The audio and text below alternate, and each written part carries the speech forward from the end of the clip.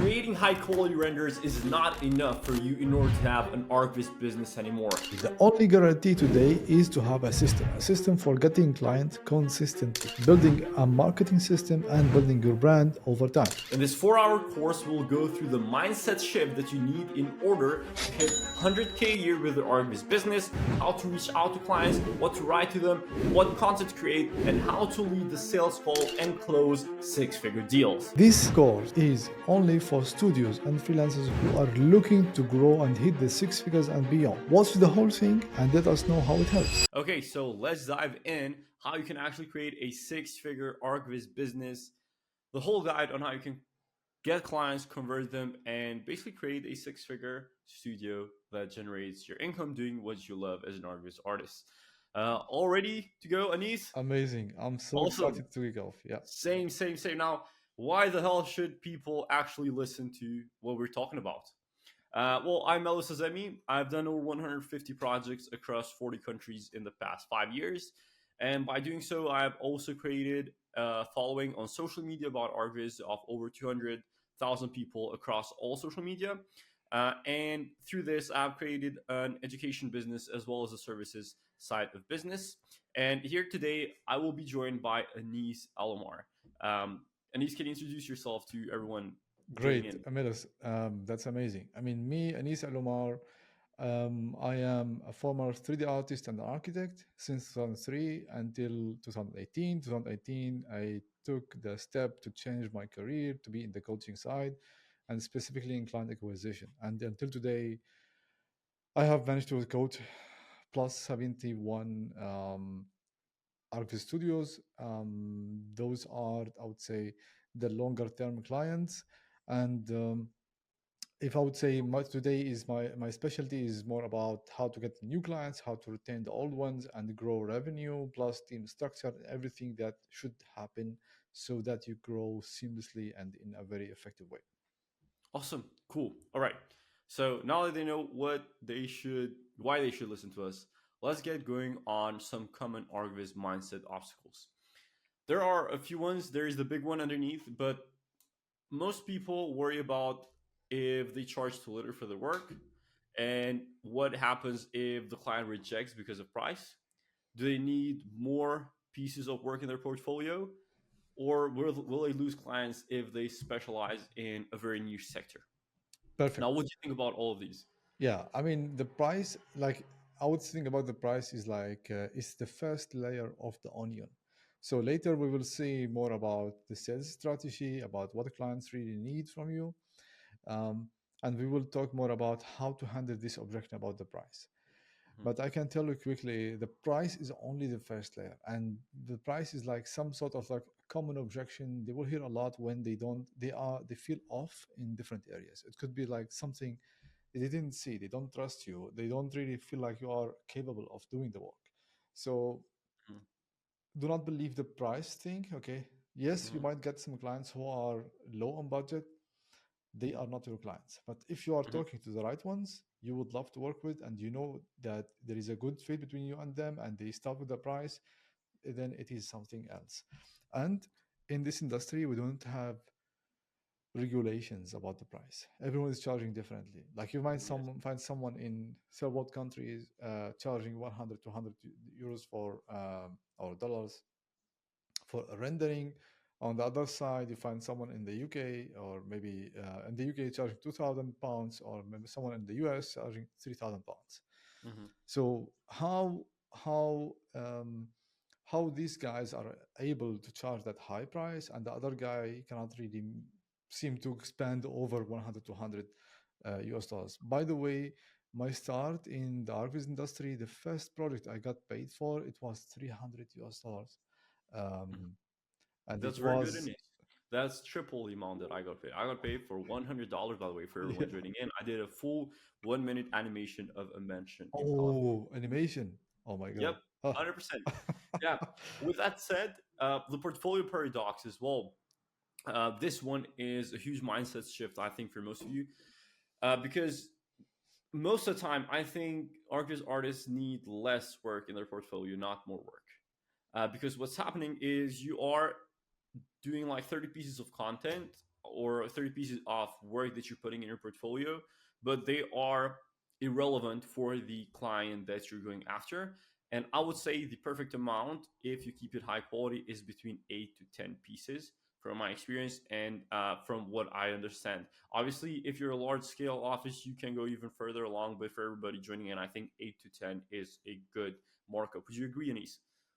8 to 10, as you said, relevant case studies. Yes. Later in the 100. course, you will see how to use these portfolio jobs to get a foot in the door and start talking to new clients.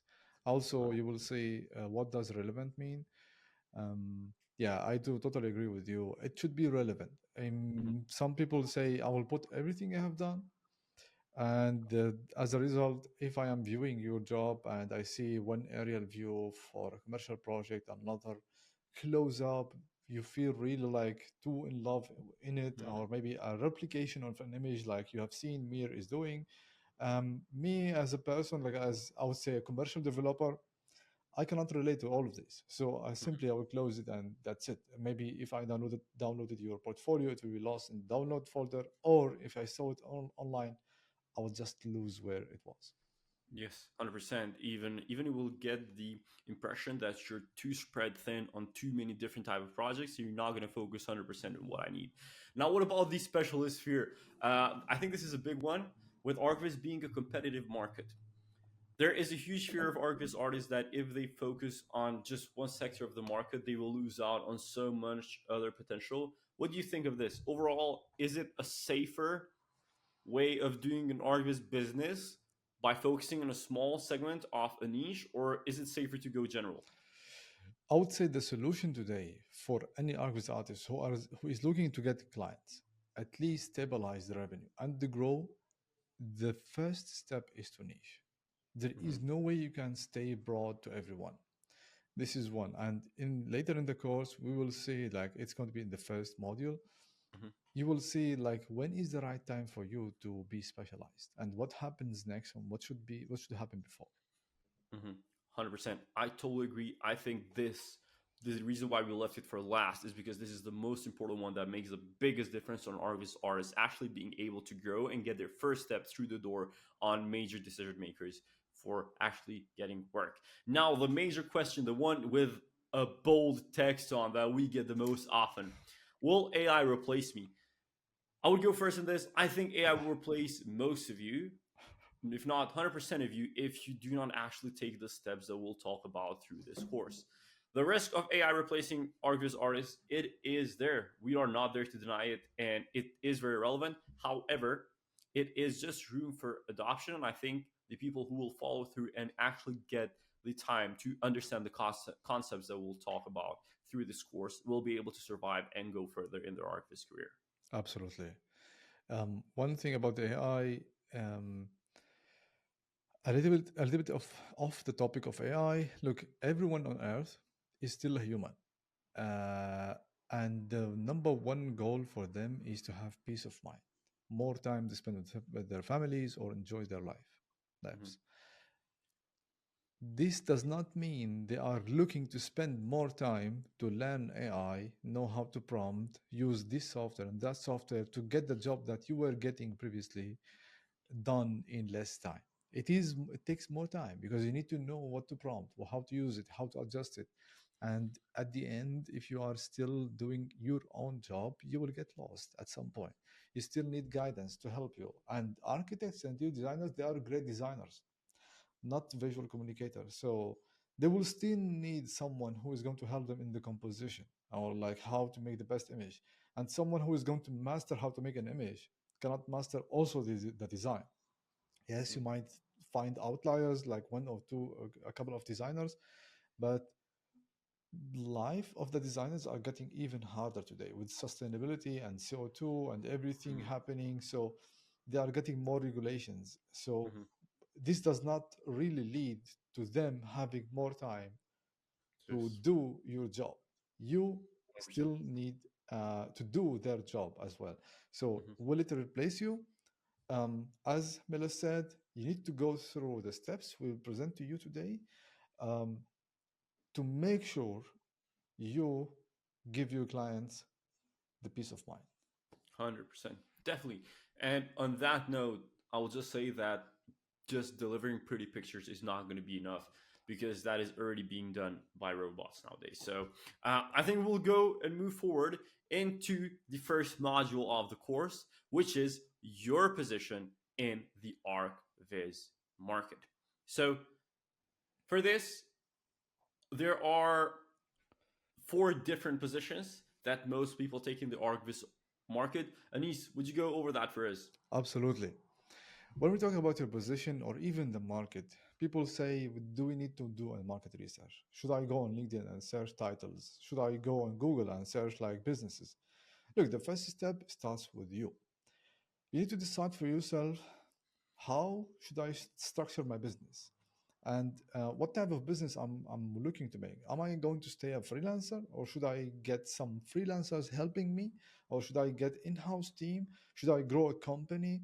Uh, do I need to be, or am I looking to be an order taker or a consultant? We will talk later about the myth of value-based pricing.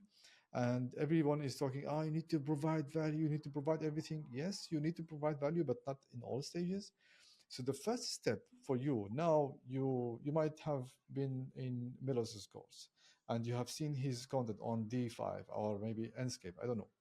And you are starting making images, or even like if maybe you are a dinosaur working with some 3D Max stuff, Yes. Corona and V-Ray, I don't know. If you are just doing the job, you are still at the technical level. It's like the first level. Mhm.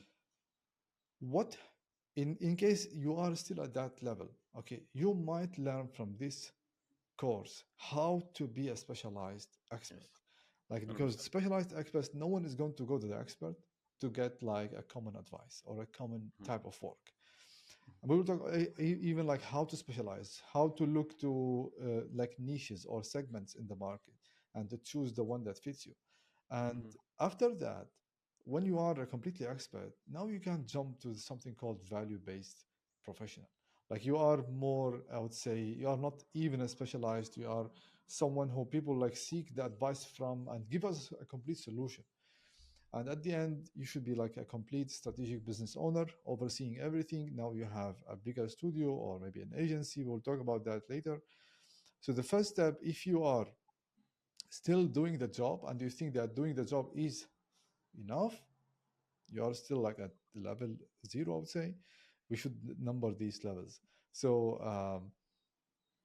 we might be able to help you how to be a specialized expert. In case you are now a specialized expert, we might be help you to get to the value-based Yes. professional.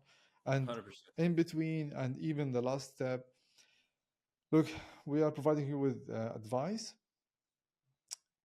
but um, you should also tailor it to yourself. In case you cannot tailor it to yourself, you need to ask us for personalized advice. What do you think about 100%. this, Melos? Where you are Yes. now, how you went through all these steps? I think the technical freelancer, you should aim for that position to be as short of a time frame as possible. So the faster you can get to a specialized expert, the faster you're going to be able to charge more and grow your ArcViz business. I think that's where too many people get stuck on. Being a technical freelancer is where you basically obsess over materials, lighting, modeling, and just all the nerdy stuff about ArcViz. Instead, I think as soon as you get a base level of that, obviously that is still important to deliver good work. I think you should aim to graduate into becoming a specialized expert as soon as possible and make that mindset shift where you identify yourself as a solution provider more so than just an order taker, right? Exactly what you said. So, uh, if you see yourself as a technical freelancer right now, we will aim through this course to take you as high as possible through the pyramid of the position in the ArcViz market. As you can see, even in the pyramid, the higher up you are, the less competition you have, which means you also get to charge higher and also get better opportunities for your ArcViz business. So, with that said, I think we're ready to go on to the next slide, which is basically what is the ArcViz market landscape? Is it competitive? Is it saturated? And how can you navigate through that in order to get an edge over everyone else who's competing with you? What do you think about this, Anis? So anyone who is saying I do 3D visualization, For architects and developers, you are definitely in a saturated market. Anyone who's saying I do images, I do 3D animation is in a saturated market. Anyone who's saying I am an Inkscape expert, I don't know, a software expert, you are in a saturated market. The one who is saying, we will talk more about the specialization. The one who has chosen a segment in the market, and a segment could be defined by a place, could be defined by an outcome, and could be defined by a size of companies. Those people, they are standing out. At the moment, every ArcViz artist is just like doing renderings, doing images, doing CGIs, okay? And unfortunately, like everyone is using ChatGPT to write the captions for their images. And at the end of the day, we are all looking the same. Um, it is going to be a saturated market. I mean, Yeah. just put yourself in your client's shoes. You have your feeds and you see everyone's posting nice images, and you come to the point you cannot really differentiate if it is like AI or is it like 3D Max or is it like D5. Who is that? I mean, who is that person? The focus on the quality, the focus on the technical side is the wrong direction. The focus on relationship building is the right direction. Anyone who is focusing on building relationships is the one who is standing out quickly. 100%. I personally think it's too competitive, too saturated, and oversupplied as a field. And I totally agree with what you said. I think everyone out there, and we'll teach you how to go through that. You should pick your strengths and double down on that, and actually let that be the differentiator throughout the market. Because the noisier it is a market, the more you can kind of make the difference and get a higher percentage of the market cap just by being in a blue ocean and maybe creating that blue ocean yourself. Obviously, this is not something that comes through inspiration or just randomly on your mind. This is something that develops through market research and through going through a process that we are going to go through next. Now, first of all, before we actually go on how you're going to serve the architects, the developers, or anyone else, you first have to choose your business model and the way you're going to structure your business. So we have three options that we listed here, which is basically going freelance, studio, or agency. Can you guide us a little bit through that, Anis, and how does it, who does it help best, and how can someone choose which option they should go for? Yeah, definitely. So let's start with the first one, freelance. For freelance, we have two meanings for freelance work in this industry. We have one, which is the freelancer who is on Fiverr or on Upwork and serving individual clients as an individual person. And we have the guys who are serving other studios. Okay, I am a one-man business and I want to serve other ArcViz studios. I don't want to get in touch with the clients. Either ways, it is a decision you need to take. Should I stay in the bedroom doing my job or doing at home completely on my own, or maybe just to rent a one office with desk sharing something? Um, and this has a lot of limitations. It is also risky. The moment you are sick, it means there will be no work produced. It means you don't have any income. It is an option for anyone who has a second income. It is an option for anyone who is doing ArcViz as a side income. It's not an option for someone who is looking to make a business, a real business out of it. Anyone who is looking to make a real business, they need to scale to a studio. A studio means you have a structure, you have specialized people doing specialized jobs. Now, we will talk later about the structure of the studio, how to structure your studio, what roles you need. Um, and we will help you with that. And the agency is like something a little bit, it could be also a studio, but like the scope of work is bigger than ArcViz. So for example, if you are providing ArcViz for architects who are submitting competitions, you don't only provide them with the images, you also provide them with a full presentation with the layout structure. You may take responsibility for the final layout. If you are providing ArcViz for real estate developers, you don't also provide them with images. You also provide them these images tailored to social media. You make quick reels about the property. You make a website. You make them. You give them the complete social media content or the complete social media marketing. This is more an agency model. Um, those are the three types. Now, it is a decision you need to take, and it depends on your goal. are you going to make a business out of this hobby, I would say, and grow it and live out of it? I mean, you can continue living in a very good shape out of it and make profit. Then studio and agency are for you. Agency comes with a headache because like you have a lot of jobs you need to deliver, you have a lot of roles, you have a lot of people involved into the thing. Mhm. And the studio one is more, I would say, a boutique studio. You are doing only that thing, like 3D Mhm. animation or 100%. interactive tools or images. It is a decision you need to take, Yeah. and it depends What on your goal. Number one, Yeah, one thing I would say though is it is a decision you're gonna take. Don't overthink it. I don't want people to get stuck on this. It's gonna be completely fine. Even if you choose to be freelance, you can still transition into a studio to an agency, or even transition backwards from an agency to a studio. Don't worry about it. It's just important to know the differences between these and how you want to present yourself and brand yourself towards that. Obviously, each one of them have their advantages and disadvantages. Being a freelancer sometimes might mean that being a personal brand is easier to market yourself than actually marketing a studio. And it also can mean that you have lower costs in order to actually run the business. However, it also comes down with the limitations that it has on the amount of workload that you can take, etc., etc., etc. So I think Anis kind of gave a very good breakdown. On top of that, just wanted to add in that it is not a decision that you cannot go backwards on. So don't worry definitely. about it too much. Just choose one. I don't want anyone to be like doing analysis paralysis and not moving forward. With that said, we still have to understand what type of clients we'll go after and how it makes a difference. So I myself have always gone between architects and developers mostly, and these are two different client avatars in my opinion. I think architects are better if you want more recurring work. However, the thing with architects is that right now there is a stat online, which I'm not sure how verified it is. 75% of architecture studios already do visualization in house.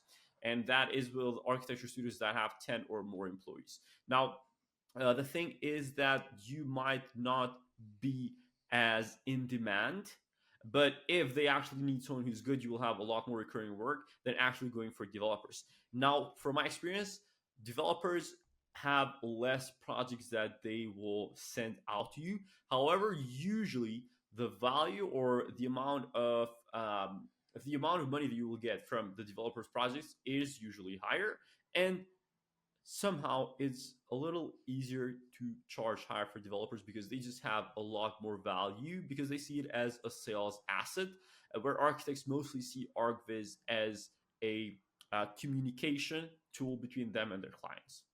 So it just means that the architecture visualization is a higher leverage tool for developers and architects most of the time.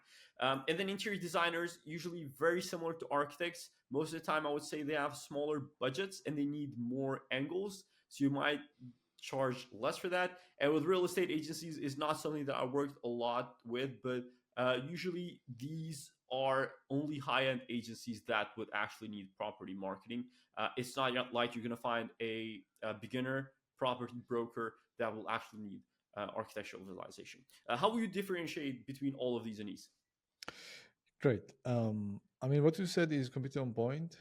Um, Usually, I would like to start. I mean, you can choose depending on the niche or like the title. I would say architect, developer, or I would say interior designer or agency.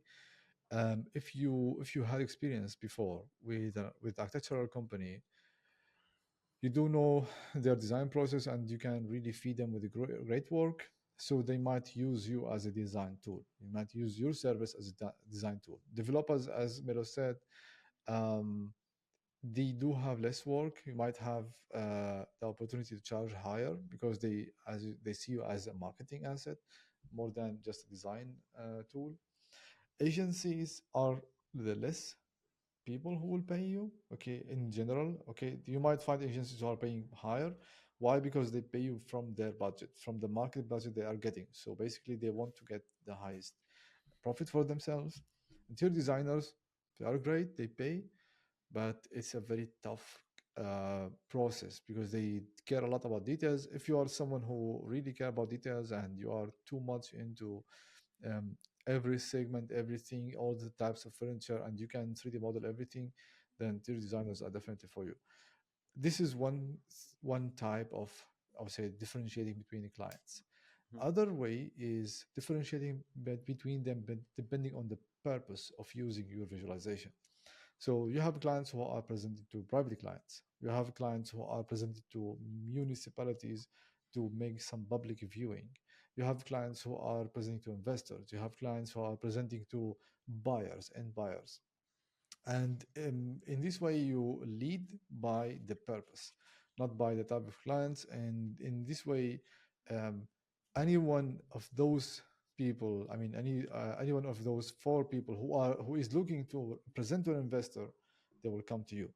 Mhm. Um, but it is a decision also you need to take. I mean, and the best way to take it is to look back to your previous experience. Who is the most recurring client that came to you? I would just pick it and move forward with it. 100%. And if you haven't gotten any work yet, I would say go with the type of client or the type of network that you're most familiar with. So if you've been around architects, go for architects because you know their client avatar better. If you've been around interior designers more, go for interior designers, developers, and so on and so forth.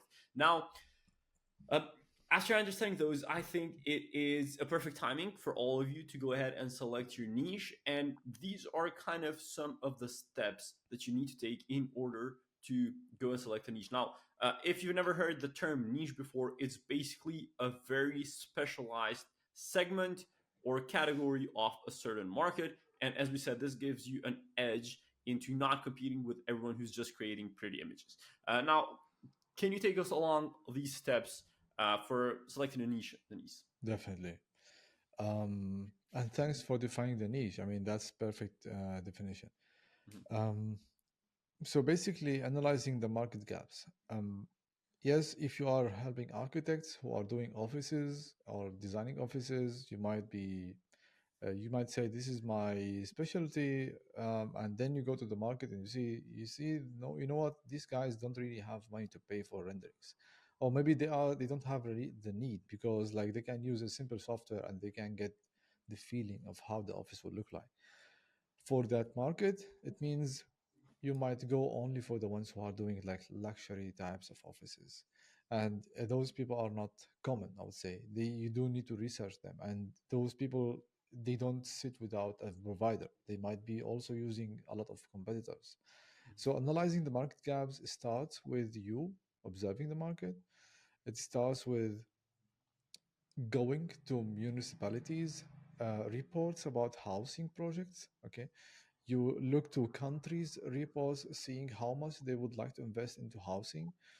Also, you can go to Google Trends, research some terms of your target clients. For example, um, architects to design a single attached detached house. Okay, and you see, is there a trend for that? Then it means like architects are going to get more jobs. So those are some general ways of how to analyze the market. Before I move to the next step, Melos, do you have other ways to how you can look for market analysis? Yes, so I think one of the other ones is, which is underutilized, is actually going into forums and actually going into hubs where architects stay and just look around at what are the main problems that architects are dealing with. A few of them is I see a lot of architects complaining online about the price of um, actual licenses of software, and that might actually push them into outsourcing more than doing them in house. Find out what kind of architecture firms might not find it fair enough to pay for architectural licenses, for example. This is just one of them. Another one is for me, this one has worked well into actually coming up with my offer is try to find some parallel vertical industries and see what they have innovated with that could also work in ArcViz. For example, I saw what DesignJoy did with the unlimited designs monthly in another industry, and I saw that that might be something that works in ArcViz as well. Or maybe you can find something similar where people do something with video editing or other creative skills. And those are two of the ways that I go about when analyzing market gaps. Yeah, perfect. Just to lead to the second point, one of the other ways as well to analyze market gaps is look to your recent clients and make some surveys, make testimony, like make interviews with them to see what is on their mind, what they are really busy with today. Mhm, So a client of mine did an interview with his client, and in the interview he said, "You know what? AI now is really nice. We are getting a lot of concepts. mhm, We are not able to get one final concept that is a merge of three concepts. So, would you be able to give us like a final 3D, I would say, modeling out of three images? We can tell like we need this side from this side, mhm, one this side from this side, in a 3D Max file. And we mhm, can take the floor plan out of it and adjust it. Then we get back to you and we make the final rendering. So that interview led to an opportunity. It is a gap. mhm, People now are getting a lot of concepts, but like who's going to 3D model these concepts? It is you because you are the expert in that.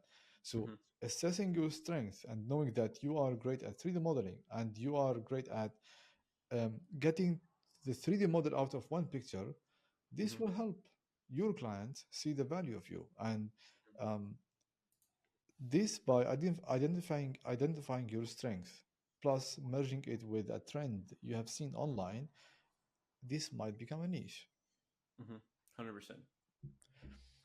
Now, how can someone assess their strengths?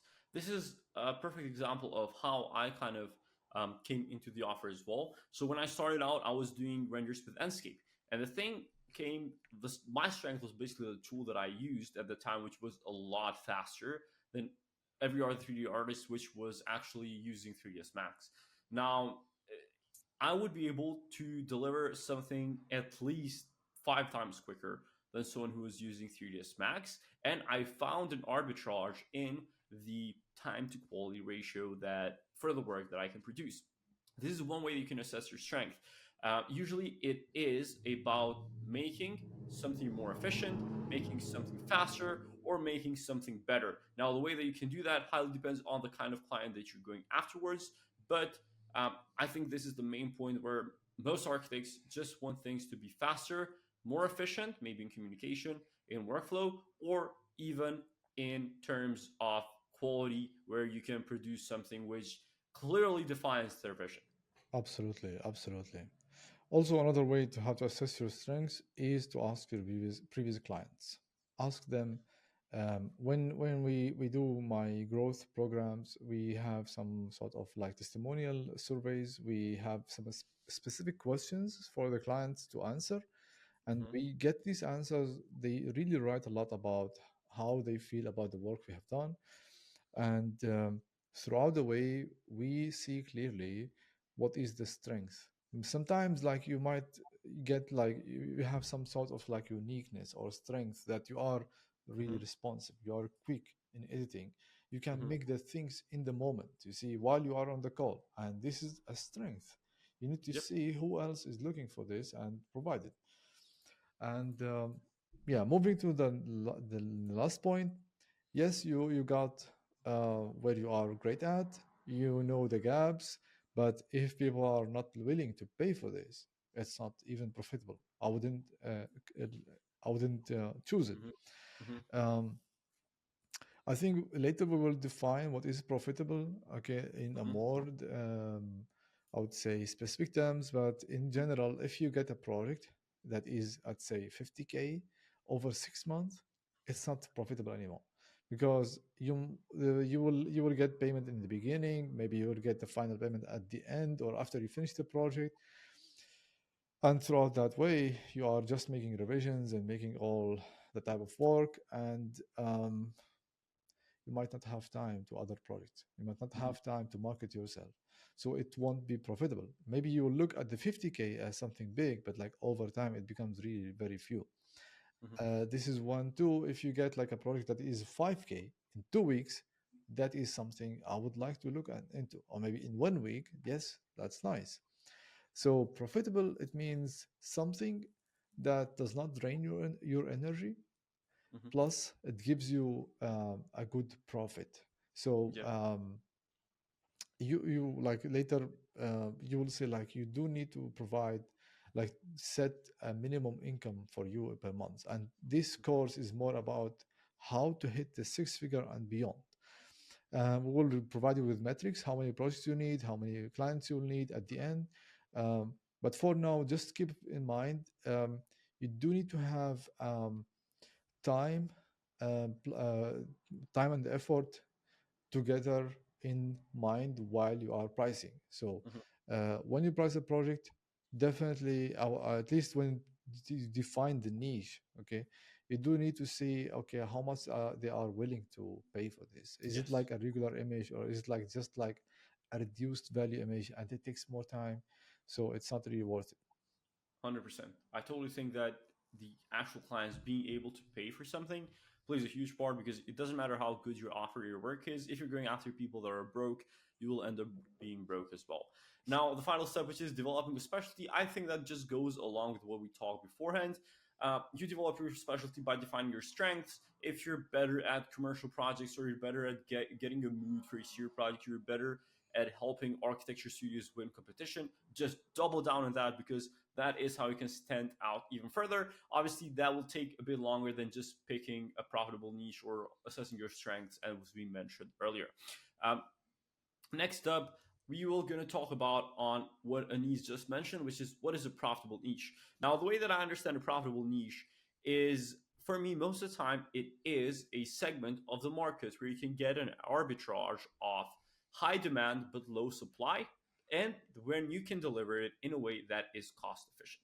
For example, most people that are going to watch this video are mostly going to be from third world countries, second world economies, whatever. Now, one way that you can pick a profitable niche is just by simply going after clients that are in first world countries like US or UK, and then you can actually get the cost of the workload in a third world country or where you actually live. For example, the average cost of an employee where I live here is basically around 550 euros. I can happily pay someone for $1,000 a month and still get a bunch of profit left over from UK, US clients. The employees stay happy doing what they love, and it is a win win for everyone, for me, the employees, and also the American clients, because it's still cheaper for them than to actually do it where they are. So I think a profitable niche would, in just one sentence, is the difference, the bigger the difference between the cost of creating the work and the actual price that the clients are willing to pay, the more profitable a niche is. Absolutely. Awesome. So, what are some options that, or what are some opportunities that you can identify at the point that we're speaking right now? What are some profitable niche options that you see out there that are underutilized, or that you've been able to identify together with your clients' needs? Great. So I will take what you have just said. Okay, and we will define. We will say why these niches you are presenting today are profitable. So the first one, demand. Okay, single family homes. Okay, or villas or apartments. We have a huge demand for that. However, many people are not able even to break into the client's meeting because they don't know how to sell, they don't know how to provide the value, or they don't know how to present themselves. How once you are specialized in that, the clients will see immediately the value because they open a portfolio. They won't see anything that is irrelevant. As we said in the beginning, 8 to 10 projects completely relevant. You see, so that is number one. Residential is like it won't stop. Residential, it will always stay. We have a huge demand for this, and it continues. Yes, with some markets are down, but like it will pick up in 1 2 years. There was no time where the market is down and stayed down for 10 years. Um, the next one is commercial. Commercial is also a huge one. However, commercial, especially commercial, you do need to be specialized in commercial. Like being specialized in commercial plus residential plus competitions, it won't really get you go through the noise.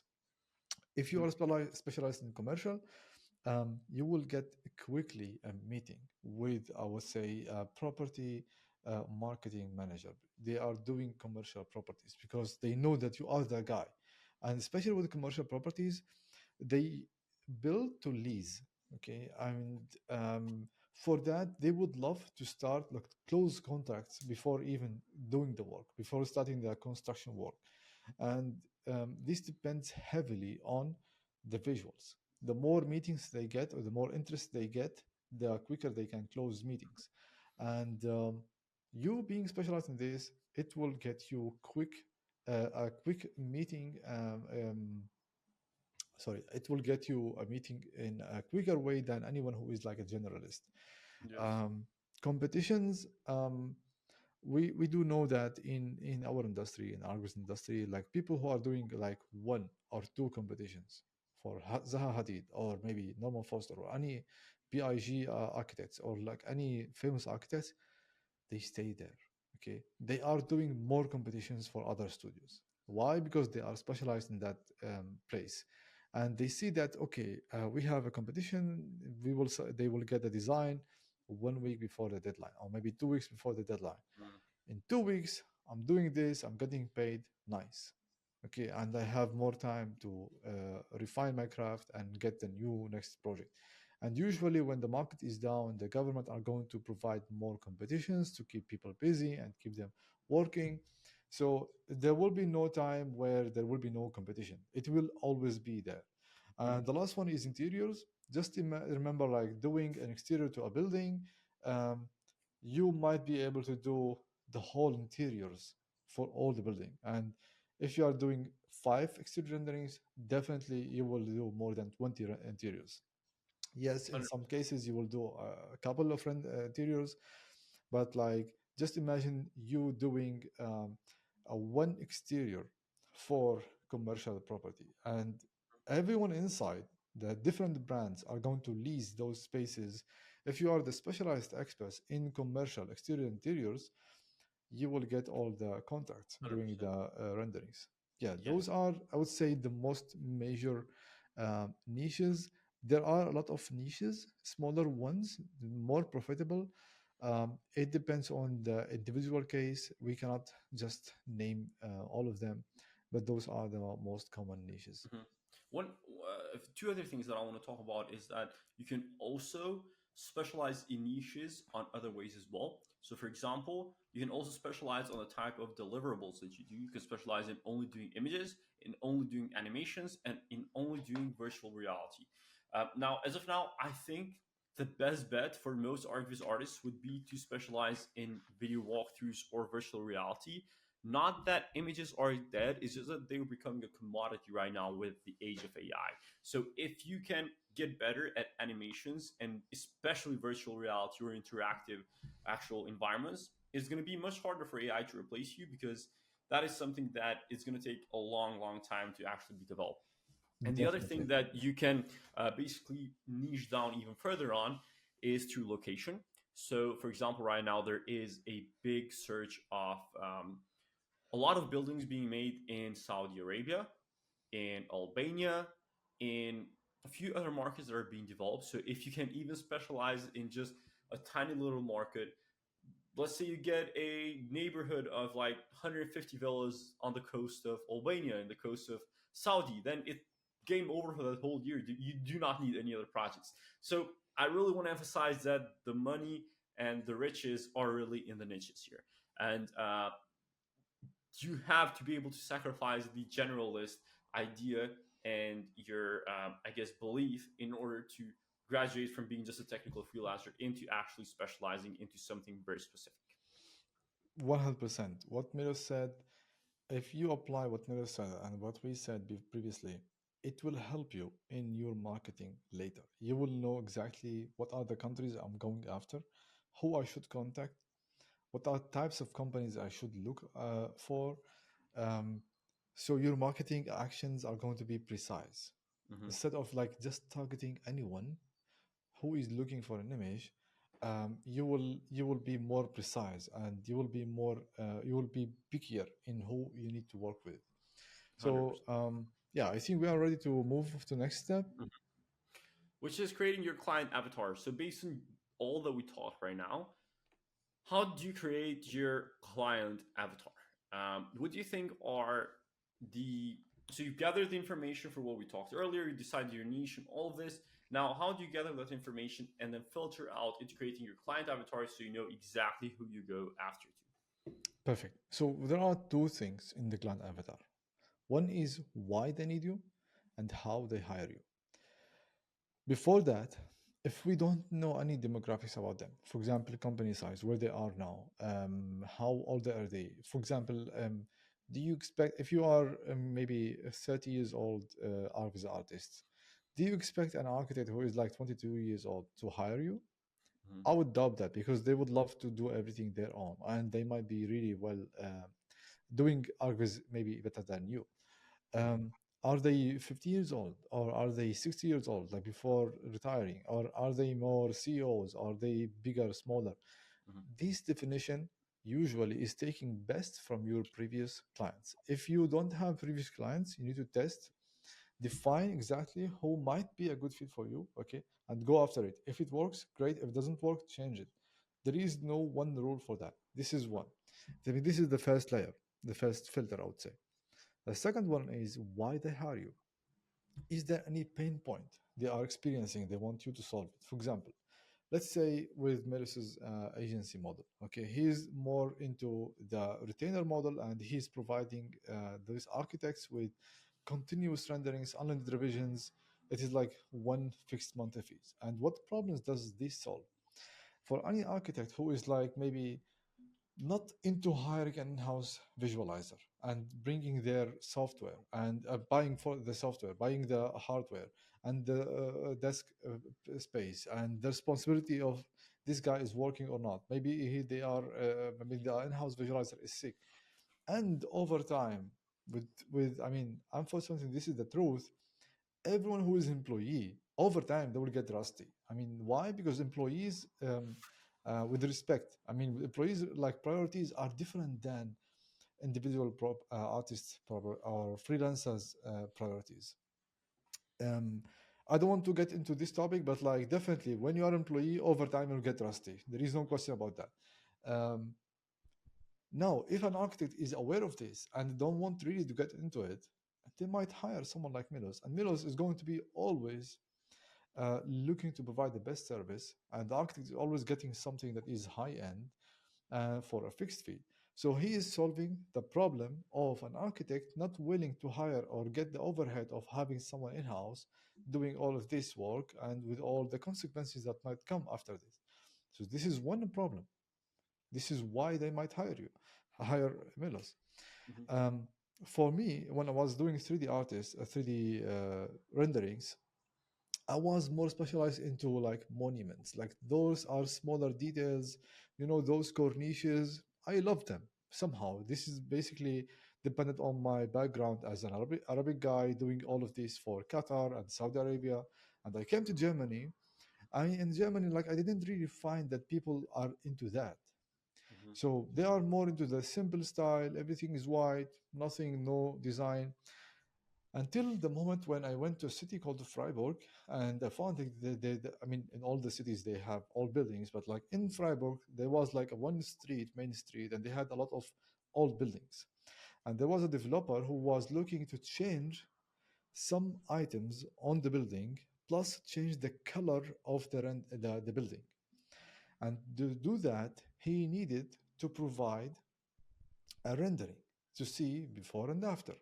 And for me, I mean, he said, "Hey, Linus, I have some plans." I went to the plans, and it's like very simple. I mean, they're very simple plans. And I saw them. I said, "Man, I cannot even start. Even the height is not correct. Those are handmade. I mean, they're not correct." So what I did, I went to the site. I measured everything. I took pictures, and I 3D modeled all the details and provided him in the beginning with a 3D model he can use even later.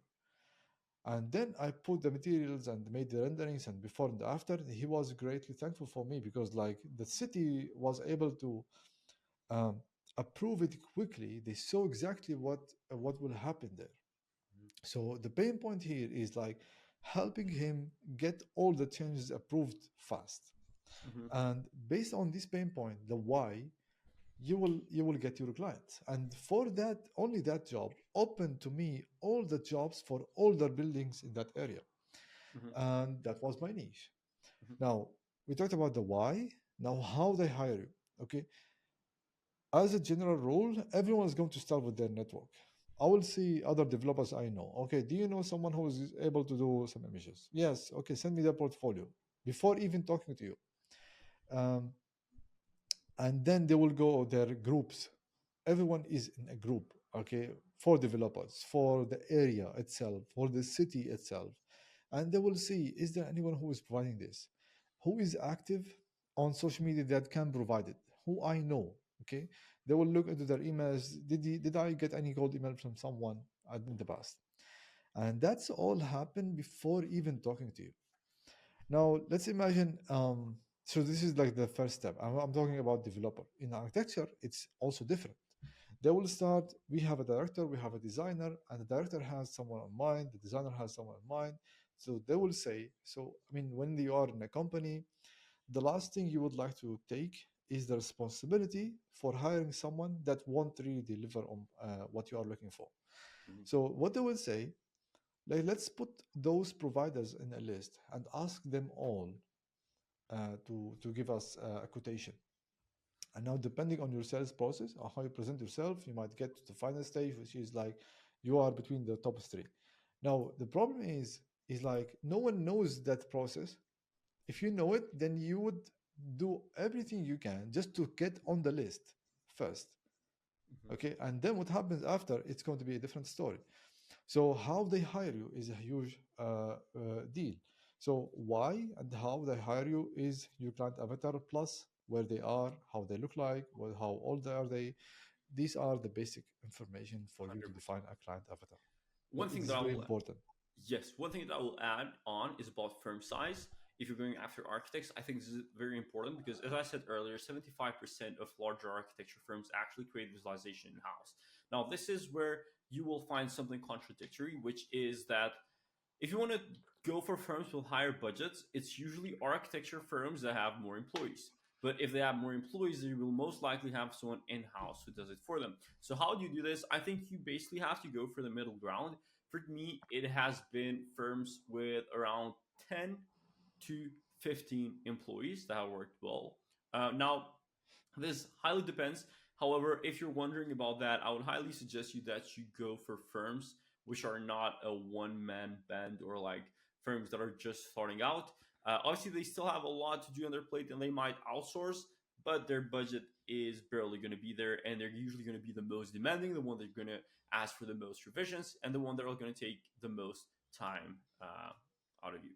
Now, in terms of decision factors, how they choose visualization artists, I think there it highly depends on the client you go to, but as a rule of thumb, they will go for the one that communicates the best, the one with a better output quality, the one that is able to deliver the work faster, and also the one, this is the most important, I think, if you're going for online clients, the one they trust the most. And we're going to take a look at later on how you can build trust through other medias, through content, and through all of the other marketing assets that we are going to build from this moment forward. So after this, we're going to go ahead and create your offer, which I think, in both of our opinion, is one of the biggest levers and one of the biggest influences on whether you have a successful ArcViz business. Now, how do people perceive value? How should you create your offer? And what is the actual value equation that Alex Hermosi created that I think almost any business can use? And how does this apply into ArcViz? Um, and if you don't mind, I will take over the Yeah. top section. Um, Basically, the whole equation is the dream outcome times the perceived likelihood of achievement or the perceived likelihood of something happening or the dream outcome happening divided by time delay times the effort and sacrifice that it takes them to actually get to the dream outcome. And the higher the actual dream outcome or the actual specified dream outcome is, and the higher the perceived likelihood of achievement is, And the lower the time delay and effort sacrifice that they will have to make, the higher the value that they will get from your offer is. And this is exactly how you create your offer. You first have to identify which niche you're going after and what is their dream outcome.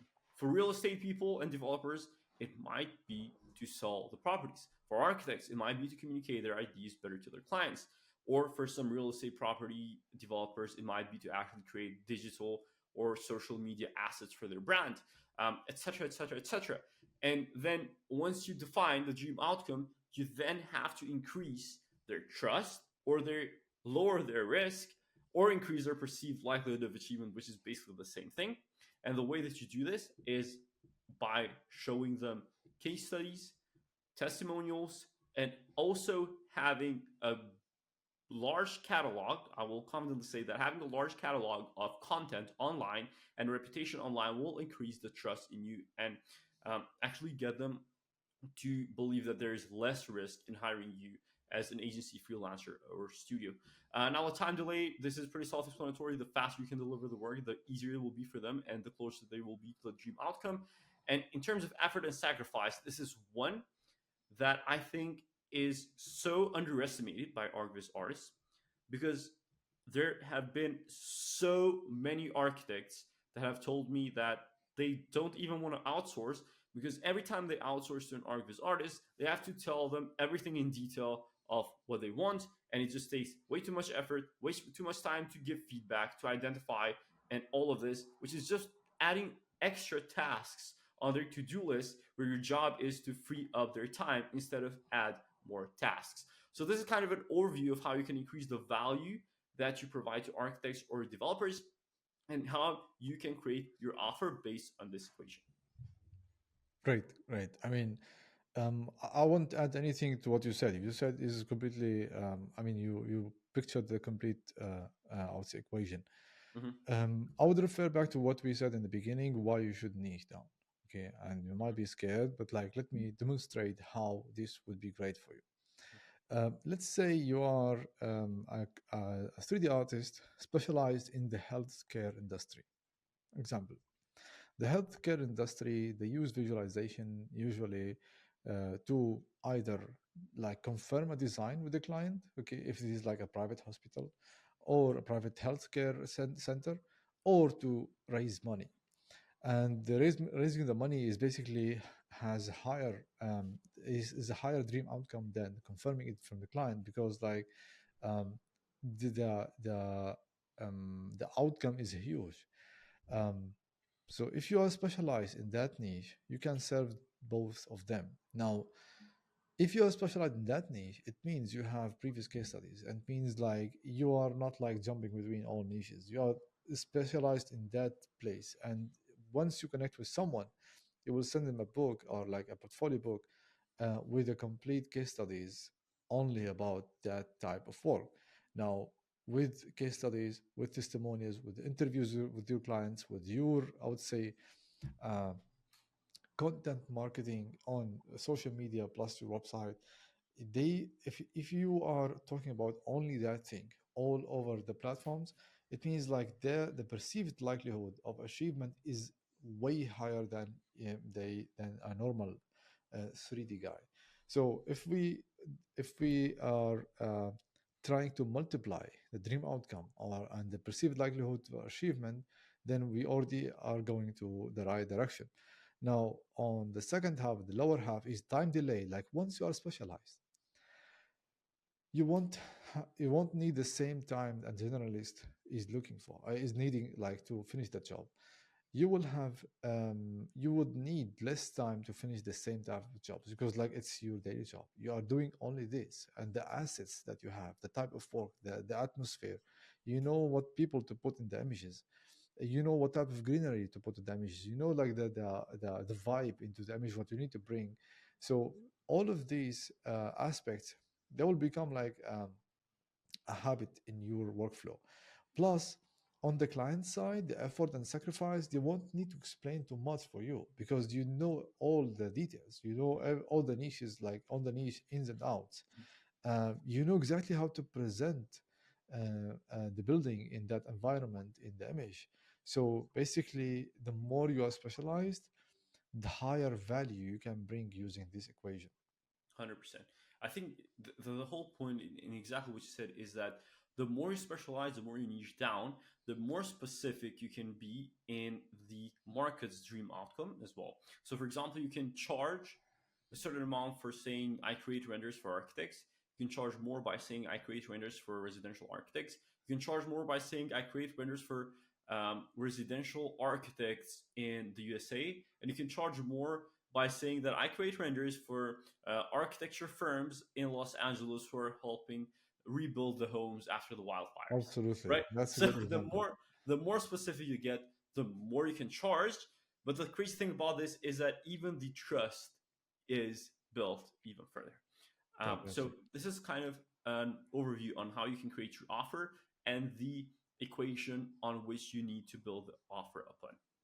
Now, one part that we talked about is the perceived likelihood of achievement, which I think is super important, if not the most important part in today's market, especially online market, because if you're going through a location which is not local, you're going to need to cold outreach people most of the time who you do not know personally and who you do not have access to physically. You cannot knock on their office door, maybe, and this will lower the trust that they have in you compared to the guy who's down the street to them, right? So, how do you actually create so much perceived likelihood of achievement and increase the trust, even if you're not nearby them? And testimonials and case studies are one of the best ways in order to do that. Now, Anis, can you guide us through how you um, basically guide your clients into collecting testimonials and using that to increase the perceived likelihood of achievement? Absolutely. So, testimonials. So, anything the client would say about your work is a testimonial. How we presented the best form of a testimonial is an interview. You meet with your clients in a meeting, and it's going to be like 30 minutes somehow to 40 minutes, or even 20 is also good. And you are asking them about what they are doing, what they have achieved doing your work. Obviously, in our program, we have a sequence of questions, what to ask inside the interview, how to prepare for it. However, the interview is the best form of testimonials. What you will get in an interview, you won't really get in the writing, because in the writing, clients like tend to be very articulate. You see, they won't really say some things they usually say in real life. And today, in the use of ChatGPT, they might also use it to provide you with the feedback. That won't help a lot. That's the best way. The second best way is to have a selfie video testimonial. Someone taking the phone, say, "Hey, I am Anis. I worked with Melos for XYZ projects, and his work was great. I was able to use his rendering to secure an investor, and that has happened within like 2 weeks." Okay, that's a perfect selfie testimonial. Now, if you cannot get it, you need to get a written testimonial. A written testimonial basically is like a sequence of questions, not only to get the nicest part about the testimonial, like, oh, their work is great. You do need to get some feedback about your work. You need to give them room to provide you with feedback so that you can improve. And that's the third type of testimonials. Mm-hmm. Testimonials like the ones you see on Google reviews, like, oh, great work by Anis, highly recommended. That's nothing. It doesn't really say a lot of things about you. Yes. Or 5 stars, 3 stars, I don't know. So you do need to have a structured testimonial. You do need to have specific questions to Mm-hmm. trigger something in the minds of the clients to write about it. You cannot 100%. ask clients simply saying, "Hey, can you provide me the review? Can you provide me the testimonial?" Well, if I am a client, I don't know what to start. Should I say great service? Should I say yes, maybe a little bit? Yeah, that's basically the testimonial thing. 100%. I will also add on top of that that the more specific you are about the information of the project, of the client, of the studio, or the whole process, the better the testimonial is. I would say that even a greater level of the interview is if you can actually do it physically instead of a Ooh. video call. I think that even takes it to another level. But I think it's all about the specificity of the testimonial and the way that you actually collect it. Yeah. One thing I would say though, how you display it strategically on your portfolio, on your website, on your social media, is that it is super important that it is right next to where the clients will feel the most doubt when they go through your profile or your landing page or your portfolio, right? So if you can identify where your clients have the least trust or what they doubt the most, that is exactly where you should place the testimonial in. And also, uh, when they're about to book a meeting or around a call to action, because that will just put them even further in order to take action into meeting with you or doing what you want them to do in order to get some more movement in your business. And the other thing is the timing on when you ask for the testimonial. I think you should ask for testimonials the height on the height of their enthusiasm of the work that you produce. Ideally, for a testimonial to be at the highest standard, I would say that if you're 100% confident that you've done some great work, the moment you deliver the work to your client, don't show it to them yet, get them on a call, record the call, and then present the work to them and record the live reaction. That way, it is very raw and you can see um, how they feel about the work, and the people that would see the testimonial could feel the energy that the client felt. Yes, definitely. 100%. Another place to add regarding the timing, in the quotation before even you start the project, there will be a section for the terms, and inside the terms you need to tell them like, we ask our clients for feedback after we finish the job. If you don't agree on providing this, please let us know before. Okay, this is one, even like in the beginning. And as Miro said, like once you show the final result and you feel like they are completely happy, you say, can you provide us with the testimonial talking about your experience with us? Then at that moment, they will say yes. You send the email or you make the interview, and that's basically it. Now, guided questions, we talked about it before, multiple formats. This should be on your website, social media profiles, LinkedIn and Instagram, or any other platform, even YouTube. This should be in your daily content. This should be in your newsletter, emails. You should be in your like email signature. Always provide the latest case studies you have made, and these testimonials should be attached to a case study. So if I am a complete stranger, I would like to know more about you, I'm getting on a case study and see a project that is relevant to a project I'm designing now. I see the complete breakdown of the project and I see testimonials from the client. Now I have no doubt that this is a great provider. 100%. Cool. Now, if you're going to move forward, we are going to talk about the value based offer creation. I think this is a topic that you're really passionate about and making a differentiator about the value based offer creation and the task taker or the order taker. How do you differentiate between value based and just creating renders? Yeah, definitely. So I think everyone is talking about you need to be value. You need to provide value to your clients. You need to be of value. You need to be more than just an order taker. Yes, that's true, but it doesn't apply to everyone. Sometimes you you'd like to do only the job you were asked to do, and that's the majority of people, majority of 3D artists.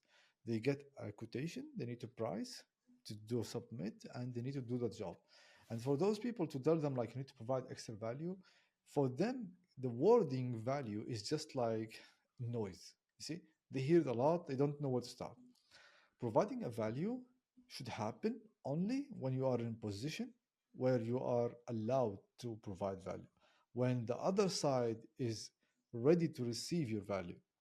If you're providing without a reason, then you never know how it will end up. Okay, and the other side might see that um, you are exceeding your limits. Okay, I do only need like 5 images. Okay, those are the cameras, just do them. Okay, don't provide me with extra 10 other like camera angles. I now Instead of having 5, I need to have 15. I need to choose from. Now it is like adding another to do on in my to-do list.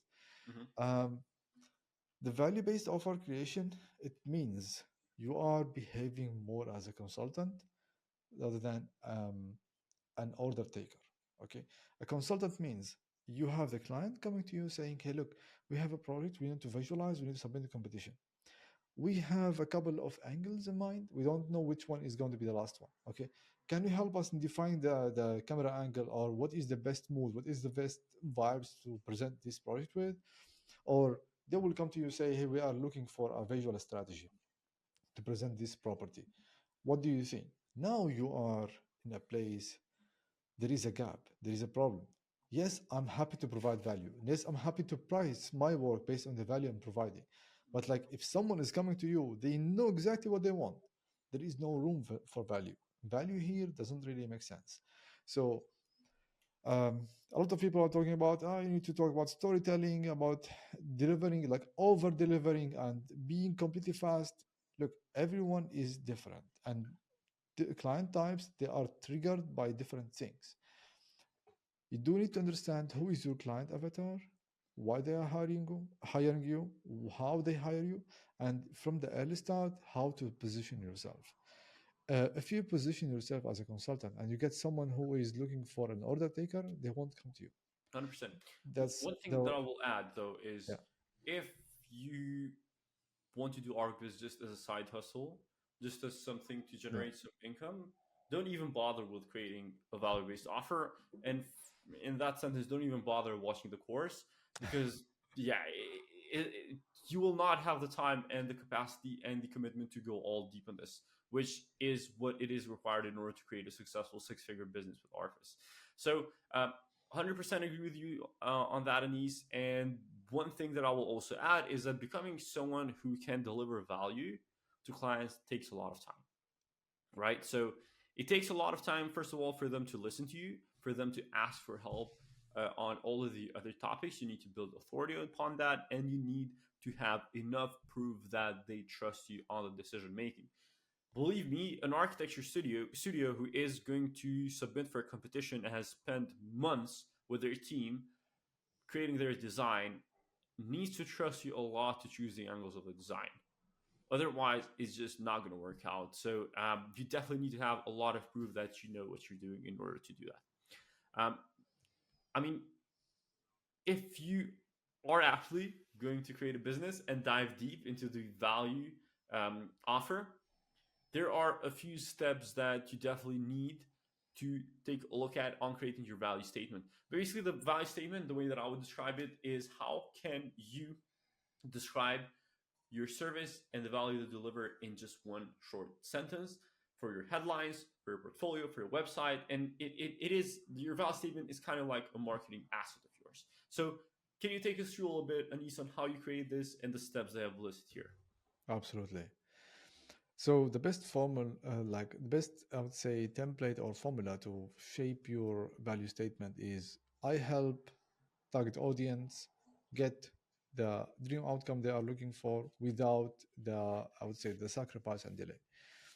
Um, Basically, it looks like it's very generic. However, the more specific you are, the easier it will become for the clients to say, to self-select themselves. Like, am I the right person for this? So, or how do you help me? Or is it for me or not? So, three things the clients always look. I mean, those are three questions they ask themselves the moment they read your statement, which is: number one, is it for me? Okay, so in case, let's take the example from Melos. Previous example, it was a great example. I help architects or residential architects in Los Angeles get their designs visualized, okay, and show the end client the before and after, okay, without them compromising on delayed, or without delayed, I would say, delivery, or without compromising on deadlines for to get the final visualization. This is a value statement. Um, in case you are an architect in Berlin And you might have the same thing. You won't really get in touch with me because you are specialized in Los Angeles. Yes, this might look from the outside that you are missing opportunities, but man, it's not missing. You are completely getting the more of clients that you would like to work with, and you will be more well known in that area, rather than saying I help architects get their visualization without compromising on deadlines. I mean, it's very generic. So this has to do with everything we talked about previously. So what is unique about you? What is the problem you are looking to solve? And the benefits is getting the design visualized with a before and after situation. And the powerful phrasing, it is basically using this formula in less than 20 words. Yeah, And I don't think. even make it in less than, I would say, 15 words. Yeah, I totally agree, and I don't think anything. I don't think there's anything else that I would add to that. I would just say that this is very important. This is the headline on your Instagram bio, on your LinkedIn profile, on your website headline.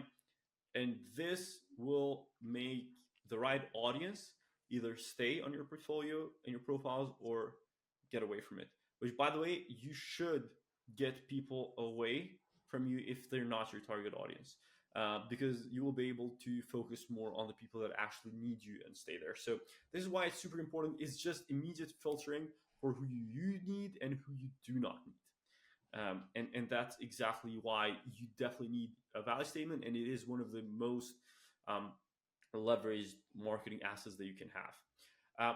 Now, once you do that, it is time to create your pricing strategy, which I'm super passionate about.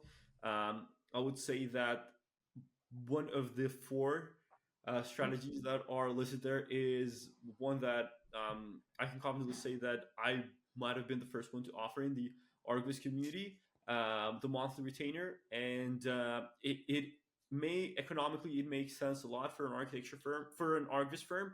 However, it is not recommended for everyone because it is a very specific type of business model that works on. Now, I would like to get started by the hourly rate. I think this is the one that I like the least. It just ties you down so much for what you actually do, and it somehow doesn't make sense because most architects that or developers that are going to hire you on an hourly basis, they will want to prove that you're actually working those hours, and they will need you to or to basically have proof that the work you've done is worth those hours. And the crazy thing is that if you're a better Argus artist and if the value deliver is having faster delivery, you will get, I would say, you will put yourself in a disadvantage by delivering faster because you will get paid less than someone that takes a longer time in order to actually deliver. So that is what I would say. Try to stay away from the hourly rate. And if you're going to move to per image or a monthly retainer or project based, all three of those are a lot better than hourly, in my honest opinion. Now, what I would say though is I would start with either per image or project based because there are simpler to charge and to quote around rather than monthly retainer because you might get burned down in the economics behind that and actually the costs and how you actually run a monthly retainer. But I would let Anise go further with a per image and maybe give us some run rates of what is the typical cost of an image for a good ArcViz studio that you see out there pricing and charging architects and property developers right now. And basically, yeah, just tell people what architects and property developers um, yeah, are willing to pay for ArcViz images. Okay, perfect. So, just regarding this, I mean, the four pricing ways are valid. It depends on if it is like if you charge per hour and it is working for you, go for it. The only thing is like it's very tough to charge per hour because like the more experienced you are, the higher the hour will be, and then the client might not really see the benefit. Per image is, I would say, the starting point. It's a very good starting point. Monthly retainer, as Melos said, it requires that you do have a structure or a team, and you know that it is financially viable for you. Per image is the best way, and I'm not going to say that we always have one fixed rate per image. We have a starting point, a starting price per image. Below this, we never really go. And the moment you are doing only one type of ArcViz, then it is going to be per type. For example, if I'm doing only images, I will price per images. If I'm doing 3D animation, I will price per second or per 10 seconds or per minute. It depends on how you'd like to price it. If I'm charging virtual tools, it's going to be per space. Um, so that's dependent on the unit you are pricing. If you are getting a project that you need to make images, virtual tools, and 3D animation, that basically you are going to do from one space, you will do multiple products, multiple outcomes. At that point, it makes sense to price it completely per project. However, the problem becomes like higher when you are doing revisions, because revisions are the toughest points in this industry. Um, you might also do like maybe two revisions, and that's okay. You might include two revisions in each price point. However, the client might come in 6 months and ask you and again for a new revision, and I might expect that you should do it for free. For that, I would simply say from the early start, look, for any revision you will ask for after that date, okay, we are going to charge per hour 100, 200 euros per hour. Now, regarding typical prices, look, these prices might not really apply to everyone, okay, but like if I'm looking to a good quality in architecture, I mean, I would say if I'm looking to good ArcViz quality, I should expect between 1,500 to 2,000 as a minimum. Okay, less than that, you are still like competing with those lower prices. If you are charging 500 or 200, 300, I mean, this video, I don't know if it is for you, but I know that the better quality, better communication, the more case studies you will have, you will like it will happen naturally that you will start increasing your price. Now, how to determine if the price is correct or not? Look, look to the building, the type of the building, the size of the building. Yes, no one is going to justify 2,000 per rendering for a living room that is Scandinavian style. Everything is simple. You have the bedroom, you have the chair, and that's it. Okay, no one's going to justify this. However, when this bedroom is going to be a complex design or maybe a bedroom in a high-end property that is selling at 15 million, yes, they will pay for this. So always look for the price for the property and then you can see if the price is correct or not. But I mean, lower than 1,500, it's a very low rate. 2000 or 2500, 2500 looks like it is the limit for architects because they cannot see beyond that. Are they going to stay in this like this rate or lower than this? I don't know, but I know only one thing, because that architects, they will come to a point they should pay more because the designs are getting more complex and the client is becoming more demanding. Developers, they definitely pay more. They uh, I mean, if you are an agency providing complete strategy, then you might charge like 6 and 7, 8K. But for normal ArcViz artists or 3D artists who are solo freelancers, I mean, the price I said is the common price I see between my clients and the ones I'm talking to that are not my clients. They share the prices with me, and it looks like it is working with most of the people. Now, you might get someone saying, "Hey, Anis, you are promoting low prices." No, my friend, this is the prices I see between my clients. Those what they are charging. I do have clients that are charging 4K and 3.5K, and I do have clients charging 5K, but it's a different story. Specific property, specific location, the relationship is different. And Um, yeah. just one thing that I wanted to add, Denise, is that I know that this section might sound unrealistic for some people. I know that Mhm. there are a lot of people who are joining us today from third world countries that maybe the monthly payment there is like $200, $200 as a junior architect. And knowing that there's people charging 3,000 per image as an ArcViz artist without all of the responsibility that an architect has, sounds completely insane. But this course just requires you to have a mindset shift and maybe think bigger in terms of who will be paying for that. And just think bigger in terms of the market that you're going to go after. I know that it's a big jump, and maybe if you're starting out, I think it's completely fine to charge $300 to $500 per image. It's just that if you want to aim for the profits and for the premium clients and the high end offices and property developers are not going to pay $500 per image, even though it costs them less, just because they want to pay premium. They want to pay premium because they want to know that if they pay premium, they will get premium quality. So by charging too low, you are actually scaring away the premium clients, developers, and architects. Yeah, definitely. Let's expand on this because this is very important. Look, in price, there is something called the price temperature.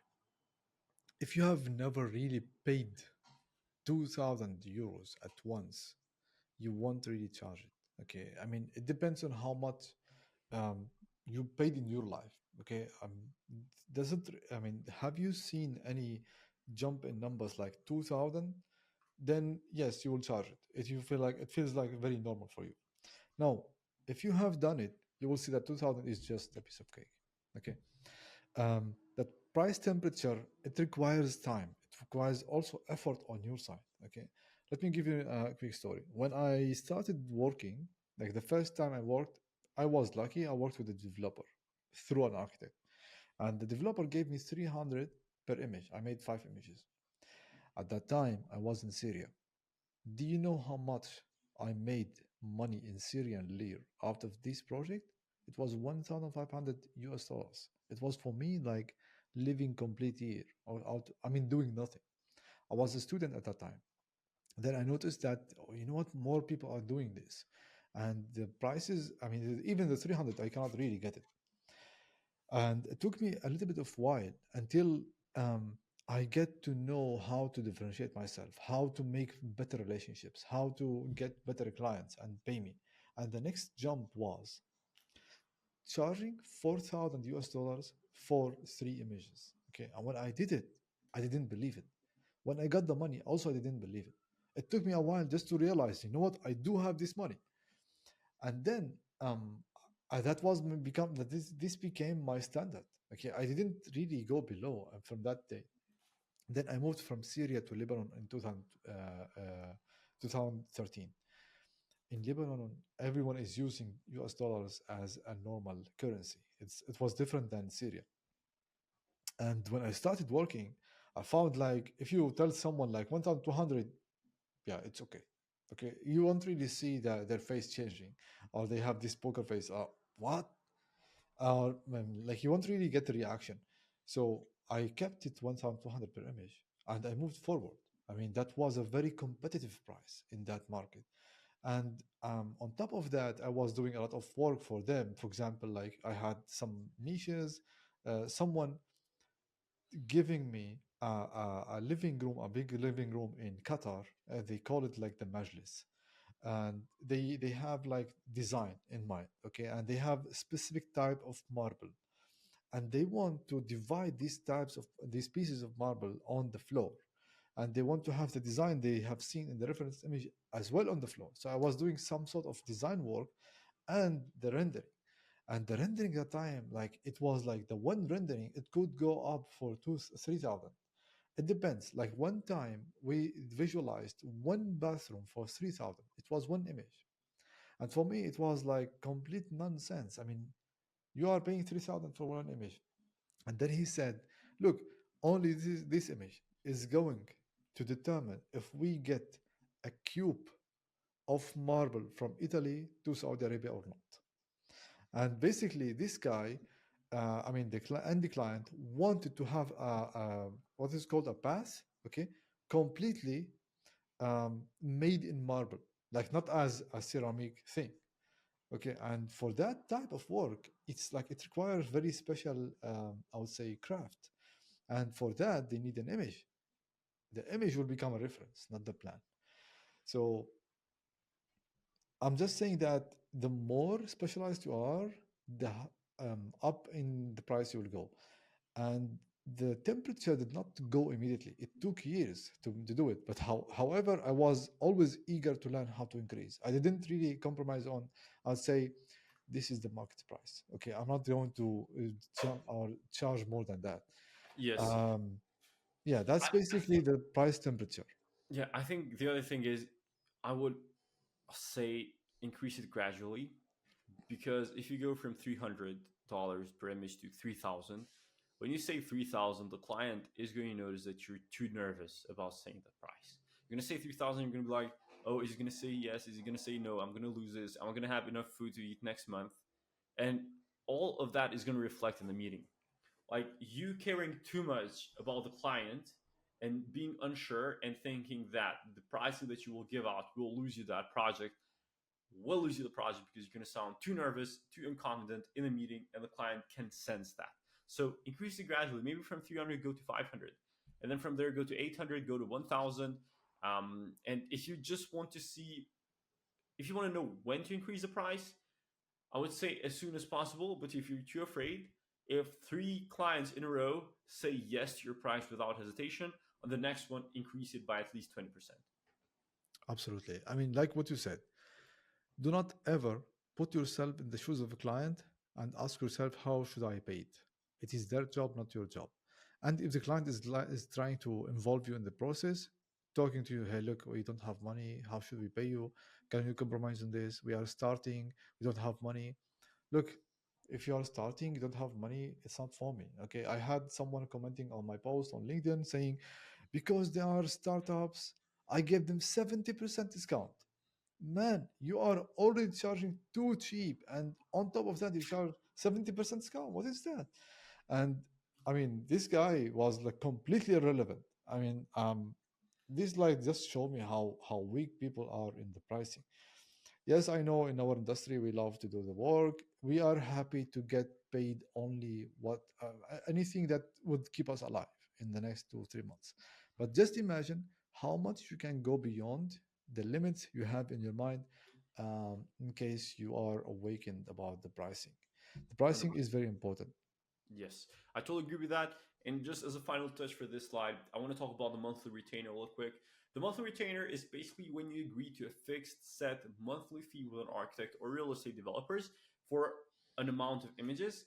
I do unlimited, but you might do 10 images per month. Every month, they can send you 10 images that you will do for them, and they always pay that set amount of fee. The reason why this works so well is that you can have your income more predictable for your business, but at the same time, the client will have their invoice is more predictable. They have a set amount of images every single month that they know it's already paid for. They don't have to negotiate with you. They don't have to do meetings for quotations, and they don't have to go back and forth for the requirements and the workload that they will send you. These are the pros of this basically model. I would say though it is a little bit more advanced in order to execute it perfectly and actually be profitable with it. But I would say that if you're starting out, go with per image. And if a client is sending you work regularly, then after 3 months or so, that they send you projects, let's say every single month or once in every 2 months, tell them that, hey, I have this offer. Right now, you have spent an average of $5,000 every single month with me. You can do the same amount of images that you've done in a month for 3,000. If you do a retainer every single month, it would work like a subscription. So it would be less cost for them, but it is a lot better for you because it is more predictable and you have money in order to plan and also have ideas of where you want to prioritize the resources that your business has. So that is what I would kind of say about the monthly retainer. Anis, anything you would add on top of this? All good. I mean, as a starting point, start by image. When you have a project that has multiple outcomes, I would price the project completely.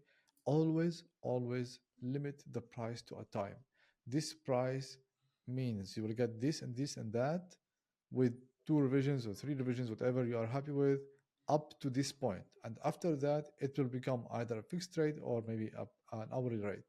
Do not leave it open. Awesome. Cool. Well, with that said, we're now going to create your offer. you choose your niche, you choose the type of pricing you want to do, the type of location you want to go after, the type of deliverables that you want to specialize on. It is time to get all of that package and let as many people know as possible about what you do. Now, the first step of marketing your offer, we're going to talk about the levels of market awareness, which lets you identify what you need to put in front of which people in order to move them closer to converting and becoming your clients. Anis, I know that this is something that you're very passionate about. This is one of those marketing principles that you mentioned the most often and you think is the most underestimated by ArcViz artists in general.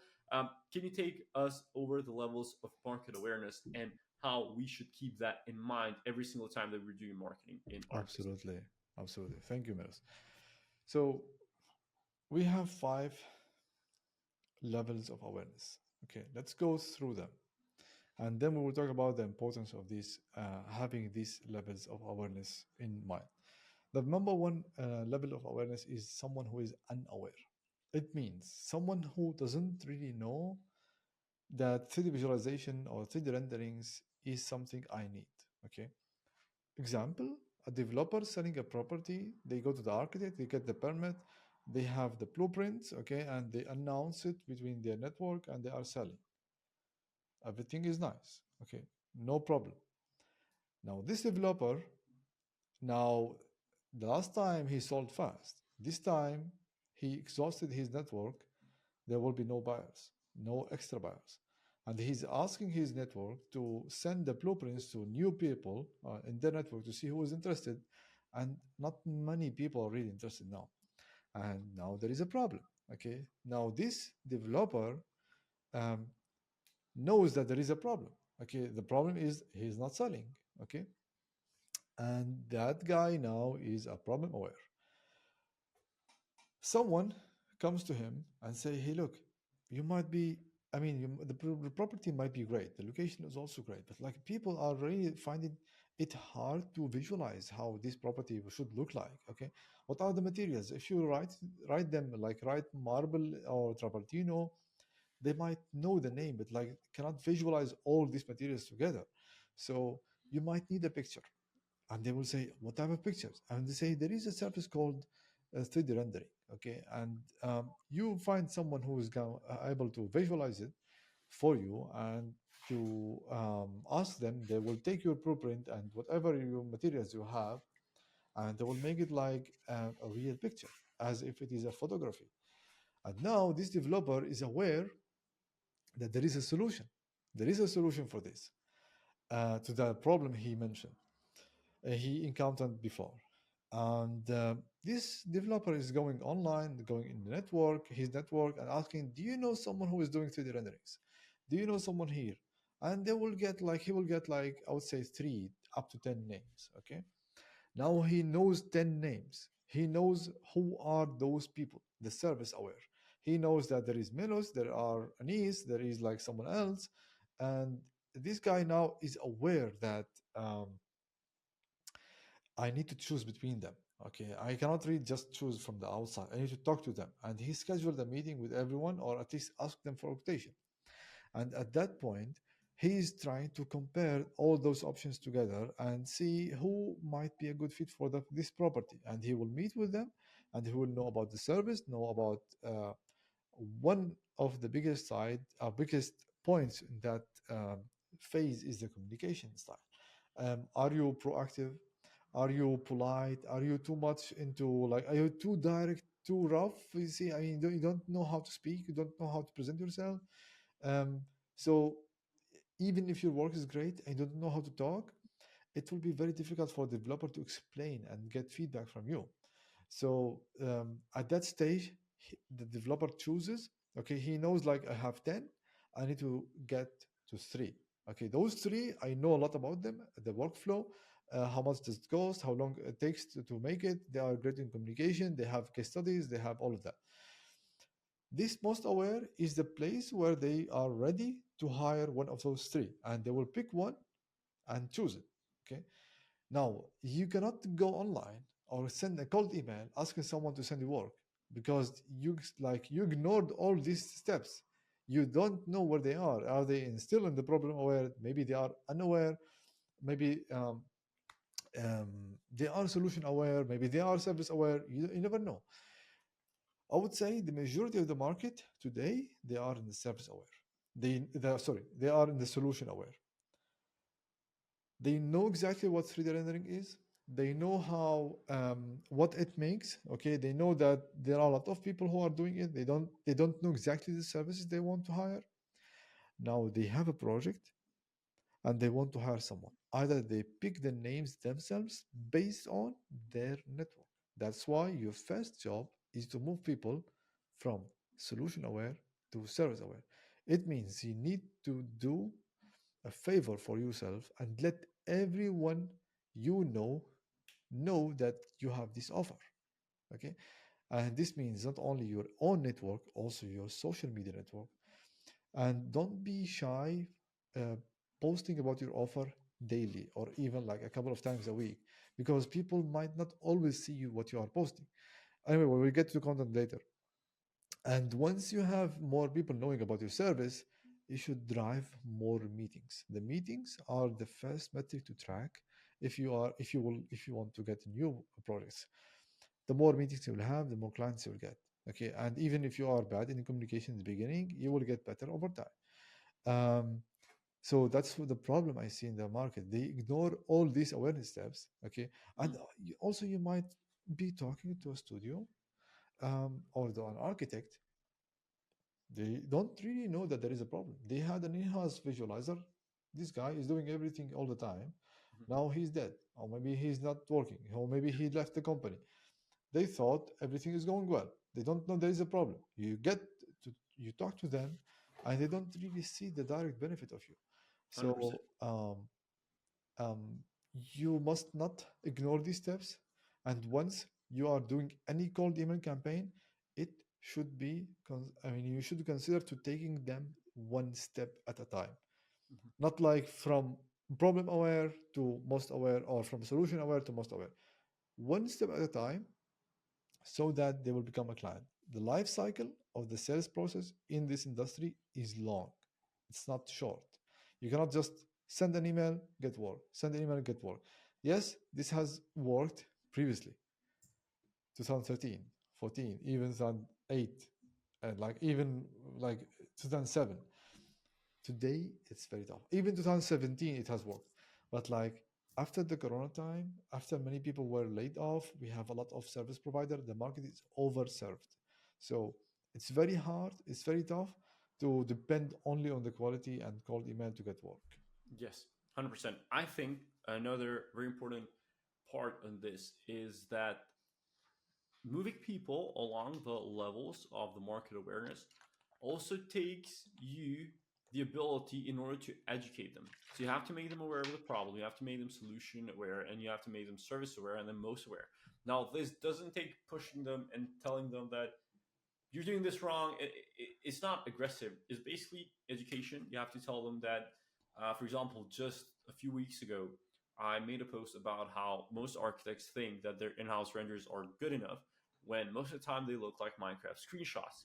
And then an architect basically replied on the post, sending an image of their what in-house visualizer created and telling them like, well, this doesn't look like a Minecraft screenshot, thinking that the render was great, but it still absolutely sucked. And that's the worst thing. And other architects were still liking that image, thinking that image was great. And it just takes a different level of unlocking a part of their brain where they see that there's even more potential on pushing this through, right? So that is one thing. And I believe that if you're going after architects, um, I would say that the assumption of yours should be that most architects are solution aware. Most architects know that rendering studios exist, so they are solution aware. So when you write content, when you create content, we're going to take a look at that in just a little bit. Start with the assumption that they know that there are rendering agency studios and write for them as if they are in the service aware stage. So they already know that there are studios. They already know that rendering exists. You just have to move them from service aware to most aware, and that means that they have to be convinced that you are the best option. That's what I would say. I would guess that there's barely any architects that are unaware of 3D rendering, that it doesn't exist. But just write and create content and do the marketing based on most people being service aware, right? So Absolutely. This that is. means, yeah, this means someone is posting about the benefits of CGIs, the benefits of ArcViz renderings. This guy has no idea what they are doing. Yep.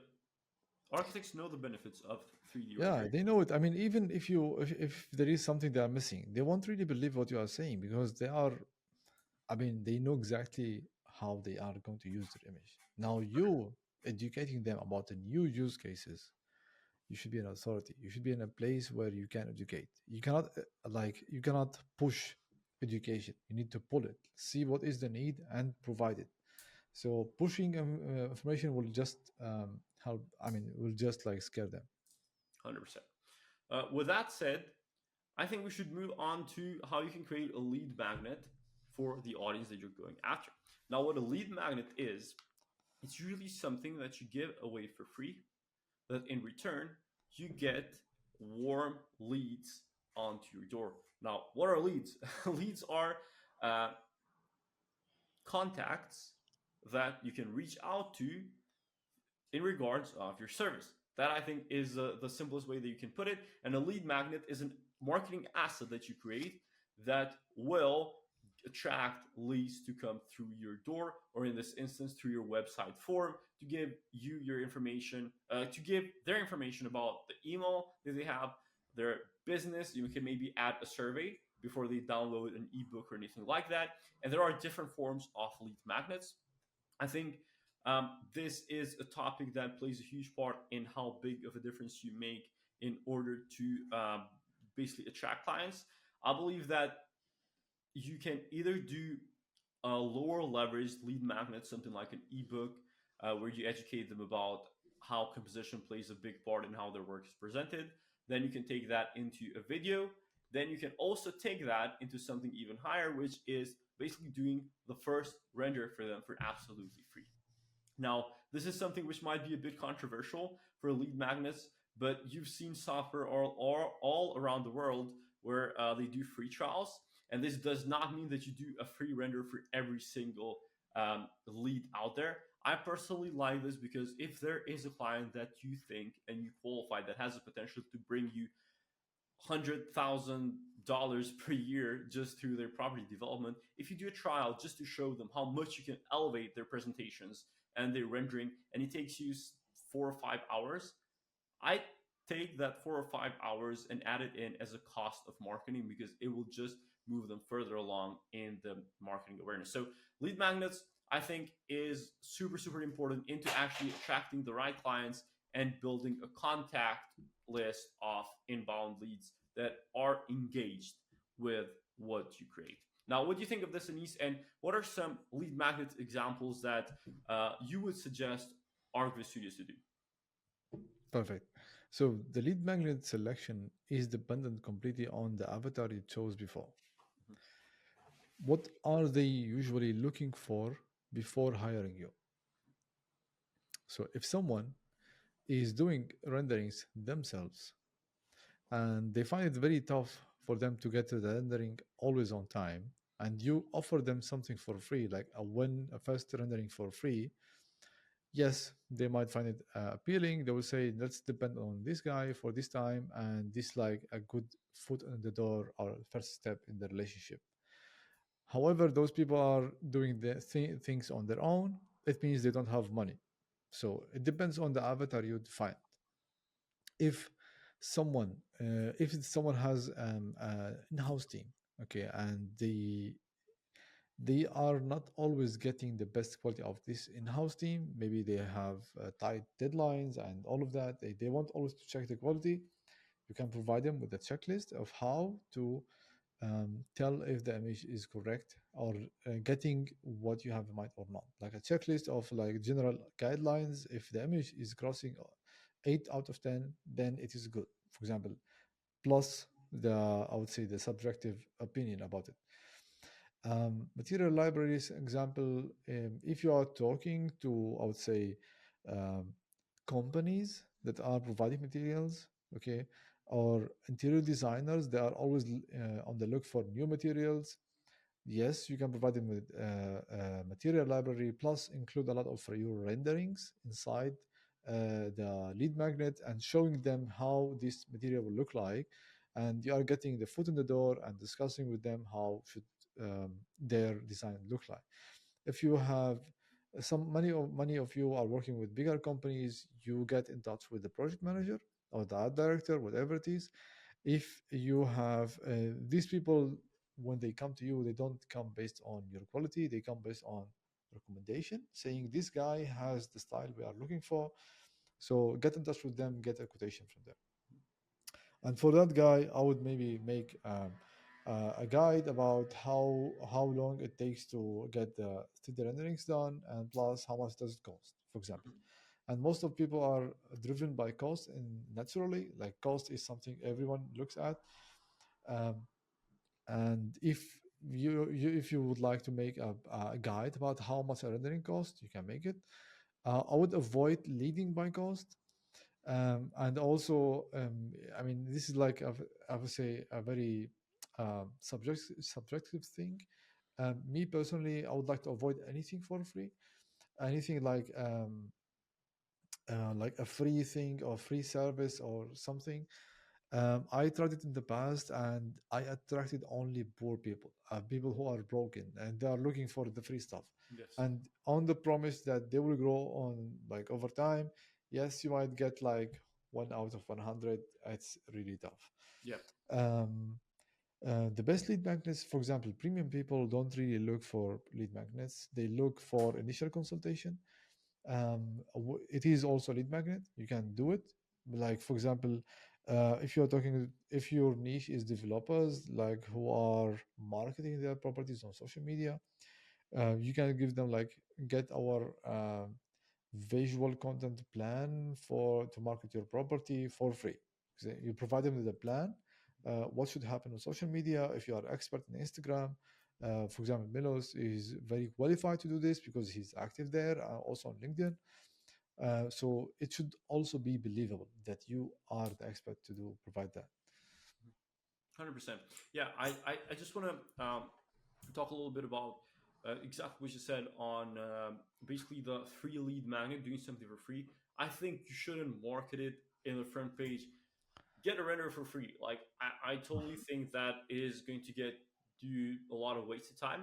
What I think could happen is if you plan to do outreach to a very specific high-end firm that you know 100% are looking to outsource and they could be your potential clients, maybe just do some rework of an existing project that they have visualized very poorly on their website.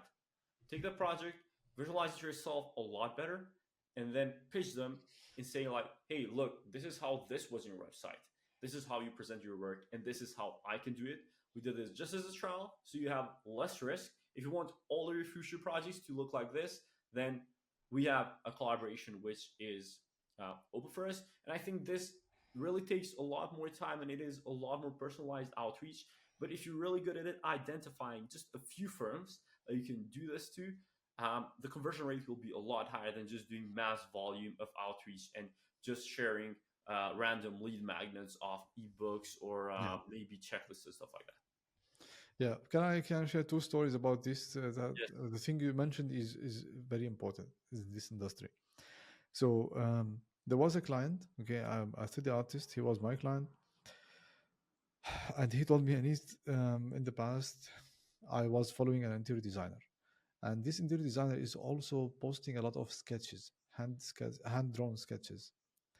At some point, I would like to. I mean, I loved one of his sketches and made it as 3D renderings.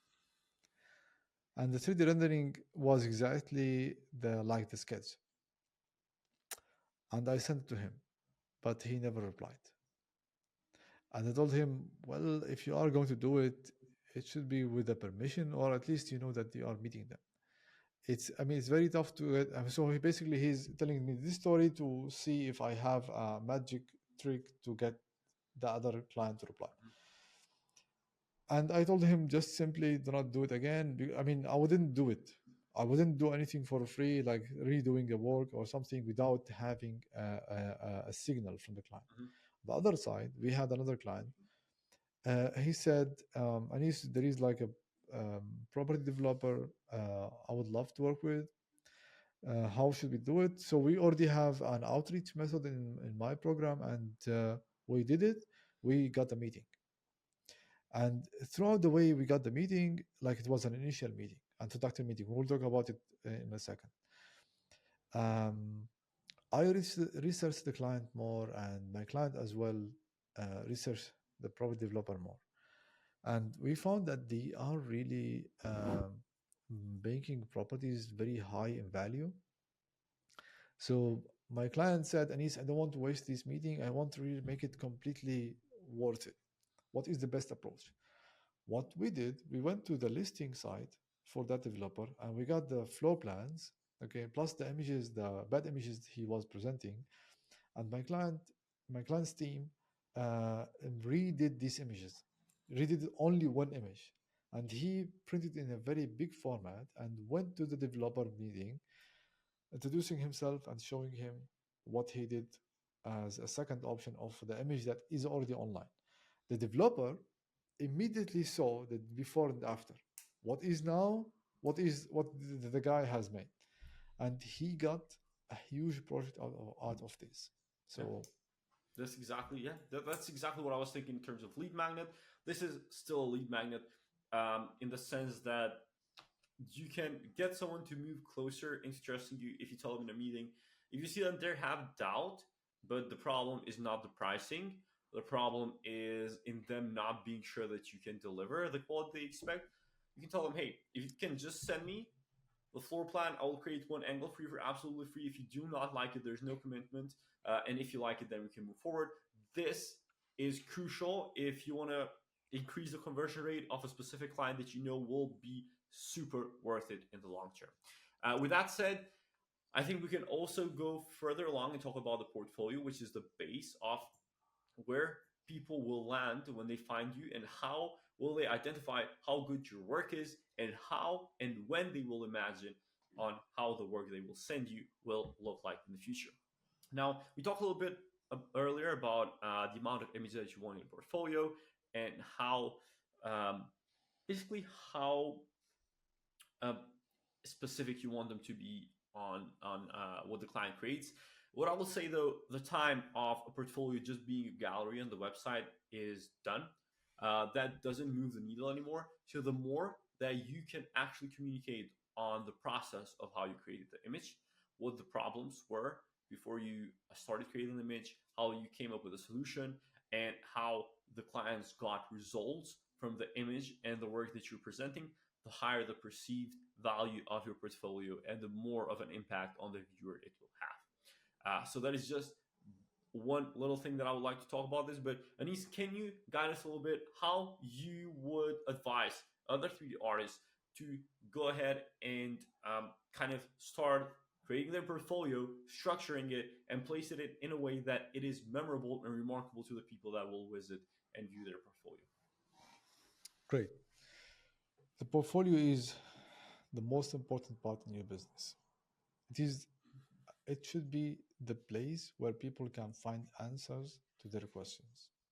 If anyone has any doubt, they should get the answer inside the portfolio.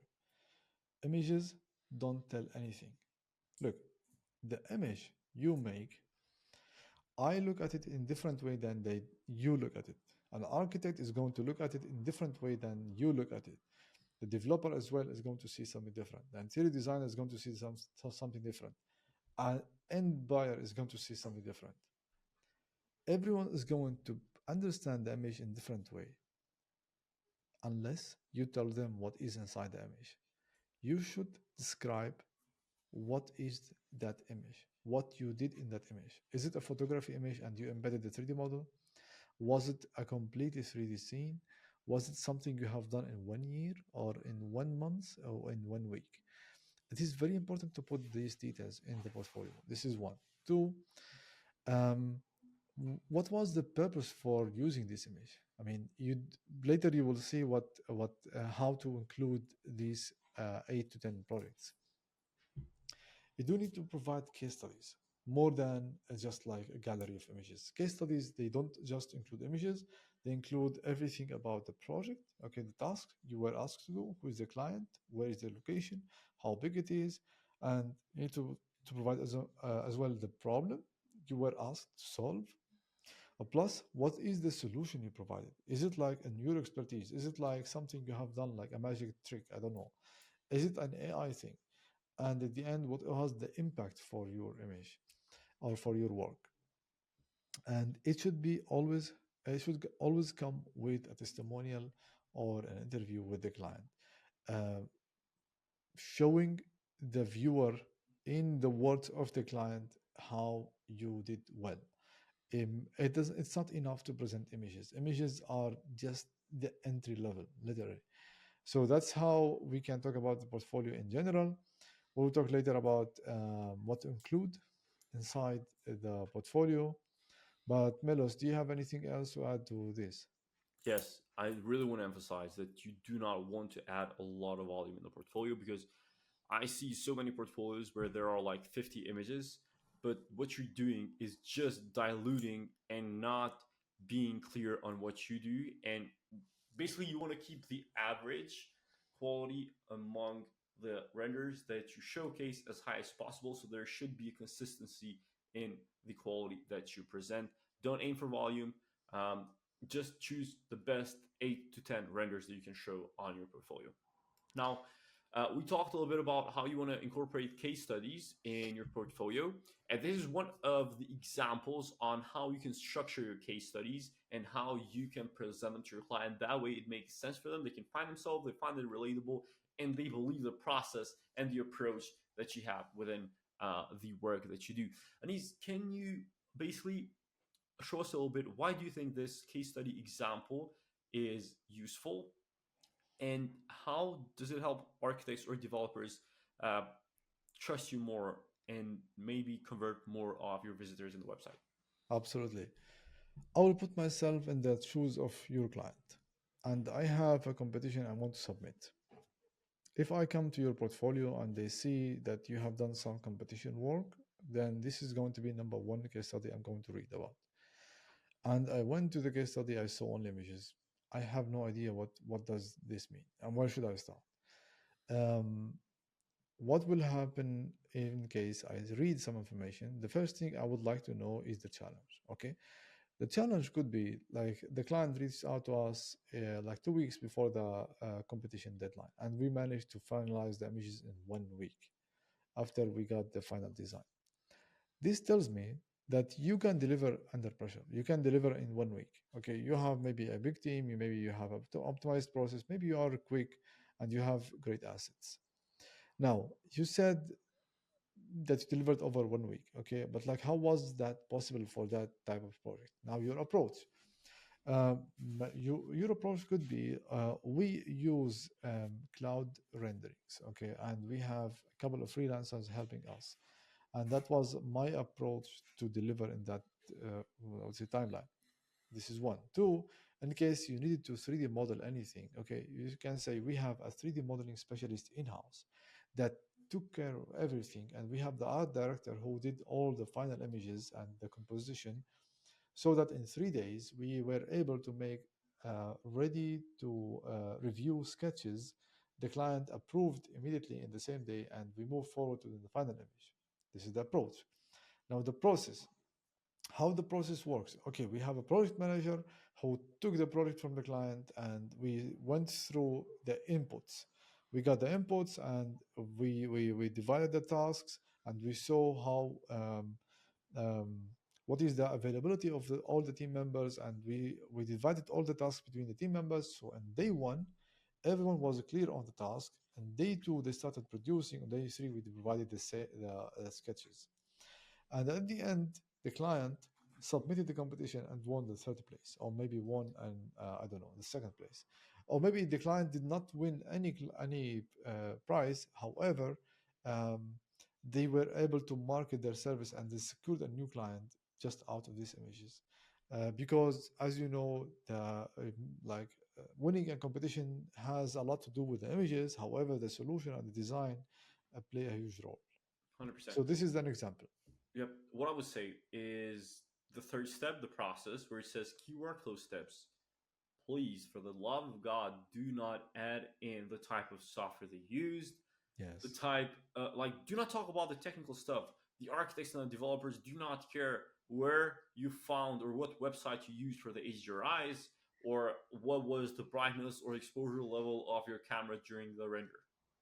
Yes, I I would can, just add, it would be great if you add what type of files you got from the client. So me as a client, I will know, okay, I have a Revit file, I can send it yes, over. Okay, I yes, have 3ds file, I can send over. yes, 100%. It's just try to shy away from the nerdy stuff. Like just please, like no one cares what kind of I don't know, ambient occlusion map you used Yeah. on the material. So the workflows, key workflow steps, is mostly how you basically the steps and the back and forth you went with the clients. They send you the files. I took this file, and then this was the initial image. Then from this image, we took it from this image. I sent it for feedback. These were the inputs of the client who came back to me after those inputs. This was the final image that I created. So kind of just go through that process of how the image was transformed, how the files that you got transformed into this final image, more so than what kind of buttons you pressed on the computer. Yeah, So that is just one thing that I would like to absolutely. say about You know, this. one last thing about this, like if you get really stuck on writing this, in the beginning, write whatever comes to your mind. Then ask yourself about each line. Does it matter for the client? If I am the client, does it matter for me? If no, just delete it. If yes, then keep it and make the first version, sleep on it, read it again. Now, Yep, don't go to ChatGPT in the beginning because, like in the beginning, you are just gathering your ideas. ChatGPT does not know your ideas. I 100. would I would make like a good draft of raw material from the beginning. Maybe if you would like to refine it at the end, use ChatGPT, but try to make it be as a human written thing. Yes, 100%. And then there is another key study example. This is maybe it is kind of the third step here in just more detail. Basically, how you got the source files, what kind of concept they sent to you, what were the challenges, and what were the requests of the client, how you took those requests, how you took those challenges, and how you basically um, got creative solutions that transformed the final visualization, how the client reacted, and how that impacted, for example, an architecture visualization, how the architecture visualization impacted the competition, how it impacted getting the sales for the property, maybe how the property developers struggled to sell those properties until you send the visualization and then it was easier to convince buyers. Just something more, I guess, easier uh, to value and easier to measure. So that is kind of what you're trying to show in terms of the process of the results here. Yeah, perfect. So now that you kind of have an idea of what kind of projects you will incorporate into your um, brand, onto your studio agency, or even freelancing platform, where do you want to implement and put your portfolio, or where you want to implement or put your work online? So we just put some examples here on how you can present your work. Can you let us know, Anis, on how this will come out? Yeah, I would present my portfolio in every single place I can gather information about the client while they are viewing my portfolio. For example, the website, they want to get the portfolio. I will not show everything in the website. I would always keep a wall behind the website, like in front of the website. So they need to enter the information. I need to know the information. Who are they? Okay, then they can get the portfolio so that I know how many people are viewing my portfolio. Now, PDF portfolios, um, I'm not too fan from PDF sending files. Okay, I know many people prefer them. I know a lot of architects prefer them, but look at yourself. How many PDFs do you have in your download folder? Do you really keep all the PDFs in the right place? Okay, do you know how many PDFs do you have? I would avoid sending any PDF file. Instead, I would present it online in like I would say a flip book way. Anyone who downloaded my book, the 10 steps to get a client system, they know like I don't send a PDF. I send it like in a flip book way. You are online and you flip and you can mark the pages. It will be easier for you to view it in all platforms. Instagram, I would show the work. I would show behind the scene. I would show a lot of things. However, I would always keep and I would always open the loop inside my content for them to download more and get my full portfolio. Mhm. Behance, I would avoid it. You can use it. Okay, many people are using it. Lately, I knew that there are people they depend on bumping up the portfolio by you giving likes to the others, and they are giving likes to you so that your work is going to appear in the first page. I really don't know, but like it's not the right place. It is a very crowded place. Mhm. You do need like exceptional work to stand out there. Yes. I would use only the spaces where um, I can catch the information, like capture the information of the client. 100%. Yeah. What I would say about this is that I personally always think the website is the best. It is a centralized place of where it is only you. And the thing is, if you send your clients to Instagram or Behance, you're just opening their eyes onto your competition more. So they will have more profiles to look over, more work to compare yourself to, and all that. If you send them to your website, it's only your work that they can look over. Now, this doesn't mean that you don't have to be present amongst all social media channels and all that. You just have to prioritize your resources. If you have a team that can handle website, newsletter, Instagram, LinkedIn, TikTok, Facebook, Behance, YouTube, podcasting, and all of this, please be on all of them at the highest level. However, if you're a smaller studio that have not hit six figures yet, you want to prioritize on what kind of channels you want to create content on and where you want to showcase your work rather than just being spread out and not getting good enough content out there for everyone who is basically looking for your work. So, with that said, after this slide, we'll take a look at what kind of platforms to prioritize as an ArcViz artist and where you can get the most out of the time that you put in. Okay, so in terms of inbound content, we have three different types of main objectives that we create content for. We have content that helps us create more awareness, which would be for a wider audience. So, for example, you could be talking to just architects in general. You could be talking to property developers in general. Even if you just want to serve to residential architects, you talk about architects in general. However, that is not something that will directly correlate to how, the amount of dollars that you will make in your business. It will just get more awareness to people and help you build your brand. Now, there's always the other option where you do not care about that at all and you directly speak to your target audience only to residential architects in Los Angeles, for example, the example that we took earlier. However, I think there is also some kind of benefit in doing a hybrid between both because building a larger brand and building even more awareness will help even your target audience trust you more in the sense that you have more social proof and credibility on the numbers of social media. And I'm totally against looking at views as a metric of trust or as a metric of boasting or how good you are. But the truth is that it matters on how much your clients trust you. If you have a large following on social media, it'll be a lot easier to convert someone into becoming your client, and that's just true. And then you also have the consideration content, which is where you do case studies.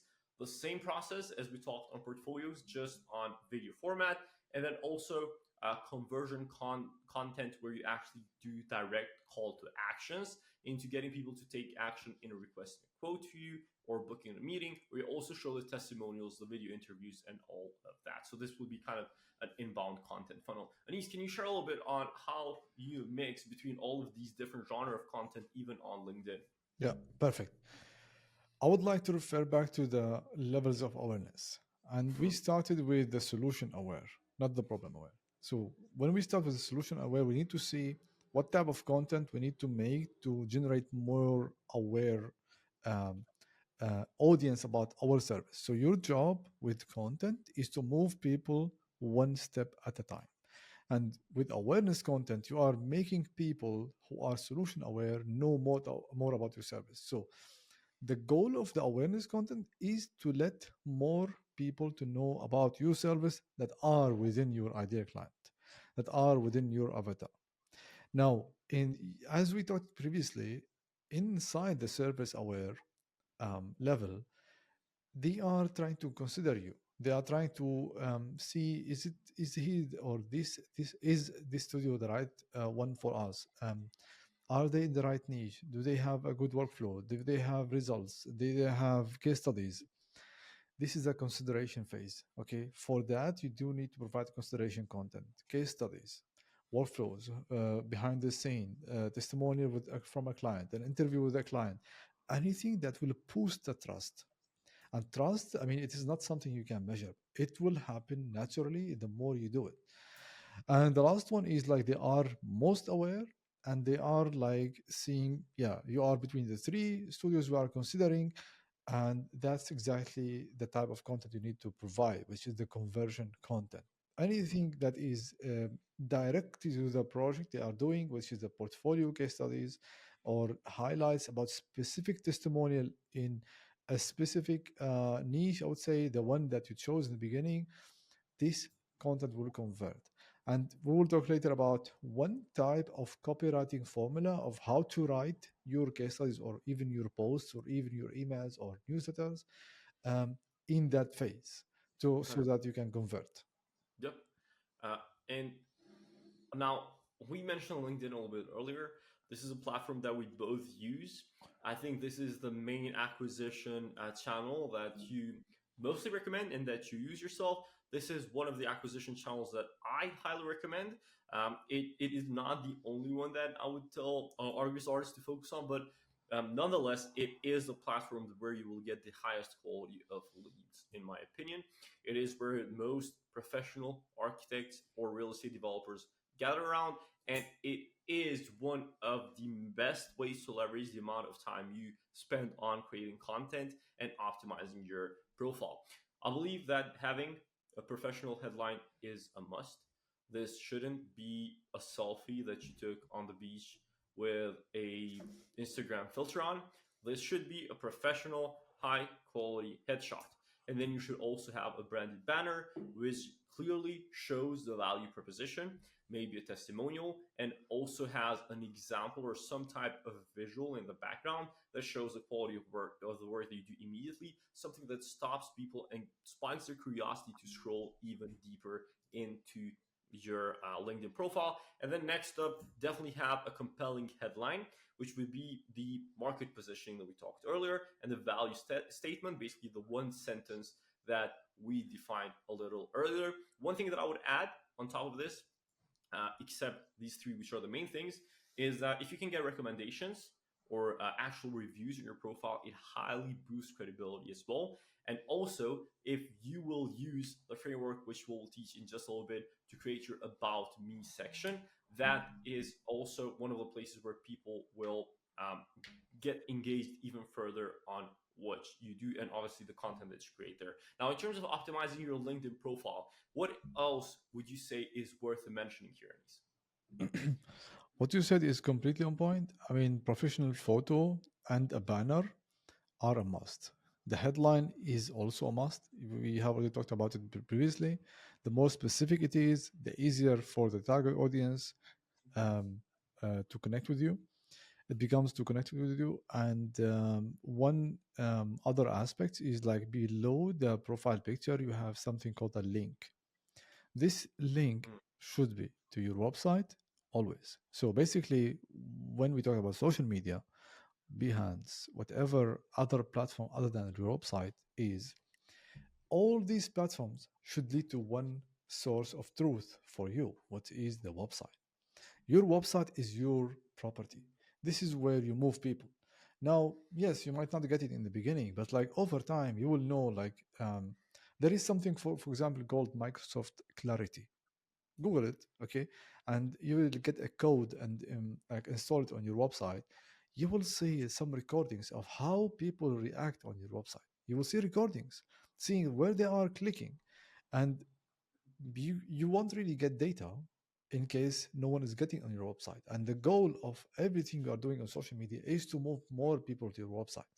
And over time, you optimize your website better um, for better conversion. And the conversion metric you need to look on the website is inquiries and meetings. Now, other thing on the profile, there is something called a service section. Now, um, in case you are a normal user, you don't pay for LinkedIn, this section is going to be like a couple of headlines. Okay, I mean, couple of like I would say skills you are doing. In case you are paying the less amount, I mean the beginner of premium for LinkedIn, you will be able to add pictures and links, and this is like a service section where people see what are you offering. So I offer like I would say a sales package for like investor presentation. I offer social media marketing content for property developers. This is where they see more about your services. Then we have the featured section. You can feature either a case study or a link to your portfolio where they go and see your portfolio or provide you with information, download the portfolio.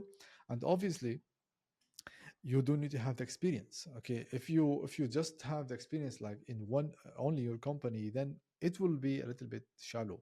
You do need to have more deeper insights into your experience, and the best way to do it is to go deeper into each role you have been through previously and describe what you did, what results you have accomplished. I would recommend simply go to LinkedIn. There is like a place where it calls resources. You click on the resources and there is something called like download the portfolio, your profile as a PDF. It might be the wording might be different, but like it is like downloading your profile as a PDF. Download it and take it to ChatGPT. Okay, after you do all the steps, and see what it provides you. You need to ask ChatGPT to provide you with an optimized, an SEO like search engine optimized um, LinkedIn profile, okay, to be discovered more of your target audience. This requires that you have a clear idea who is your target audience, and you will get results.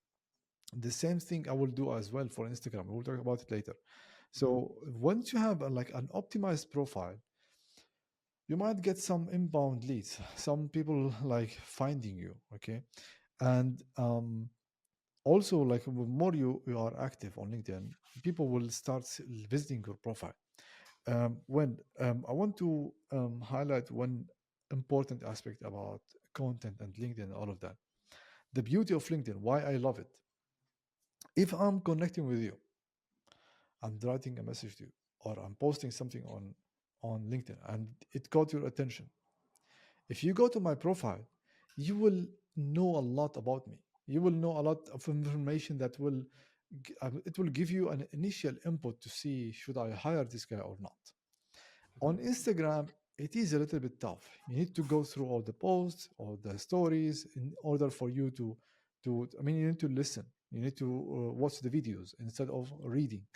You might also make some carousels on Instagram, but like the amount of information you can provide a stranger to become a lead, then a client is enough on LinkedIn to help you convert. That's why I love LinkedIn over all other platforms. 100%. Now, with that said, I think we can also dive a little bit deeper in terms of the content strategy. This is a place where we've both been creating content for a few years now, I would say. And over the few years, we have tested a lot of different content formats, what works and what doesn't. Now, out of we have like four different type of LinkedIn content strategies. I think sharing portfolio highlights, even though it might not be the most engaging in terms of the amount of attention that gets, it still is something that clients are looking for when they click on your profile. So even though it might not go viral just to post a pretty picture, it's still good to post a render that you've done on your portfolio, obviously with the context of who you did it for, how it went, and all of that, just because clients look for it when they visit your profile. Also, sharing industry insights like trends might also open up a loop with architects in terms of making them aware of something new that they need to keep up with, and you might be the address of where they go to implement the new trend to. Thoughtful engagement. This is very, very important. This is very important because it helps you get more reach if you actually comment on um, architects or real estate developers or interior designers in LinkedIn. Obviously, it has to be an engaging comment, and your goal should always be to leave the best or most valuable comment on their post. That way, you get discovered by other architects, other interior designers, and other real estate developers if that's your target market. This is one of those things that is the most underestimated. Comments on LinkedIn play a huge role because they even put you up on the main scroll feed, maybe sometimes more often than actually doing the post. And obviously, we also have the option of doing the testimonials and the client success stories on LinkedIn as a content strategy. Now, Anis, which one of these would you highlight, and how would you find the perfect mix of the different genres of content that an ArcViz artist should do in LinkedIn? Yeah. I mean, what you said is completely great. The most important aspect of all of this, it's the commenting. Why? Because commenting is like posting. Let me give you an example. I wasn't too much aware about that. I see people, I mean, I see a lot of, I would say, um, notifications, or even like in my feeds, I see, like, for example, Melos Azemi commented on someone else's post. Now I am aware that Melos is active, is still alive, and the other guy, I know that they exist, and I am reading the post and the comment and what other people replied, and I am either with or against. Um, like, there was a time where I spent like 1 month completely without posting anything, posting a new post. However, my client said, I told my client, hey, look, for 1 month I didn't read a post, but like I will get back. And he said, you know what? I see you in my feeds every single day. And I told him, like, I'm just commenting. And he said, you know what? I see you now more than before when you were just posting. And then I noticed, you know what? That's a great strategy. I need to comment more. However, commenting should not be like just for the sake of commenting. You do need to provide a comment. And please avoid everything called great design, great work, amazing, fantastic. Those things, I mean, just as if nothing. It's better that you say nothing. You need to provide a comment about, I mean, ask any father or mother, okay, what is the best comment you might get? It's going to be, your baby looks great. Okay. So the baby for the architect or the baby for the developer is the property or the design. So the comment you need to make is, it should show that you really see the design. For example, if you have an architect that is, like, for example, presenting a property that is maybe you have a lot of cubes ins and outs. So I would talk about the void. Okay, they are creating the play between the light and shadow, the play in the pixels, whatever it is. Anything you see that is not mentioned in the post, and Yes. you have a great opportunity today to do that. Why? Because everyone is using ChatGPT. I mean, not everyone. Let's say 90%. And with ChatGPT, you don't get what is unique about the property. You don't advertise. They see that they need to post the design, and they do need to attach a text to it. So they use ChatGPT to get it. And in your own word, okay, you can write what you see in the image that maybe they have seen, they have noticed, they have intentionally made but not speak about it. If you notice it, you are getting a straight highway, road into their minds. They will connect with you. Okay. Another example. This has happened like 1 week before.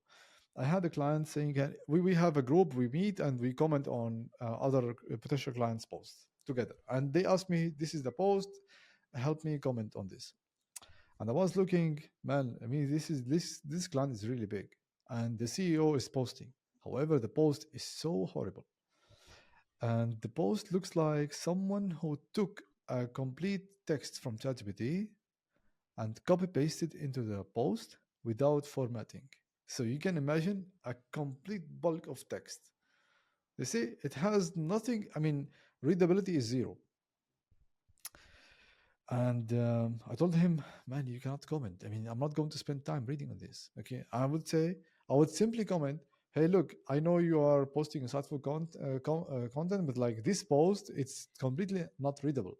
Okay. If you care about your readers, please format it before you post it. And he made it. He posted it. And my client was so hesitant. Should I write to a CEO in this language? And they said, he is a human being. He's, yeah, a CEO, but like he is a human being. So he wrote it and he got a meeting because the client, the CEO, apologized for him and said, hey, apologies. It wasn't made by ChatGPT. It was written by me, but like I was in a hurry. I didn't really format it. And that was a great, I would say, conversation starter.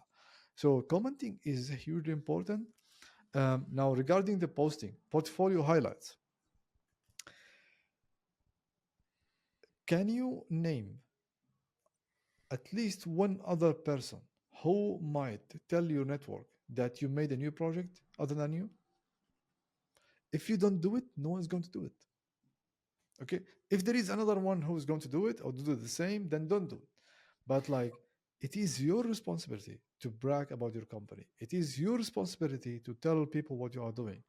It is your responsibility to show the world the value you can bring. If you don't do it, no one is going to do it.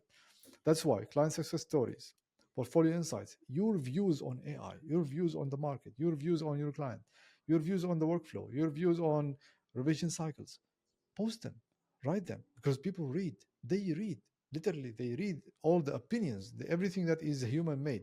But they won't read something that is completely obvious that it's made by AI, or like someone who is teaching them, oh, the three best benefits of 3D renderings for architects. 100%. I think one other thing about the comments, I think if you can ask a question in the comments that is strategic, that is even better because you will get the person who posted it to reply to you, and then you can go back and forth, and you will get triple the amount of reach for the same comment. So Yes. if you can find like a very smart question that you can ask that in a way flatters them, but also it's kind of like interviewing them because architects love to be interviewed and love to share the design process and love to talk about themselves and their design. So if Yes. you can give them that opportunity, they will be thankful. And at the same time, you will also increase the reach that you will get. Yes. You know, now what you mentioned is so great. What is a smart question? Okay, let me tell you what a smart question. A smart question is something that ticks the 3 points, which is one, it's easy to answer. Two, they would like to speak about it. They would love to speak about it. Three, it makes them look good. I'm not going to ask them question. When was the last time you missed a deadline? Well, yes, I can talk about it. I don't love it. I'm not happy to expose myself to talk about it. But 100%. like, how was your experience, for example, winning this competition? Yeah, I'm going to speak like for 2 days about it. So yeah. 100%. I totally agree with that. Now, next up, it's time to talk about Instagram. I think Instagram is one of those platforms where a lot of ArcViz artists put too much focus on. Now, don't get me wrong, I still think it's a great place to get clients. I've gotten clients from Instagram inbound. And the advantage of Instagram is that it is more visual based than LinkedIn in terms of photos, images, and video walkthroughs, reels, and all of that. So it is a more traditional kind of or more a fit platform for ArcViz because ArcViz is also a visual field and kind of profession or business. So it kind of fits in that sense. However, Instagram has the it kind of has a certain type of audience that will follow you along without any context or not even being your close to your target audience. So sometimes you might get some fake stats or fake sense of your post being successful, where you might post a very beautiful render of a residential home, and the people that are seeing that are just people who randomly follow accounts that like to see good home designs. Like I know my 73-year-old grandfather likes those posts in Instagram without having any intention of building a home. So sometimes the metrics do not reflect the actual interest that people have. Now, it is a great place for a conversation starter. So people might see a post of yours. If it is a little bit easier to go viral rather than LinkedIn. So if you do a reel, like a short form video that really goes viral, it will get a lot of attention. It will get people to start engaging with you, asking stuff in comments, or even messaging you. So it is a great place in terms of that. It I still think it's worth the time to put into it, but only if you have enough resources. In my opinion, it is the third place in terms of where you should put your efforts in content. I will show you the other two in just a little bit, but it is not something that I would prioritize straight away. But if this is still something within your bandwidth, and if this is still something that you have the capabilities of doing, you can always do carousel posts. I always like to do carousel posts for like a project, basically just sliding through the images that we created for a project. Still like to do reels. Reels are the best to do like quick tips or like showcase time lapse renders, and even the best possible, I guess, opportunity for you to go viral and get the most awareness. And obviously, stories are great for engagement. If you post a story, it means that it has happened in the last 24 hours. It feels relevant for now. It feels new, and it might get more people to engage with what you've just posted. Amazing. I mean, the only thing about Instagram that's why I feel like it's not the first priority for you is, first of all, the platform has a lot of formats, posting formats. So it is a little bit more overwhelming in terms of what to post, and then like compared to LinkedIn. Two, on LinkedIn, it's very tough. I mean, you will get noticed if you post daily. On Instagram, if Cristiano Ronaldo is making a party, it doesn't matter how great your post is, it's going to get lost. If someone is following Cristiano Ronaldo and his wife, and their posts are going to be before or after your post, that's the downside. I would say it requires really an effort to stand out there, but it is also a good place because most of your clients are advertising there, are also making their content there. So it is great to meet them and in the place where they are hanging out. 100%. I totally agree with that. Now, we covered Instagram just a little bit, but this is one of the platforms that I love the most. This might be a bit biased. This is being posted on YouTube as well. This is a platform that I invested most of my time in, and this is the platform where it feels the most to home for me. Now, the reason why I think combining YouTube and LinkedIn is the best duo for content creation is because YouTube is one of those platforms where it's the easiest to build trust with your potential customers or your target market. It is in video format, and usually the video format is longer. Usually it's 8 minutes and above. So people are spending more time with you. They get to know you better, and it is visual as well. So it is visual. You can show your process, you can show case studies, you can show animations, you can show final results, everything that ArcViz has to offer. It is perfectly showcased in the platform of YouTube. Now, honestly, in terms of YouTube, I know this is titled YouTube strategy. 99.9% of you watching this have never posted a YouTube video. So I'm not even going to dive deep into like what kind of thumbnails to make, how to make them, how to do YouTube, how to title and everything. What I want to tell you is that it is urgent. You should start YouTube as soon as possible. Right after you finish this course, go write your first video, write your first script of the video, and just post it. I know this is going to be hard. I know it's going to suck. I know you're scared of what other people are going to think when you post it. But if you just get in the habit of doing YouTube videos and understanding the thought process of an audience when it clicks, how long they watch the video for, on all of that, I promise you it is the biggest game changer for your business, because it's just the best place to build trust. And you cannot do any other platform what you can do in YouTube in terms of doing long form content. I personally do tutorial content. That is an investment that I'm willing to do for long term, because maybe architects are doing renders themselves now. After 5 years, they might need help with the renders. So after 5 years, the first person that comes to mind where they need to outsource is going to be me. I hope so, at least.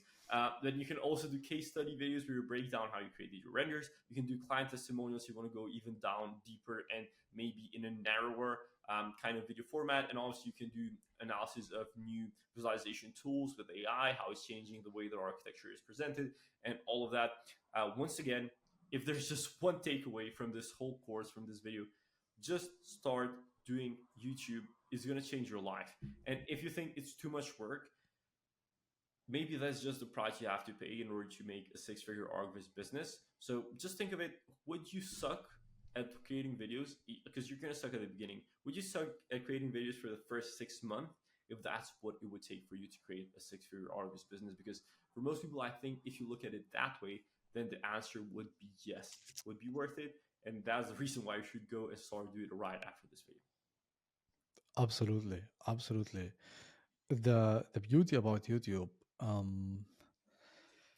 like if you make a video about, let's go to this bad example, posting about the three benefits of CGIs. Okay, let's say you would use it on YouTube, but you are presenting it and showcasing your work and talking about the client case studies, how they accomplished specific result using your ArcViz service.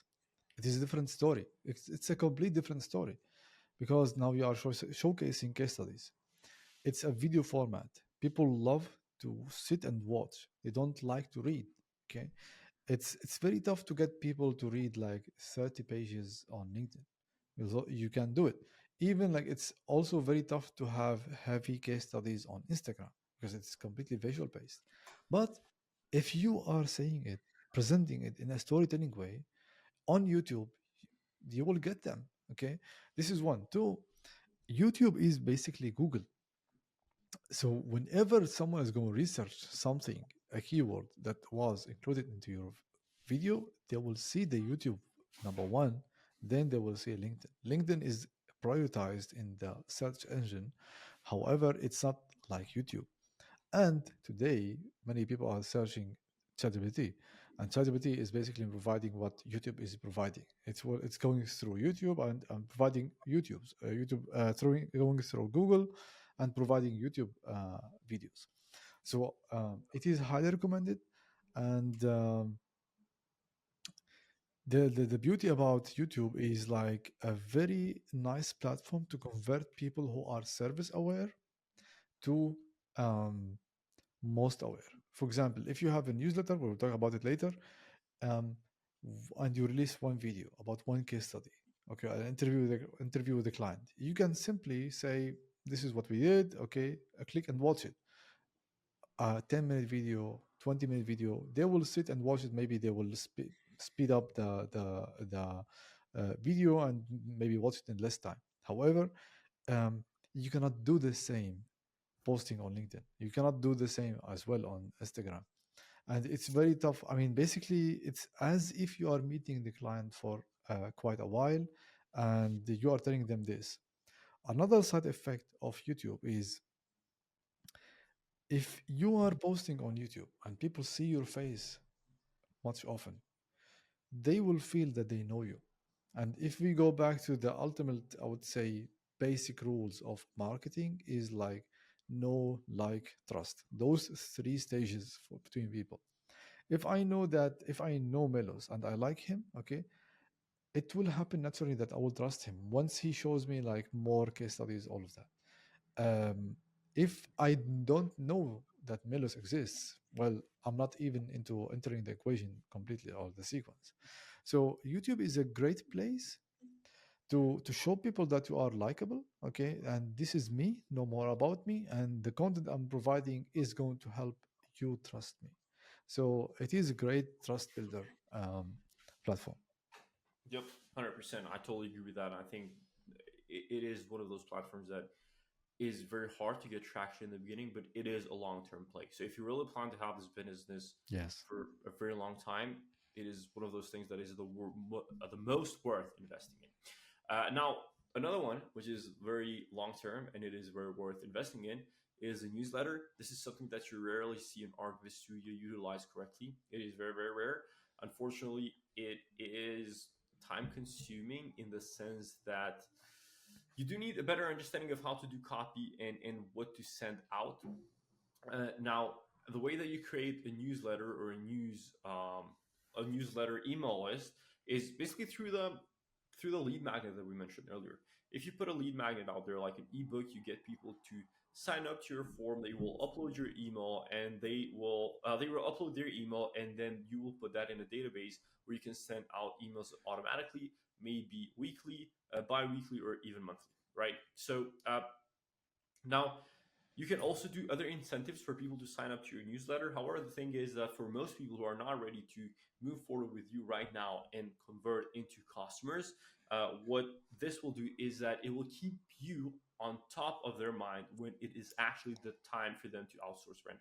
So even if they do not need renders at the moment that they actually need high quality visuals, you will be on top of mind because every single week you're landing in their inbox, their email inbox. You will come to their notifications on their phone, their laptop, your computer, and you will be on top of mind. And this is one of those things on how you can overcome the competitiveness of having someone local. So maybe next time they need visualization, they do not go and ask their colleagues or their network or their circle who they know for visualization, because they already know someone and they have someone in their email newsletter inbox.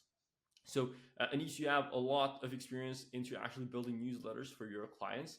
Can you guide everyone through a little bit on how, what are the steps to actually create a newsletter, and maybe firstly the benefits of how the newsletter can convert and grow someone's business into being a six-figure ArcViz business? Yeah, amazing. So the newsletter, like before we get into how to make it, you need to understand why we should make it. Each one of us is triggered in different places. Some people are on Instagram to know more about cars, like me. I am on Okay. LinkedIn to know more about target clients. But in the email, if I get something very interesting to me, I am thinking about I might be converted as a client for someone else. Your clients as well, they love their inbox, and it doesn't mean that we are sending them email every single day, but some people care about their inbox more than their LinkedIn feeds. They might not open LinkedIn within a week, but they will open their inbox every single day because they are looking for clients or comments from their clients or whatever communication comments they are getting from their clients. So newsletters are the email channel. Okay, the way how you can stay on top of their minds in the email channel, even if they get your email and they look to the headline and they know it's coming from you and they don't read it, they just ignore it, it's enough because they know that you are still alive. Now, how to build it? Okay, there is a nice way how to build it. If you remember the case studies we talked about, usually when you present the case study in the portfolio, it will be condensed. This case study should be expanded, and you need to speak more about it and put all the aspects inside it and make it a complete blog article, a complete article. This article should sit on your website, definitely. Now, you can promote the article completely or parts of it in a newsletter and say the newsletter, the best newsletter format is to start with the problem, then go provide a consequences of this problem, what should happen, what could happen in their lives, then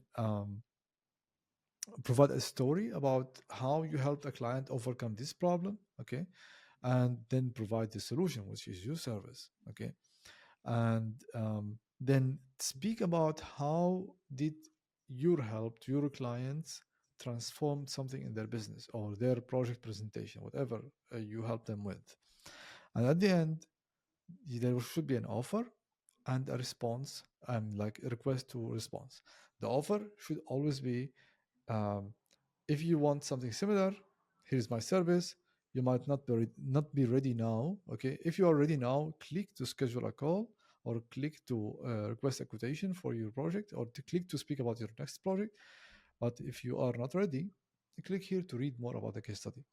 Now, obviously, the majority are not going to be ready. They will see the case study. The case study is going to help cement the idea about how you help your client in their minds. So this way, it's called the pastor. We will talk about it. It is like a copywriting formula. We will talk about it later. But this is the best format to write the newsletter. Mhm. Why? Because everyone who is receiving your newsletter, they are service aware, and you are looking to move them one step ahead to most aware. Yes, 100%. And even if the pastor framework is something, even if you're just starting out, you do not have to immediately nail down every single aspect of it. Obviously, we'll talk about the pastor framework, which is super important in just a second. But if you're just starting out, just write something that starts with what you've done, something that builds trust, right? Share a project, just like the case studies. If you're starting out, just send one email every week. No matter what it is, just something that builds trust, whether it is some tips on how architects can present their work better, whether that is how you've helped another architect or property developer win a project, or whatever it is that provides value and increases trust, just write it. And then maybe after you make it habit, you can also dial in the framework that we'll talk about in just a second. So the framework that we just mentioned is the pastor framework.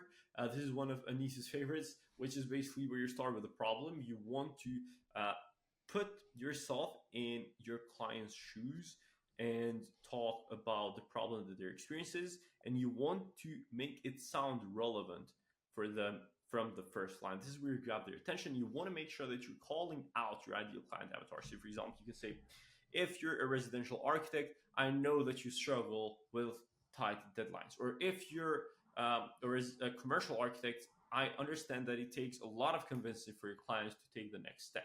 So this is basically you're talking about a problem. You're also calling them out and making you sound relatable to them. That way you understand their problems. Then you amplify. You basically tell the consequences. What are the bad things that will happen if that keeps on going, and if they do not find a solution for that? Then you come up with a story. You write the story of how you helped another client overcome that, and how you segue from the story onto your solution. How after the solution, you can put a testimonial or write about a transformation that they will undergo if they use your solution. You can do and lay out the offer, which is basically your value statement that we mentioned earlier. And then you can also set out a request for them, maybe to book a call or request a quotation. Either one of those works fine. Now, I think, Anis, you can go a lot more in detail about this and kind of simplify things for people, because it might seem like too much information. This is basically the structure or a framework that you want to use when you're writing copy for your LinkedIn post, for your newsletter, or even for your YouTube videos. Definitely. I mean, if anyone is watching this and you stayed until this point, if you go to my LinkedIn, you will see that I use it day and night. I can demonstrate one quick example. Let's say you have already helped your client submit a competition on time, and they won maybe they were a recognition award. Okay, not like maybe the first or second or third place. So starting with the problem. Um, you want to submit a competition, you have the design semi-finished, you still have some adjustments, but like it's not yet there. At the same time, you know that there are only 2 weeks until the deadline, and there must be a great visualization to present that design. Now you are thinking about the layout, you are thinking about visualization, you don't know where to start. Should I do my to-do list? How should I organize my sleep? I have the team who is going to do what? Are we going to finish the floor plans? What about that? What about this? Now you come back home completely distracted. You sit with your partner. The partner, at 1 minute, you find like the partner is shouting at you because they were talking to you and you were not there. You need to amplify it in their recent life. Or maybe you go back to home and you sit with your kids. They are talking to you, but like you are not there. Um, um, is it what you want? I think no. This is not your goal of entering the architectural industry. Let me tell you about Melos. Melos is an architect in Kosovo, and I worked with him on a competition to submit I would say, um, a museum design for their municipality. And he had only 2 weeks to submit, and he needed to finish the floor plans. He needed to finish um, the layout, put all the doors, I don't know. And he had a couple of team members. One of them were sick, and he didn't know what to do. So he knew that I am available there. So he reached out to me, and he said, "Can you help with that?" And for me, it was a great pleasure to help him, because this is my specialty. We are specialized in helping competition architects submit on time, not only with visualization, also with layouts preparation.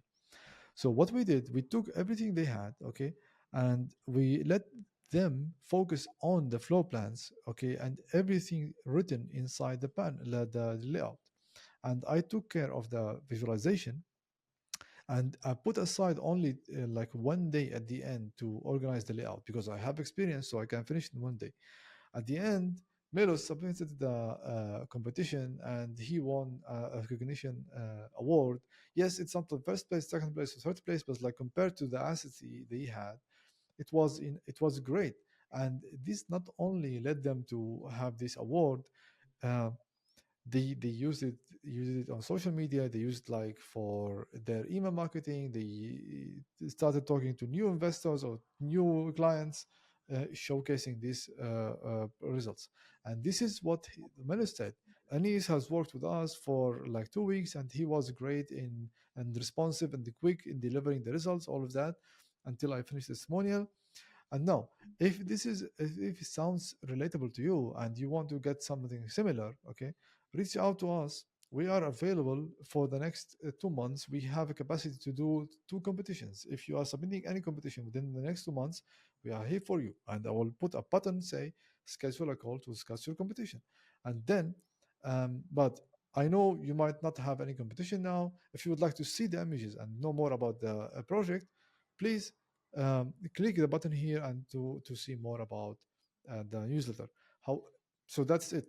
That's Yeah, basically the that's email. a great example of how you would do it. Basically, what Anis did right now, he just went through the pastor framework. Uh, in the moment, he improvised it. That is literally how you write a pastor framework post or a newsletter. So, Exactly. yeah, that's great. Awesome. I mean, once again, just this takes a lot of practicing. I would just kind of dial this in for people. It's not that you're going to write your first post amazing with a pastor framework. You want to test things out and write as much as possible. Nowadays, even ChatGPT is great to exercise. I'm not saying you should write everything with ChatGPT, but just exercise it. Write something, send it for it to review, and see what it comes back with.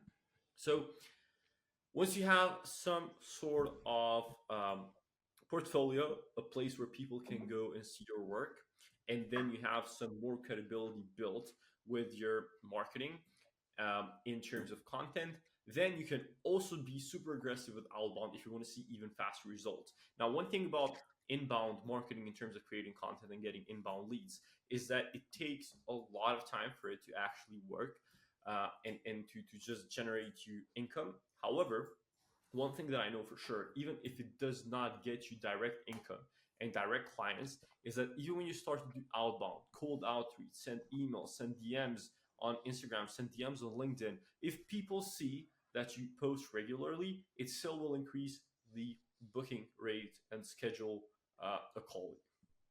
So even if you do not see a clear conversion, a clear dollar sign next to your content, just know that if you're creating content, a lot more people will book a meeting with you because the trust will go higher.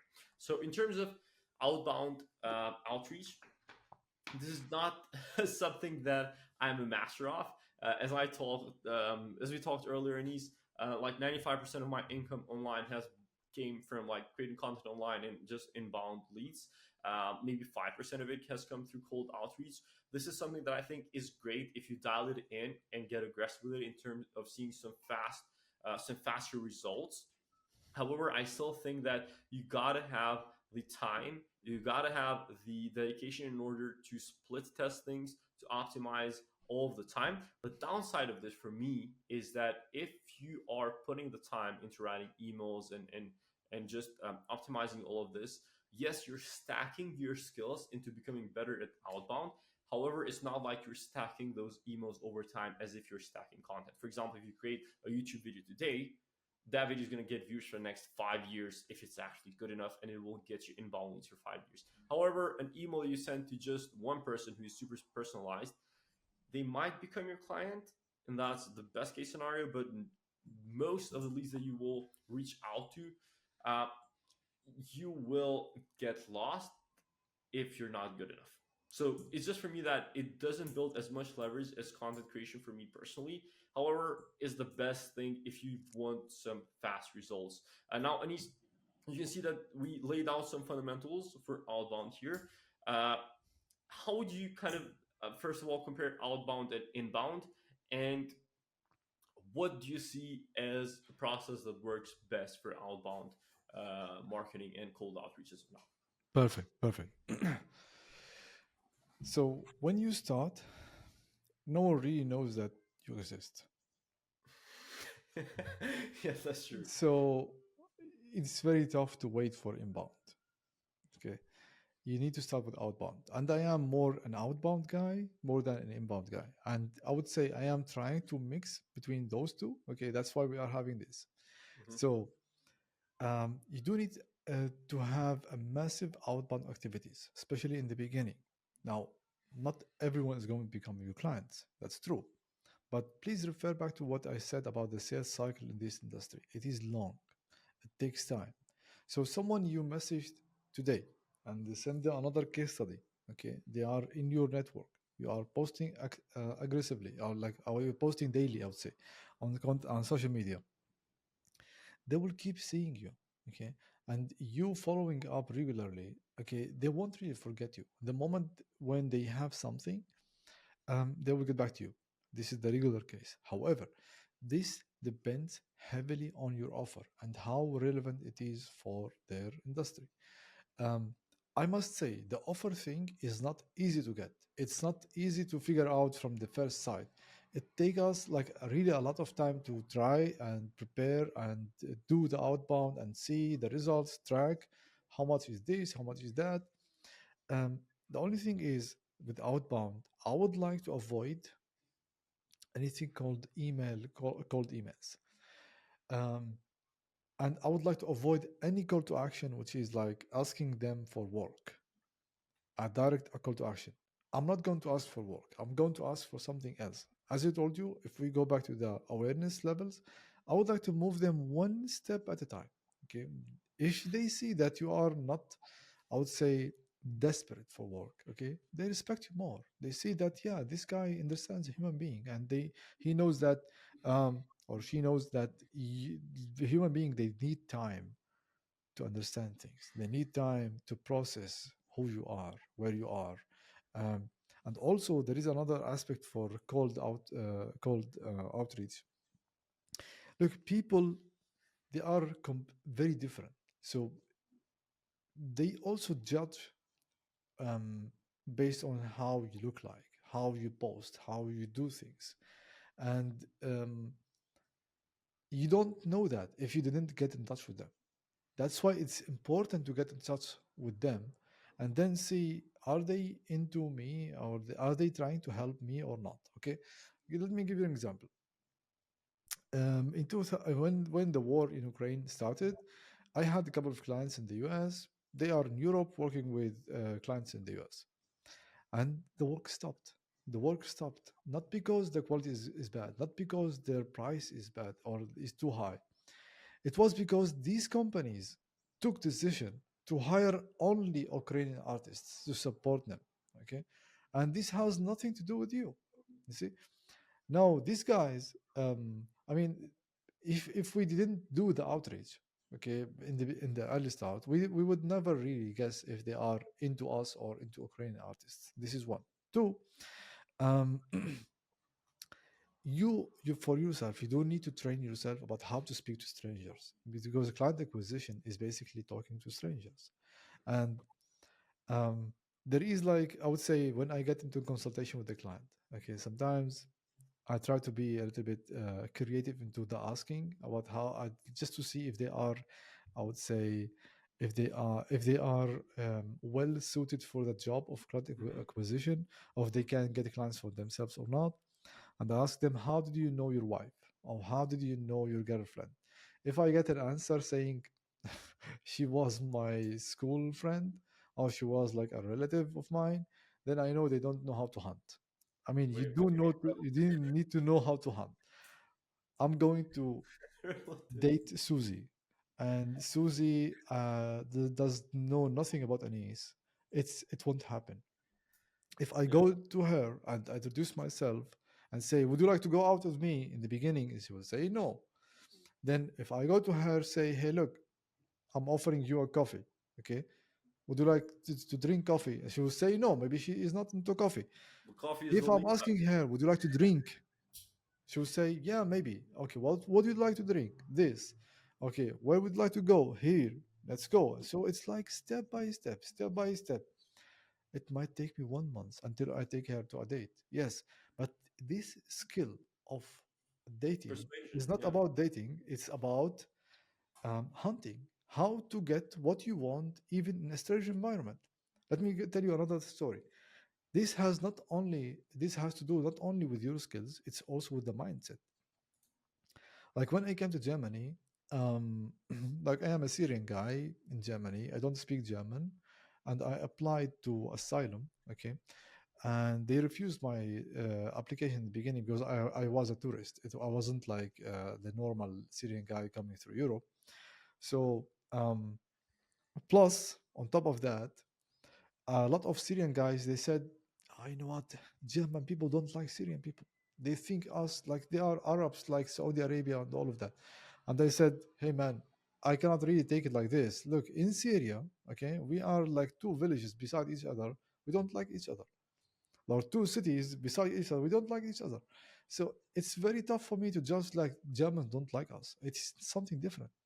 And at the end of the day, the root cause of all these thoughts, you don't understand what the other side is interested in. Everyone is interested in one only thing, which is themselves. No one really cares about you. They are interested in themselves.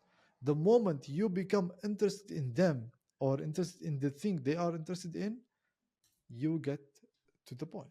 Okay, that's why we are putting a lot of emphasis on the problem. Okay, what they are living, how their day-to-day looks like, Hmm. and you start with that. You don't start with your thing, or can you get me work, can you get me money, can you get me something. um, that's why the first ask is, hey, look, I saw this project, great, amazing. Okay. By the way, in case you have something similar, we did provide similar things for this type of clients. Um, in case in the future you might need us, this is our portfolio. Okay, that's it. Nothing else. Would you like to have a conversation about something in the future? Great. If you don't like, also good. Okay, just establishing the conversation. Also, another thing between bigger companies, it is very normal to go there and ask for a meeting. Now, this is going to be the next the next biggest, I would say, milestone, which is like encouraging people to do meetings.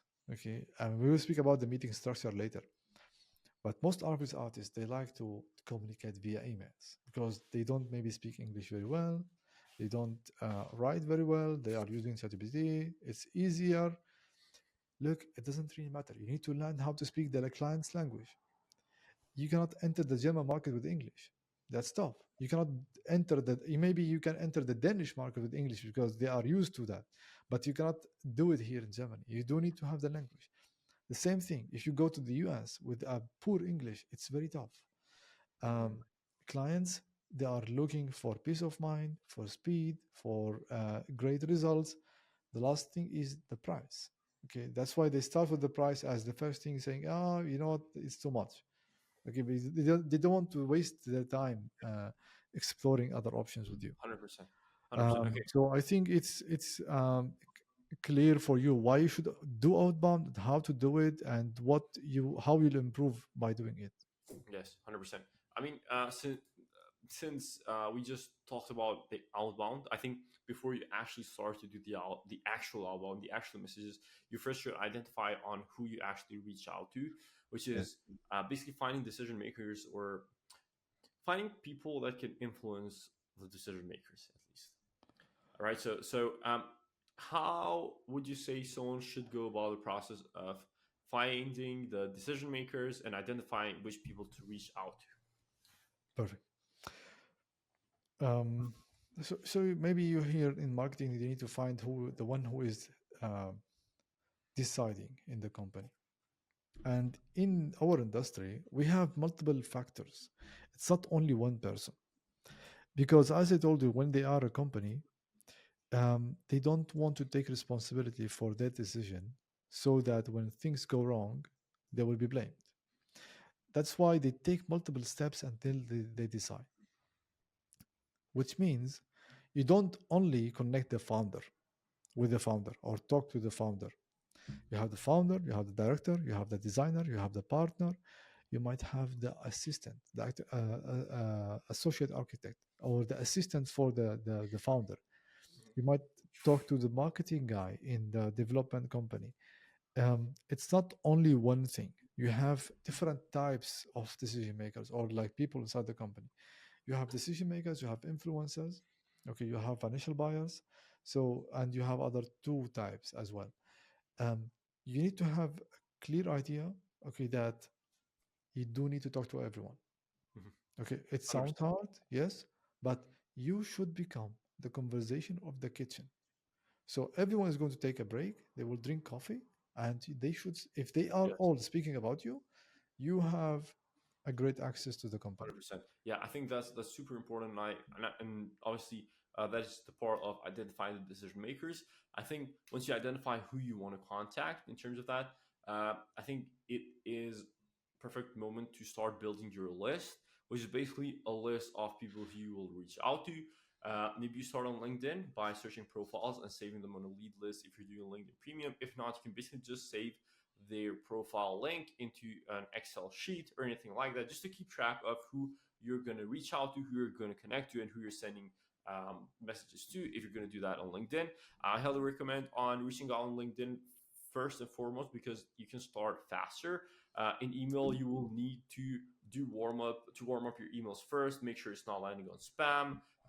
Maybe it is a bit more costly because you will also have to pay for email and also for the email outreach software, unless you're going to do something super personalized with lower volume in terms of who will reach out to. Now, in terms of also choosing who you will reach out to, you can also go to architecture firm websites, see their personnel or their team in the website, and then search for those people on LinkedIn, maybe on Instagram. One quick tip on identifying the right people to reach out to in Instagram DMs is if you go to the company website and you see who's the director or who's the project manager, you go on their Instagram profile, go to their followers list and search them on their followers list. That way you can connect directly to them and speak directly on their personal page as well. So these are just a few ways you can find decision makers. Obviously, you have other software where they do lead scraping for you. You pay a fee and then they find the leads for you, basically put on the filters of CEO, president, founder,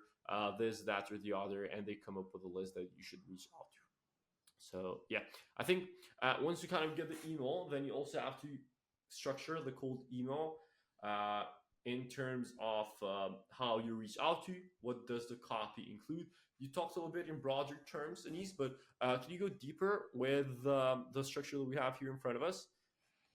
Yes, I mean, as we talked earlier about talking about the babies, so the starting point in the email should be about the baby.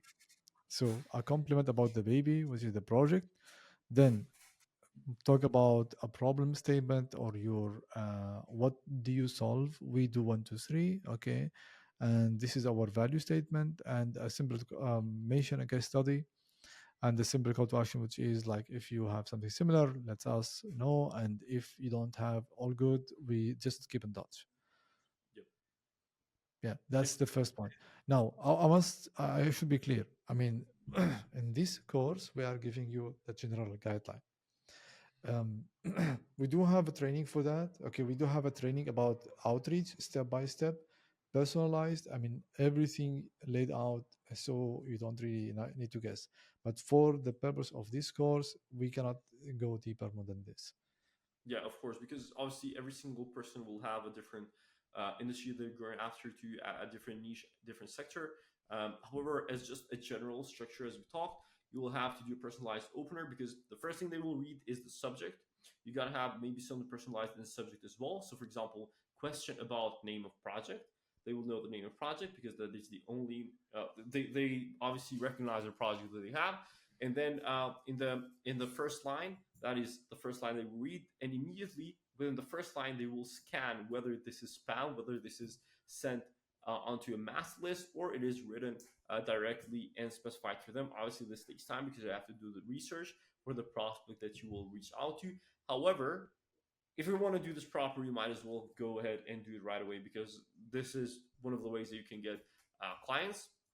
And basically, on top of that, you can just let them know who you are and request maybe a meeting if this is something of interest for them. Now, that is one of those things. LinkedIn is a little bit different because it's just the nature of the platform is different in general. Because before you can contact someone, you first have to connect with them. So in terms of connecting with them, I think the limit is 200 people per week. So it is lower in terms of the volume of people that you can reach out to. However, I think the quality of leads is higher, generally speaking, especially if you see someone who posts regularly. You know that they're active, and you know that they will see your request sent always, right? So that is one thing. Also, if you can engage or comment on their posts, like their posts before you reach out to them, this will make your outreach seem warmer. That way, you're not contacting them completely out of the blue, and hopefully, they see some of your posts and comment on your post before you actually reach out to them as well, because this will have a better impression of them, and have a higher percentage of likelihood that they reply to you. And now, same with this message. Maybe this is just a little bit shorter than the actual email, just because it is a direct message instead of like a full email. However, you need to do research about the prospect before you send it out, because the time when you send like 20,000 emails and 20,000 DMs, all of them the same, and get some replies and get clients are done.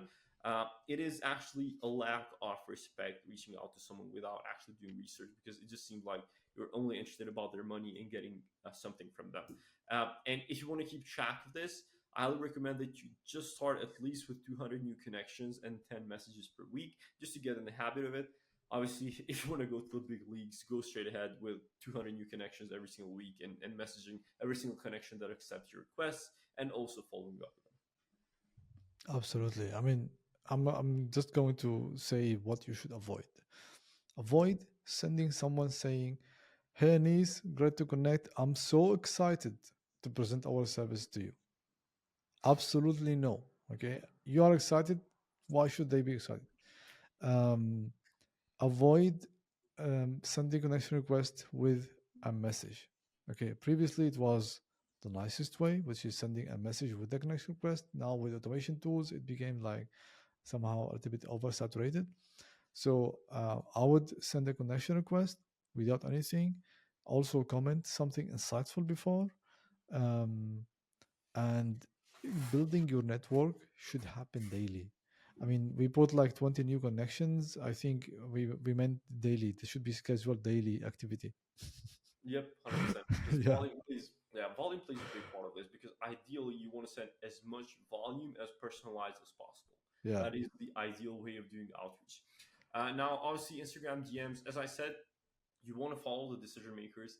Usually, you can also reach out to their page, like the firm page, but it's usually managed by their social media team or someone like that, which you do not want to, because you will not get a reply. So, as I said, go on their website, check who their decision makers are, search their names in the architecture firm or real estate firm followers list, and try to find the decision makers and actually send a message to them directly. Obviously, follow them. If possible, comment on a post or two. Just engage, just to warm them up before you send a message. Pretty much very self-explanatory and similar to what we talked about in LinkedIn as well, right? yeah. And Yeah, this is very important. You do not want to just connect, send a message, and forget about it and never follow up with them again, right? So make sure you follow up with them. Most of the time, you're not going to get a reply within the first message. So maybe follow up with them after 3, 4 days. Just get a reply. Even a no is better than having an open loop and not following up with Definitely. I mean, I think also the shift in the actions you need to take to get clients and the mindset throughout this course is that you don't buy a list and send a bulk of emails hoping for a reply. This is called the spaghetti strategy. Okay. You throw spaghetti in the wall, you hope something will stick. Forget it. It is, you should be a sniper. You should be like someone who knows who I would like to work with, and you connect strategically. Like it means you don't just throw connection request. You do need to know where to send the connection request, because you today we have a limit of 100 connection requests per week on LinkedIn. And once they accept it, don't just go directly and say, let me give you a value based message and talk about your project as if I am a CIA agent and going through your profiles. Just say, hey, great, thanks for connecting. Have a great day. That's it. A couple of weeks later, see if they engage with you or not. Okay. Usually, when you start a conversation with someone, LinkedIn is going to show your content on top of their feeds, because they like once you have a conversation with someone, LinkedIn understands that there is a relationship that is being shaped now. So they will start to you will start to see more of their content, and they will see as well your content. And if your content is well written, well structured, and you're talking about the case studies and all everything great about your service, within 1 to 2 weeks, they should have been a little bit into your service. They know more about your service. Now, if you start a conversation after that, they will feel like somehow they feel like they owe you a reply. Okay, they will reply. Plus, on LinkedIn, the beauty is after 3 days, if they didn't reply, LinkedIn is going to send them an email saying, "Hey, look, Anis sent you a message. Wouldn't you reply? Would like to reply?" So there are a lot of ways um, that you can utilize this connection and messaging thing on LinkedIn. Plus, let's say you get nothing. It's normal because they are also busy. They, but like the fact that they accepted your connection request, just keep in mind that no one is going to accept you if they won't need you now or later. They might want to keep you in their like network. Okay. them. Maybe they will need you in 1 year. I don't know, 6 months. Yeah, 100%. And this means the follow-up system should be like you do need to have one message per month, a minimum, just to keep in touch with them. Okay. And the more they are warm, knowing more about you, the easier it will become for them to remember you and hire you. So keep in mind to message each one in your network um, to at least once a month. Now, I use a tool called Canbox. Okay. Um, to remind me with messages. Sometimes I schedule messages. Um, it doesn't always work in the way I would like to work, because like it's better to always go through the conversations and reach out to them. And I have like 2 3 days per month just to go through my previous contacts and see where they are. Maybe they have posted something about updates in their network. And just to let you know, um,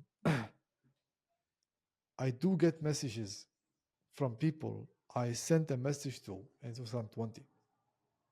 Mm. Okay, after 5 years, Yeah, like there was a guy saying, "Hey, look, late but is better than never." I mean, 5 years, but yeah, it's okay. So it's okay. I mean, it happens. The moment you start sending and you keep posting and you are consistent, the more they believe that you are still alive. 100%. I mean, once you get to the point where they reply to you and they want to get a meeting and they need you, then it's time to see if it is really worth it to even pursue that opportunity. And in order to see if it's worth it, there are a few questions that the client has to answer and a few things that we have to identify. So a few of them is the clear timeline. When will they actually need the final deliverables? So this is very good because it keeps you an understanding of how much of your time they will demand. If they say we don't have a clear timeline, it means they do not have an urgency to start, firstly. And secondly, they have a limited time to just go on through revisions and revisions and revisions, right? So it is kind of a red flag if they do not have a deadline. I actually prefer to have a faster deadline rather than a longer one because you just know that things will get done faster. Second thing is they need a specific scope. If they have a certain amount of images in mind, views in mind, that is always good. A certain amount of length of animations or video walkthrough, that is always good. And also, they need to have a clear why on why they need the images. So, it, with the question of why they need the images, you will understand how important are the ArcViz images to them. And this will reinforce that, well, you will get them to say that, well, we need this to raise money, we need this to convince clients, we need this to communicate better, we need this to share on social media. And they will reinforce, just by saying that, they will reinforce the importance of ArcViz. And then if you can tell that out of all of these, they're still worth pursuing, then if they agree to the meeting, it means that they're just not window shopping, because no serious architect or real estate developer would take time out of the day just to go in a meeting and do nothing. Perfect. I mean, this applies not only for the outbound, uh, it applies as well for the inbound. When you get an inquiry and you don't know who they are, if there is no timeline, if they don't know the scope of the work, or they don't know exactly why they need the work, or they don't share it, and they don't agree to meet. I mean, those are all red flags. Yep, cool. Now, let's say they qualified and they got into your meeting. How do you actually structure the meeting? What kind of framework you go through here? We have a timeline here that we put. Can you take us through how this whole process goes in this? Absolutely. So this is an introductory meeting. This is a discovery meeting, and we are meeting with them in the beginning. Keep in mind that anyone who will meet you, they will need you, now or later. They might be just meeting you to see, are you a real person? Are you an AI agent? Are you someone who is like sitting somewhere and you claim that you are sitting in the USA or Europe somewhere? Um, Having the meeting is important. And the beginning of the meeting should be a warming up introduction, and you need to build rapport with them for first. And to have a great meeting, you should lead the meeting. And leading the meeting means you have a clear structure, and you talk from the beginning about the purpose of the meeting and what will happen next. Now, you don't start the meeting, you build rapport and ask them, oh, how was the weather in your place? Okay, how is the city where you are living? Okay, do you have a lot of traffic? Those are not welcome in these types of meetings. You need to get straight to the point, which is the baby.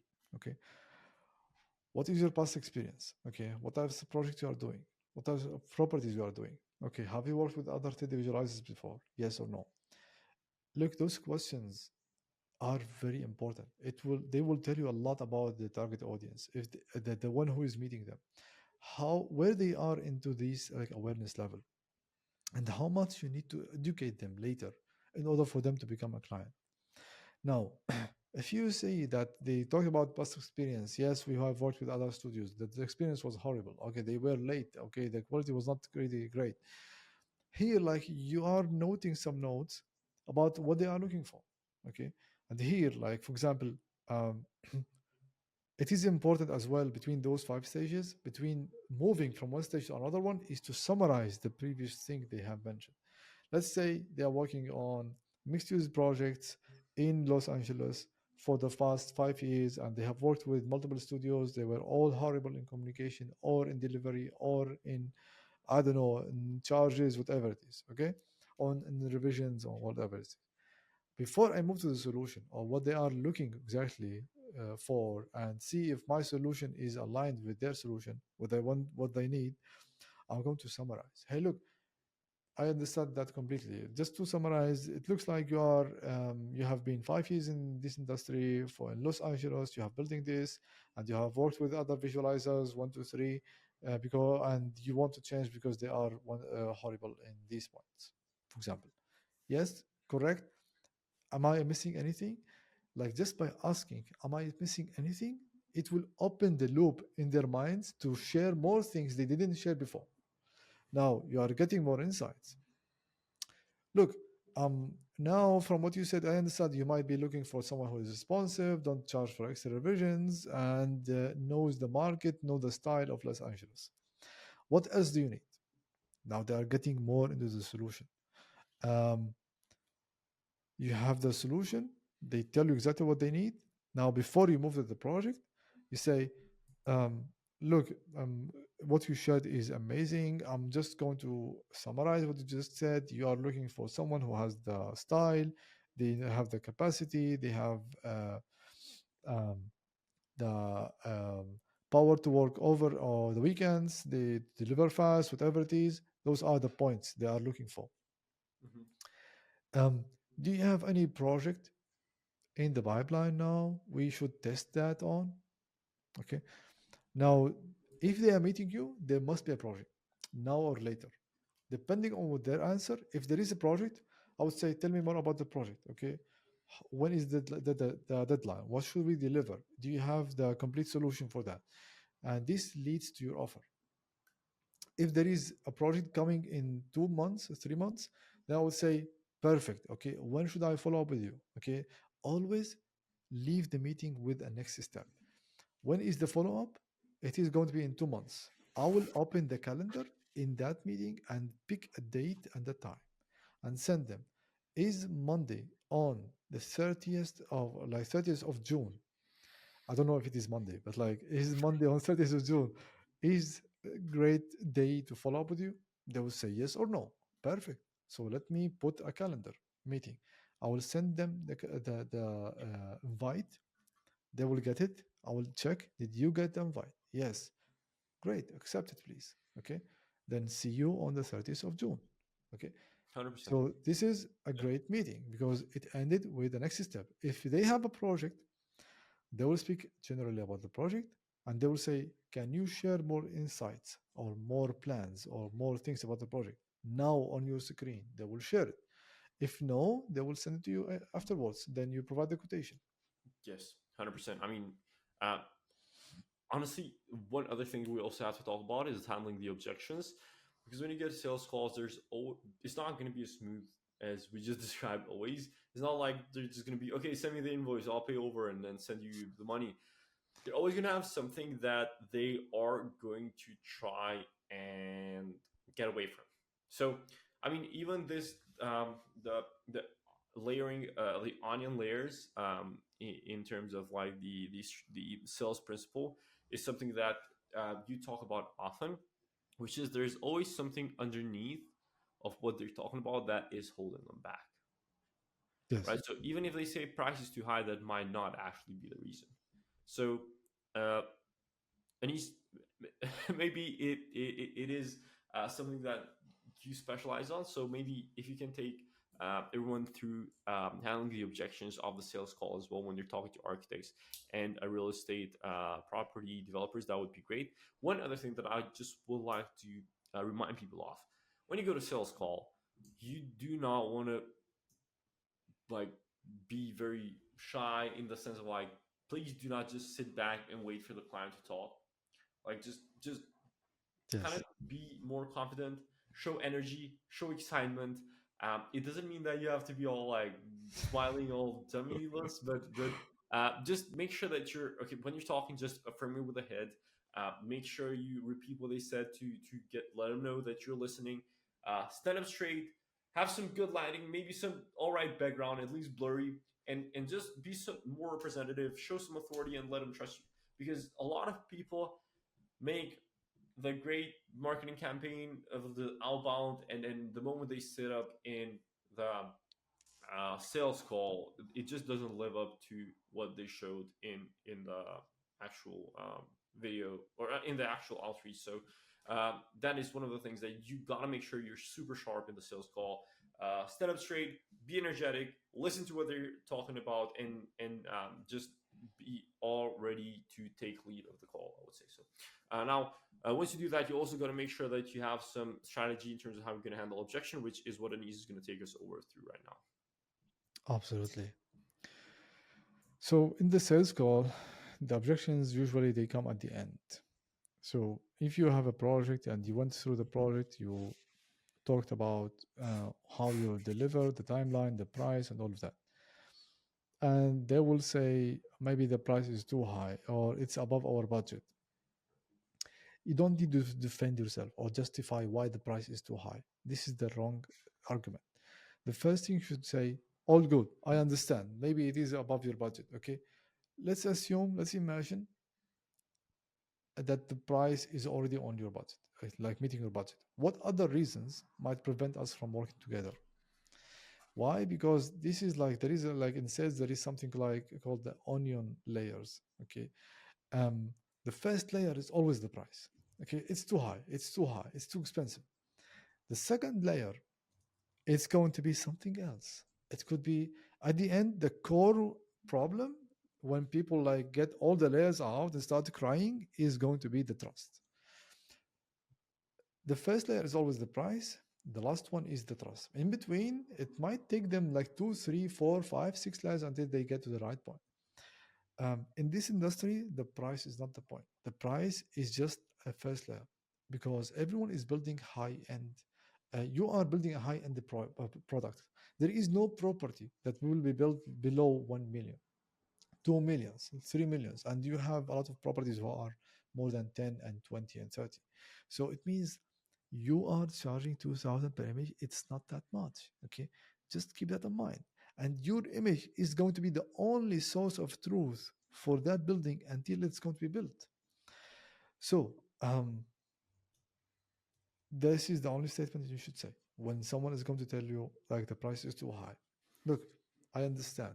Okay, let's imagine the price is exactly meeting your budget. What else might prevent us from working? If they say literally nothing, we are just tight on budget. Okay, then here you need to try to get more layers. Okay, do you see that we can provide you with the right visuals? Yeah, I really love your visuals and all of that. Okay, great. And do you see that we have the capacity and expertise to provide you with what you are looking for? Yeah, definitely. I really like everything what I'm seeing, but like it is just on the budget. Okay, great. Let's adjust the scope of work. Okay. Instead of us doing all this job with 2 revisions, how about doing it with 1 revision? Okay. Or how about providing you a first discount? I mean, I am against discount, but like there are some places where we provide discounts. We have 3 places to provide discounts. So let's provide a discount for this project because it's our first project. Okay. And you get them and you move forward. Okay. This is like another way of how to handle this objection. For example, here in the this pyramid, the first one is he said, "Oh, the price is too high." All good. Okay, let's imagine that you have already the budget to pay for this price. What else could prevent us from working? Well, you know what? I'm not really sure that I'm going to sell the property. I'm not sure that this will pay off. You well, what exactly you are not sure about? Okay, here. Okay, cool. Let's discuss that. Okay, how much are you selling the 1 square meter for a property? Because property developers they sell per square meter. I mean, apartments per square meter. Well, I'm selling it around 1,000. Okay, so how many apartments do you have? Well, I have around eight. I mean, around 10, and each one is going to be 100 square meters. So it means like each apartment is going to be 100,000 euros. Yeah, it makes sense. 1 million, it will take you maybe around 600,000 and 700,000 to build it, and on top of that, you have the architect's fees, so you don't have a lot left. Okay, so how about providing you with something different that might fit you? Okay, before I move into that, okay, what is your budget? Because like once you are getting into the conversation about the price, about the square meter, their language, they are more open. They see that you understand them. But like if you start justifying, oh hey, look, we use premium assets, we are paying subscriptions, we are paying for our day in life. You see, AI is eating us. We don't have work. It's the wrong direction.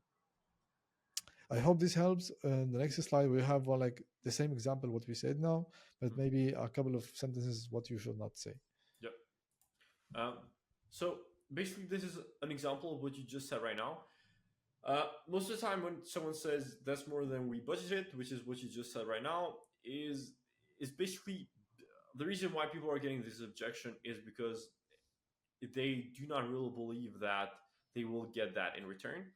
And most people, YouTube tutorials, sales advice is like, let's try to convince them that it is worth it. Let me show you what drives the value of this, or let's consider how much you get in return for the marketing that you put in this.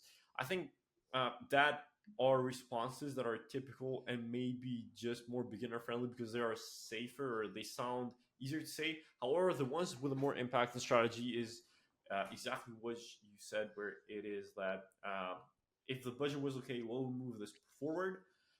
And then based on what they ask you, then you can kind of adjust the scope to fit their budget. So, for example, if it is costing them $10,000 for 10 images, you can tell them, okay, I can do 5 images that have a wider field of view so we can even capture more parts of the design while lowering the amount of images so it will cost you half of that, right? So that way you still keep or kind of still get something for the client, make them a client, and deliver to them, deliver the value without keeping the budget as a main constraint, right?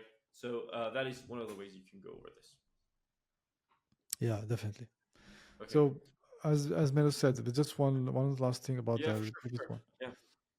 If you get this price thing, it means you did not build um, up to the price. Like the moment you present the price, it means you and you get this objection. It means you did not really provide value. You did not provide case studies. You did not um, make them feel secure that they will get what they are looking for. Um, and you did not do a good discovery. Discovery is very important. Inside the discovery, you see all their hesitations, all their Yep. objections. You will rarely find that the price is going to be number one. Um, so that's basically it for this. Yeah. 100%. I mean, like if by any chance they still leave an open loop, and it's normal if you don't close on the same call, they will tell you to send them a proposal. Just type in what we need, send the price, the timeline, and then we'll look it over for their with their other peers. Now, one thing that I would say for this, maybe Anis will also go through the steps in just a bit, is that try to always present the proposal on a call, go through with them because you want to be with them through their decision taking. Don't just send it through an email in a PDF, click send, and then let them ignore it. You want to make sure, okay, I have the proposal ready. I would like to go through it with you on a call. Does this date, this hour work for you? So there is one thing that that is one of the mistakes that I made early on, where I would just send an email and never get a reply. Once I started to only showcase the proposals through a meeting, I would be with the clients through the decision making, and then it would be easier to understand what is holding them back and maybe overcome the objections. Yes, definitely. Always, I mean, even like when we talked about the price objection previously, this comes usually when you talk about when you go through these steps now. Now, the proposal or the quotation sequence, it should happen this way. Um, Before we start with this, okay, we need to differentiate between two types of proposals. One, when you are a consultant or someone is seeking your advice first. And the number two is when you are an order taker. It means someone is coming, say, hey, look, we have 3 interiors, 2 exteriors, and that's it. That's all what we want. The first option, we start with the project understanding and we give them why we understand, why we have the expertise to provide you with a solution. Then we provide the solution, which is your overview about the solution. Then you go into the specific scope and deliverables. And at the end, you say the timeline and the investment and what should happen next. And up to which point is this quotation valid? And when should you receive another reply? And when we should kick off with the project? Now, if you are an order taker, it means someone is coming to choose exactly, hey, look, make a 3D modeling for this corner, give me an image for this view, and that's it. You start with the scope of deliverables. Hey, look, what you are looking for is going to take me 3 days, and I will deliver 5 images, and the timeline is going to be again 5 days, or maybe I don't know 10 days, and the investment is this. Okay, If you like that, okay, I should receive an initial payment with you by Monday next week, and you sign this agreement, and that's it. And again, present this in a meeting. Never, never, never send a proposal or a quotation per email as a first touch. Discuss it in a meeting because you have a room to discuss, then send it as a summary of the meeting. 100%. Totally agree with you on that. Now, there's just one thing that we also have to talk about in order to maybe increase the conversion rate and get architects or real estate developers to take action, which is where you can actually do ethical urgency and scarcity. One of the ways to do that is if you're still scaling and do not have enough people to help you around, if you're still doing it by yourself, you can clearly outline how much capacity for work you have. So if you say, I can only take 2 more projects until June, right? Then this will drive up the demand for basically people working with you because they do not want you to get overbooked by someone else. Or it could also be, for example, there's literally limited availability for me to take meetings. Next week, I only have these 2 slots open.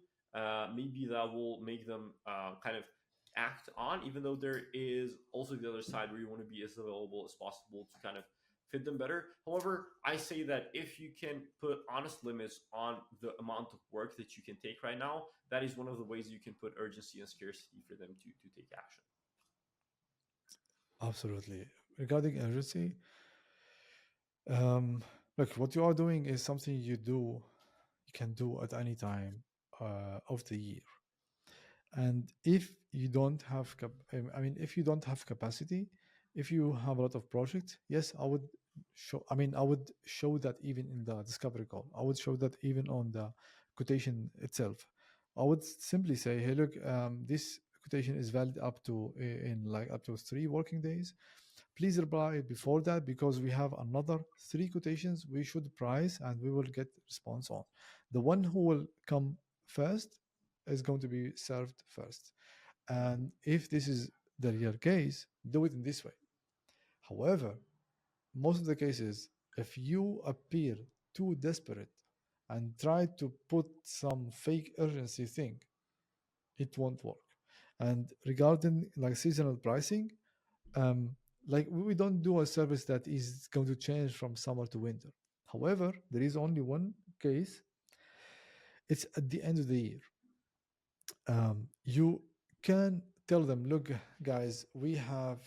You can send it as a newsletter to all your clients, saying, um, we have we had a target for revenue, and we are almost there. That's why we have a small gap, and we are providing 20% on all new quotations. Okay, booked and delivered this year. However, this has a limit up to next week, Thursday. Okay, this is one outbound thing. Another one, when you have a quotation and you know that you still have maybe you only need 10,000 to meet your target. Maybe your target is 300,000 and you only need the 10,000. And someone is coming and asking you for service and they say, oh, we are on budget, and say, you know what, we can accept that. However, you should approve it up to in 2 days because after 2 days we might move to another offer. Okay, might this offer might expire. Um, another urgency and scarcity thing regarding the payment. Maybe we'll speak about it later. Anyone who would like to get a discount, um, you can say, I'm happy to provide you a discount if you pay completely upfront. This is something we do with all my clients. Anyone who would like to get a discount, we prioritize cash flow full upfront over maybe the profit that we'll get in 2-3 Yeah, months. Okay. 100%. Yeah. Totally get that. Yeah, totally doable, and I think it plays a huge part if you can add that on, just to push someone over to actually take the next step.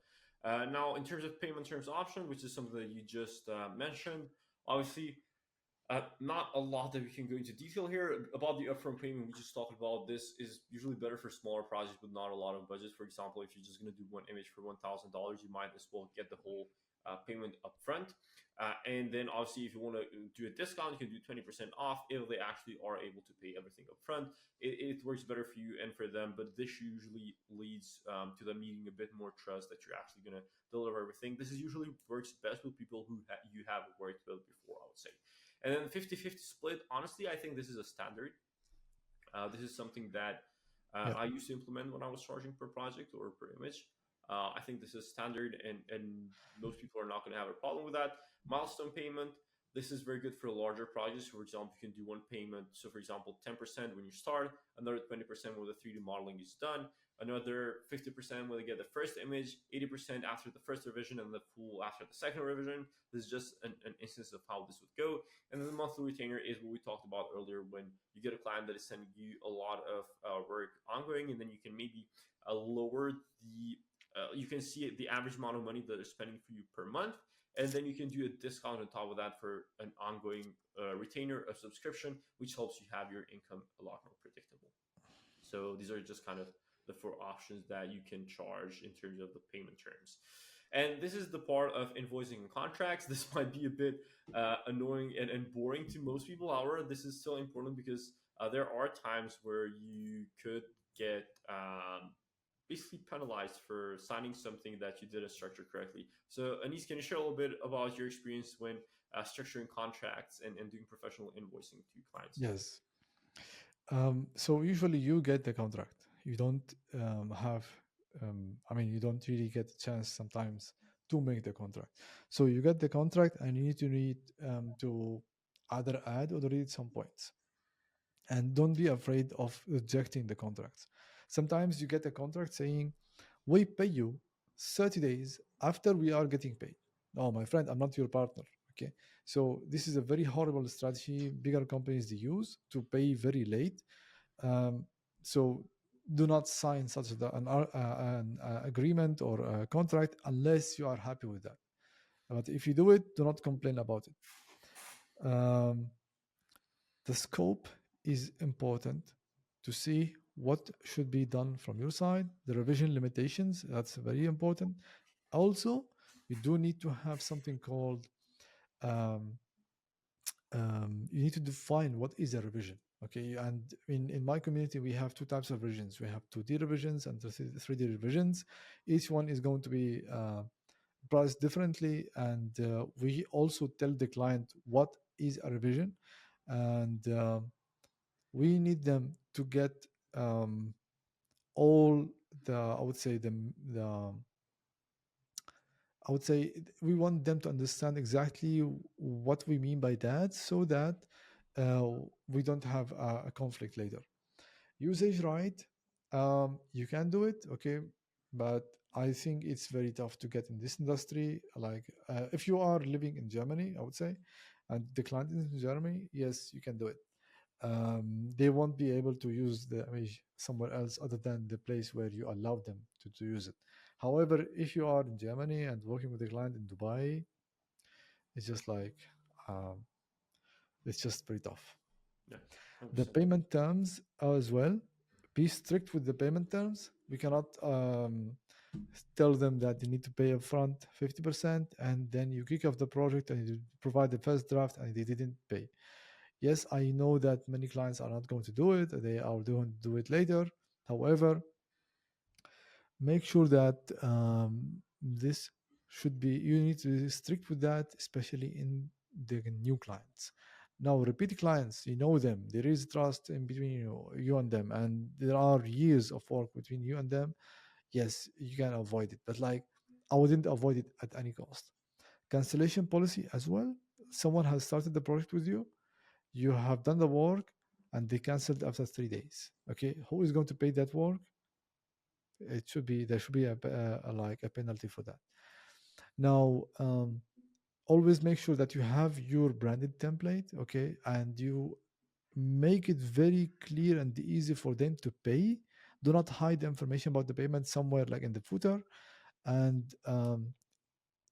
if you don't have multiple ways of payments, it's okay, but like usually the invoicing and transfer money is a little bit complicated because it needs like some financial department.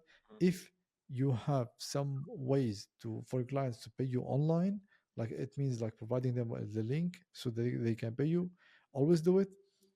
And always provide a description of what you are going to deliver in your invoice, and also thank them. Yeah. Awesome. Cool. So once you actually get somewhere going, if the marketing efforts work for you, I think most people are going to spend the longest amount of time in their marketing efforts. Don't get me wrong. Don't expect you to just post content for 2 weeks and outreach for 2 weeks and get clients and move on to this stuff. This is after, I think realistically, after 3 to 6 months, if you do it consistently and if you target the right people. Then you can get to tracks systems. You can use Trello just for the project tracking, just to kind of let maybe create a client portal. You can do that through Notion as well, to also track who you reached out to and to also open a client portal and also Airtable as a database. Now, those are viable options. However, if you want something dedicated to just ArcViz artists and ArcViz businesses, you can go to app.arcviz.business, which is the actual platform that Anis has created, where you can do the CRM, the client relationship manager, to keep track of who you reached out to, who you are going to follow up to manage your emails and your newsletters, to create your website, do the scheduling of social media, and keep track of all the posts. That is the link that you have to go to if you want a personalized app for ArcViz artists. Perfect. Awesome. Cool. Well, after that, just want to make sure that you manage the time correctly when you are doing the deliverables. Now, once you get the client, it is not job over, job done. Yes, I know you're excited about getting money. You also have to make sure you deliver on time, you deliver high quality work, because that will also retain the client as well as make them refer you other work, which is super important. And to do that, you have to manage your time correctly. Make sure you do time blocking. Maybe these are more so habits for like productivity, but do time blocking, distractions, eliminate them completely, turn off your notifications when you're working. Highly suggest to not work with music. I know a lot of people prefer to work with music or podcasts, but trust me, the more inputs on your brain, the slower you're going to work. And you're just going to tire your attention span a lot faster. Make sure you also create templates, standardized workflow, and files. Once again, this is more so a habit, maybe not so a business strategy or tactic, but this just helps with operations and moving stuff forward. Things you're going to are repeatable, just make them in templates, and also do similar activities together. So, for example, um, when you set the angles, for this is a bit more technical, but don't just set up an angle, do the materials, the lighting, finish the render, and then go and set up the other angle. Make sure you set all of the angles together, set up all the materials together, set up all the lighting for all the views, and then maybe do it that way. That way, you don't switch through different activities often, because that basically takes a lot of energy for your brain, just switch from activity to activity. So make sure you can stay within the same activity as long as possible within the one project, just to be a lot more efficient with the delivery. So client referral system. If you've done a good job managing the time and a good quality of the output, it is the perfect moment to ask for referral, and you get the chance and deserve the chance to ask for referral. Anis, can you basically take over on how someone can Yeah. get more work through referrals? Great. So if you remember, we talked about discounts. Um, it, you can provide a discount for first time project and another discount when they refer you. When someone refers you to a new client, the new client will get a discount for first time project, and your client will get a discount as well. And this is some sort of incentives. Yes, I know discounts, they don't really look look great. Maybe if you are a big agency, I would say, and you have a great name, maybe you are one of the top 10, you don't need to provide discount. But most of the cases, like, people are driven with the price, and it might also help them like overcome the, let's say, the obstacle of starting working to you with you. And for your clients, it's a good incentive. And asking the perfect moment is usually the perfect moment is when you have an interview with them. At the end of the interview, you might simply ask, wouldn't you know someone like you who might need my service? Okay. And that moment, they should provide you with something, like with a couple of names. Another way to do it is like we in my community we do campaigns like each month you need to do one campaign, and the more campaigns you do the quicker you get your dream client and you get more clients and you scale. Now it sounds simple but it's not easy. One of the campaigns you can do is for your previous clients as a thank you, okay, and you incentivize referrals with them. And as well, you need to make it very easy for them. It's like me asking them, do you know anyone who might need my service? It's very broad. Do you know any another architect in Los Angeles or building in Los Angeles that might need my service and like benefit from my style in Los Angeles for residential project? It is somehow sharp.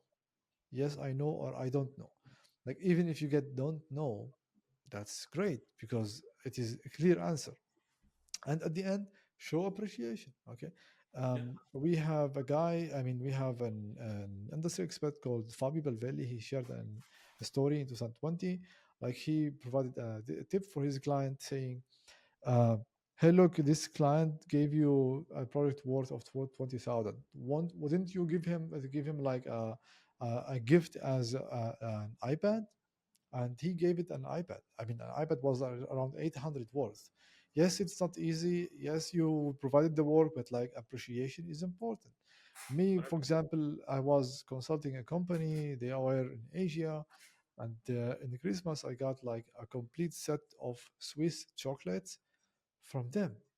It was so surprising. They wrote a letter for me. They gave me a gift. I still keep it until today. So it is very rare today to get someone sending you a gift without asking for it. So 100%. do it. That's basically an investment in the future. 100%.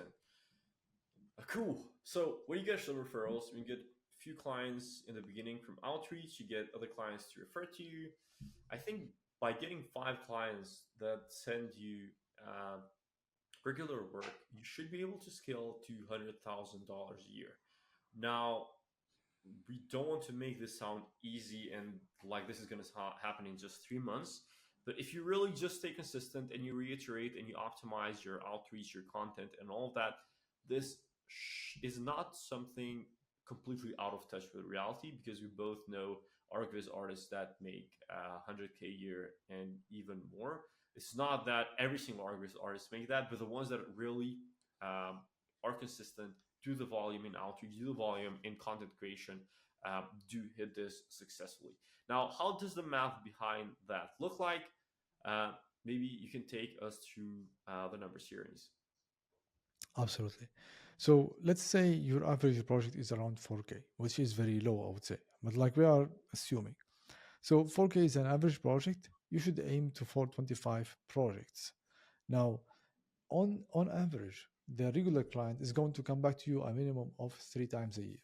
Okay, 3 times a year, it means you do need like around 8 to 10 clients. Now, 8 to 10 clients, this does not mean that all of them are going to stay. That's why you do need to aim for higher an amount of clients. And if you achieve 80% retention rate, so it means like 8 will stay out of 10. If you get 15, you will end up at the end of the year with the right amount of projects and the right amount of, I would say, revenue. And this is the 100K. And I must say, not all projects are 4K. 4K is the, say, the starting point. If you get someone asking you for one image, for a big lobby of a hotel and asking you to charge like 800, 1000 for it, 1500, don't do it. If you need to have like a minimum entry level for the projects, like I would say 3 images at 400, 4500, this is the starting point. Okay, great. Anything lower than that, I wouldn't really get into it. If you want to get into it on a promise of another project, specific project in the future, you see it and you know that it's coming, yes, I would do it. But anything for anything called future promises, they are not tangible, I wouldn't do it. So if you take my opinion, I mean 4K is very low. I would aim for an average project of 10K, and I would get only 10 projects. And for this, I would maybe get 5 clients. So that's basically it. Now, 15% conversion rate. It means from prospect, which is the initial contact, to an buying the end paying client. It means if you talk to 100 people and you can convert 15, that's perfect. It doesn't happen this way usually. You do need to talk to more than 100. Okay, I can tell you in the first year for you, or first time doing this, you will talk, you need to aim to 1000 a minimum per year, and 1000 is also like a starting point. So 1000 per year and getting 15% conversion rate is great. If you get like even like 2 3% on the 1000, that's also great. You are hitting your goal. And don't forget, everyone you messaged, and These if you numbers stay are totally consistent, they will become doable. a client Once at some point. again, make sure you understand that it's not going to happen in an instant. Make sure you are able to stick to this, because it takes dedication in order to stay consistent with the volume that is needed to do outreach, and with the amount of time that you need to analyze the amount of content that you're putting out and optimize your marketing efforts. So these are just as a general idea to have in back of your mind of how you can keep track if you're doing the right thing into hitting your goal for a six-figure ArcViz studio. So now, once you hit that, it might be time for you to scale. This might not be applicable to everyone out there, but just to kind of give you an idea of what it looks like after 100,000 a year and beyond. Uh, this is just a few indicators of when you know when you should grow your team. And can you take over a little bit on when to identify these indicators and how to take action into expanding your team? Absolutely. So number one is capacity utilization. So the moment you say, you know what, I don't have enough people to fulfill the needs, um, but like I will take them on, okay, and you're still working overnight, and you are still working over weekends, and you're not taking any days off, this is a sign that you need to hire someone new. The moment you start turning projects down, which is, I don't know if it is It's usually the happening other all way the time, around. but like it's very so I mean, let's go back to the previous point with capacity. If you have more than 80% capacity, then it means it is a sign. If you are turning more than 3 projects a month, then it is a sign.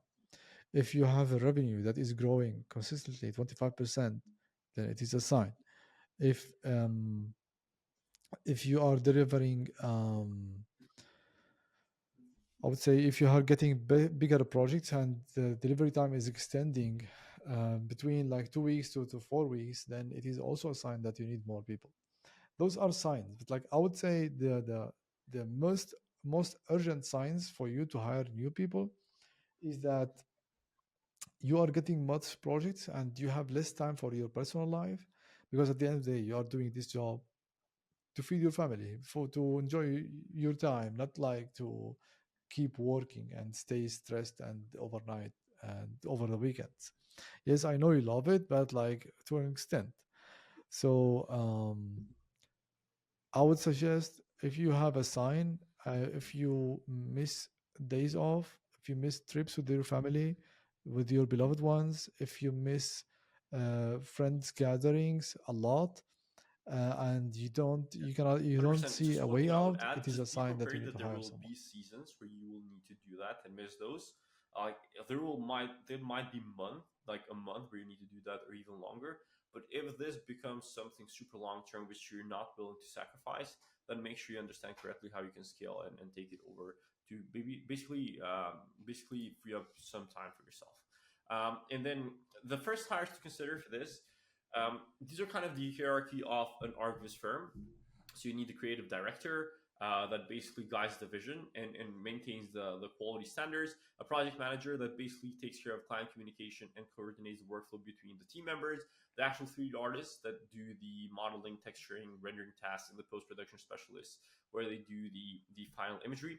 Now, first of all, I think you should do this backwards. So you do not need to get a creative director if you just have another just one 3D artist to help you. So maybe you start with post production specialist, and maybe you even start with just someone part time.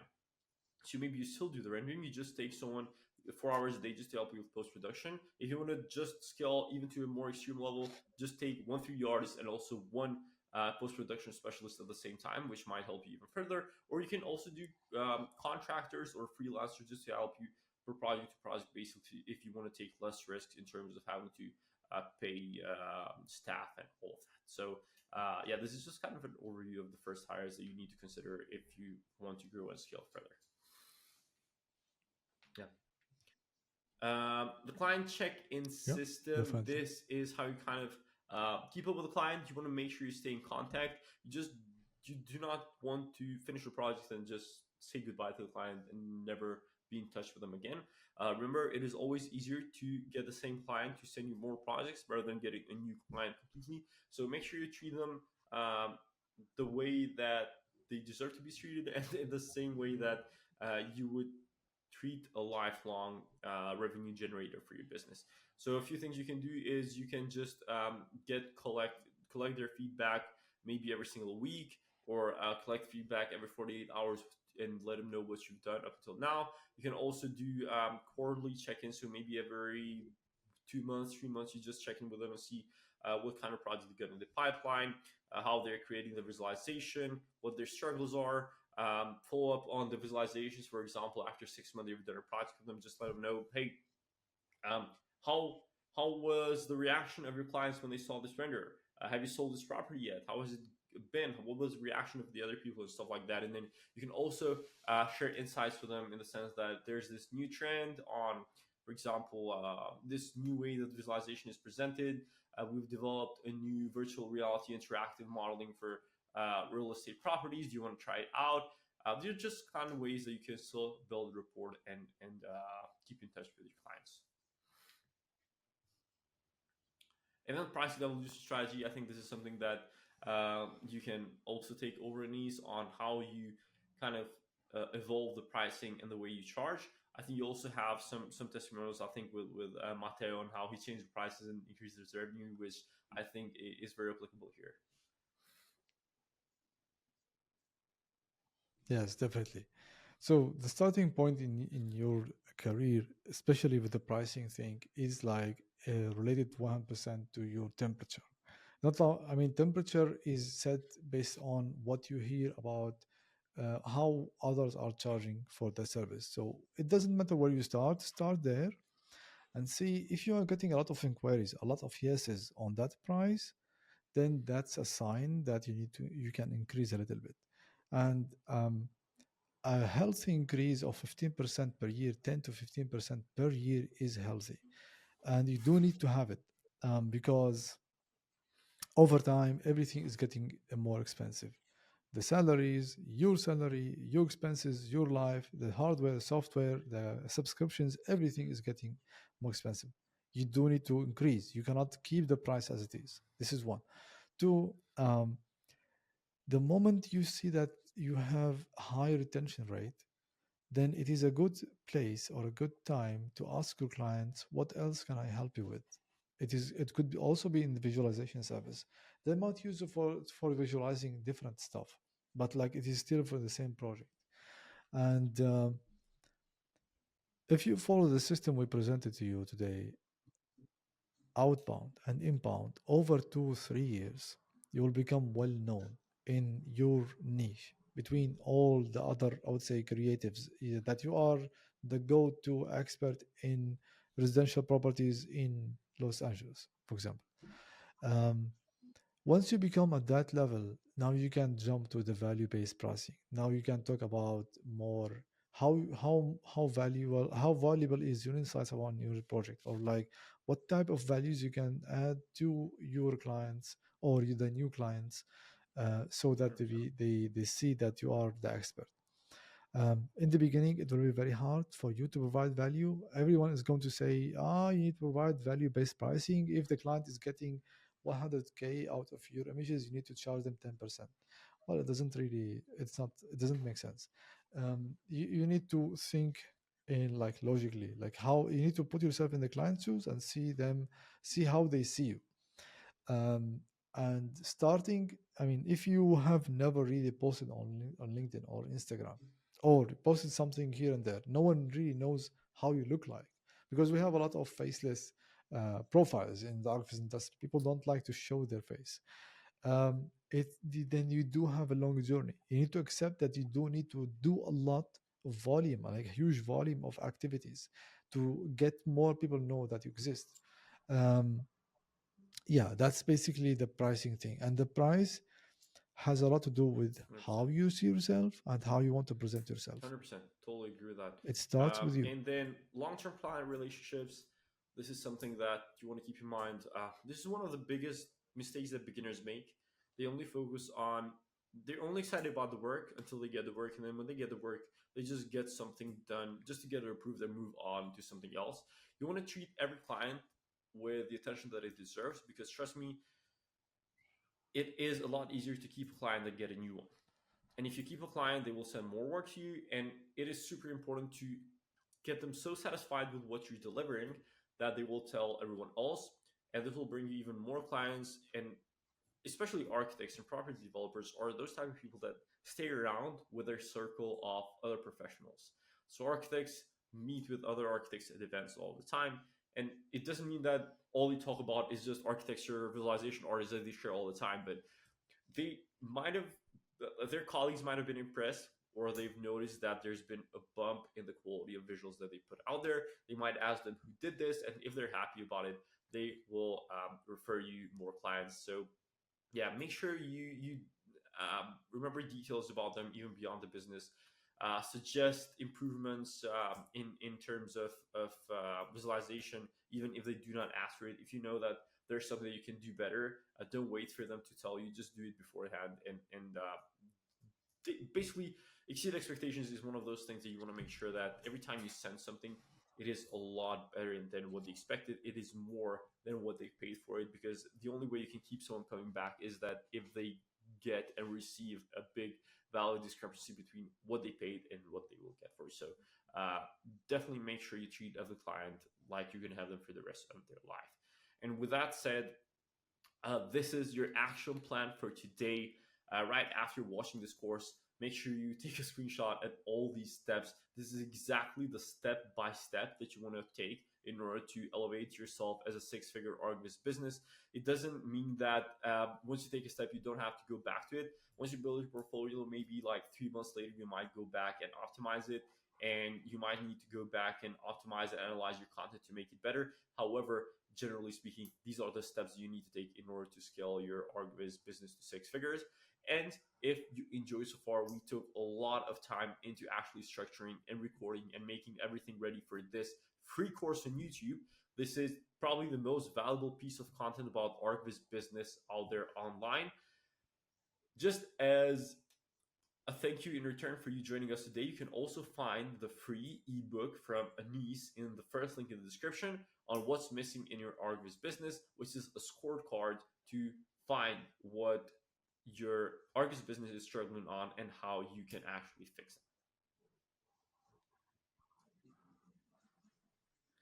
So thank you very much Absolutely, once again for absolutely, joining us. And amazing. Nis, if you have any other words to share with everyone else, please do so. And also, please don't forget to like and share this with someone who you know might find this useful. It just helps us keep on doing and delivering more value like this.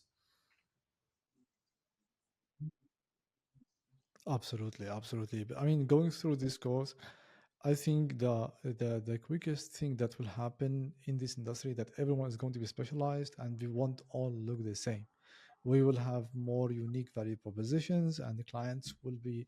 It will be easier for the clients to pick you, or like between Yeah. all The other these, thing I I would would say, add, don't be afraid sameness. to See, replay the whole course multiple times, the whole course, because um, it will take some time to do some of the mindset shift and just automate all of the tasks for you, uh, to keep in mind the pastor framework, to know exactly how you do it, so that way it is in the back of your mind, or all of this other stuff every time you're creating content or doing outbound.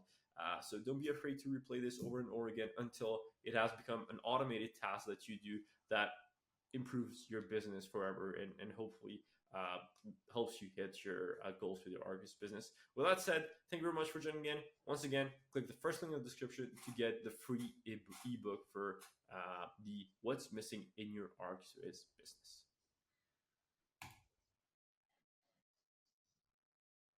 Great.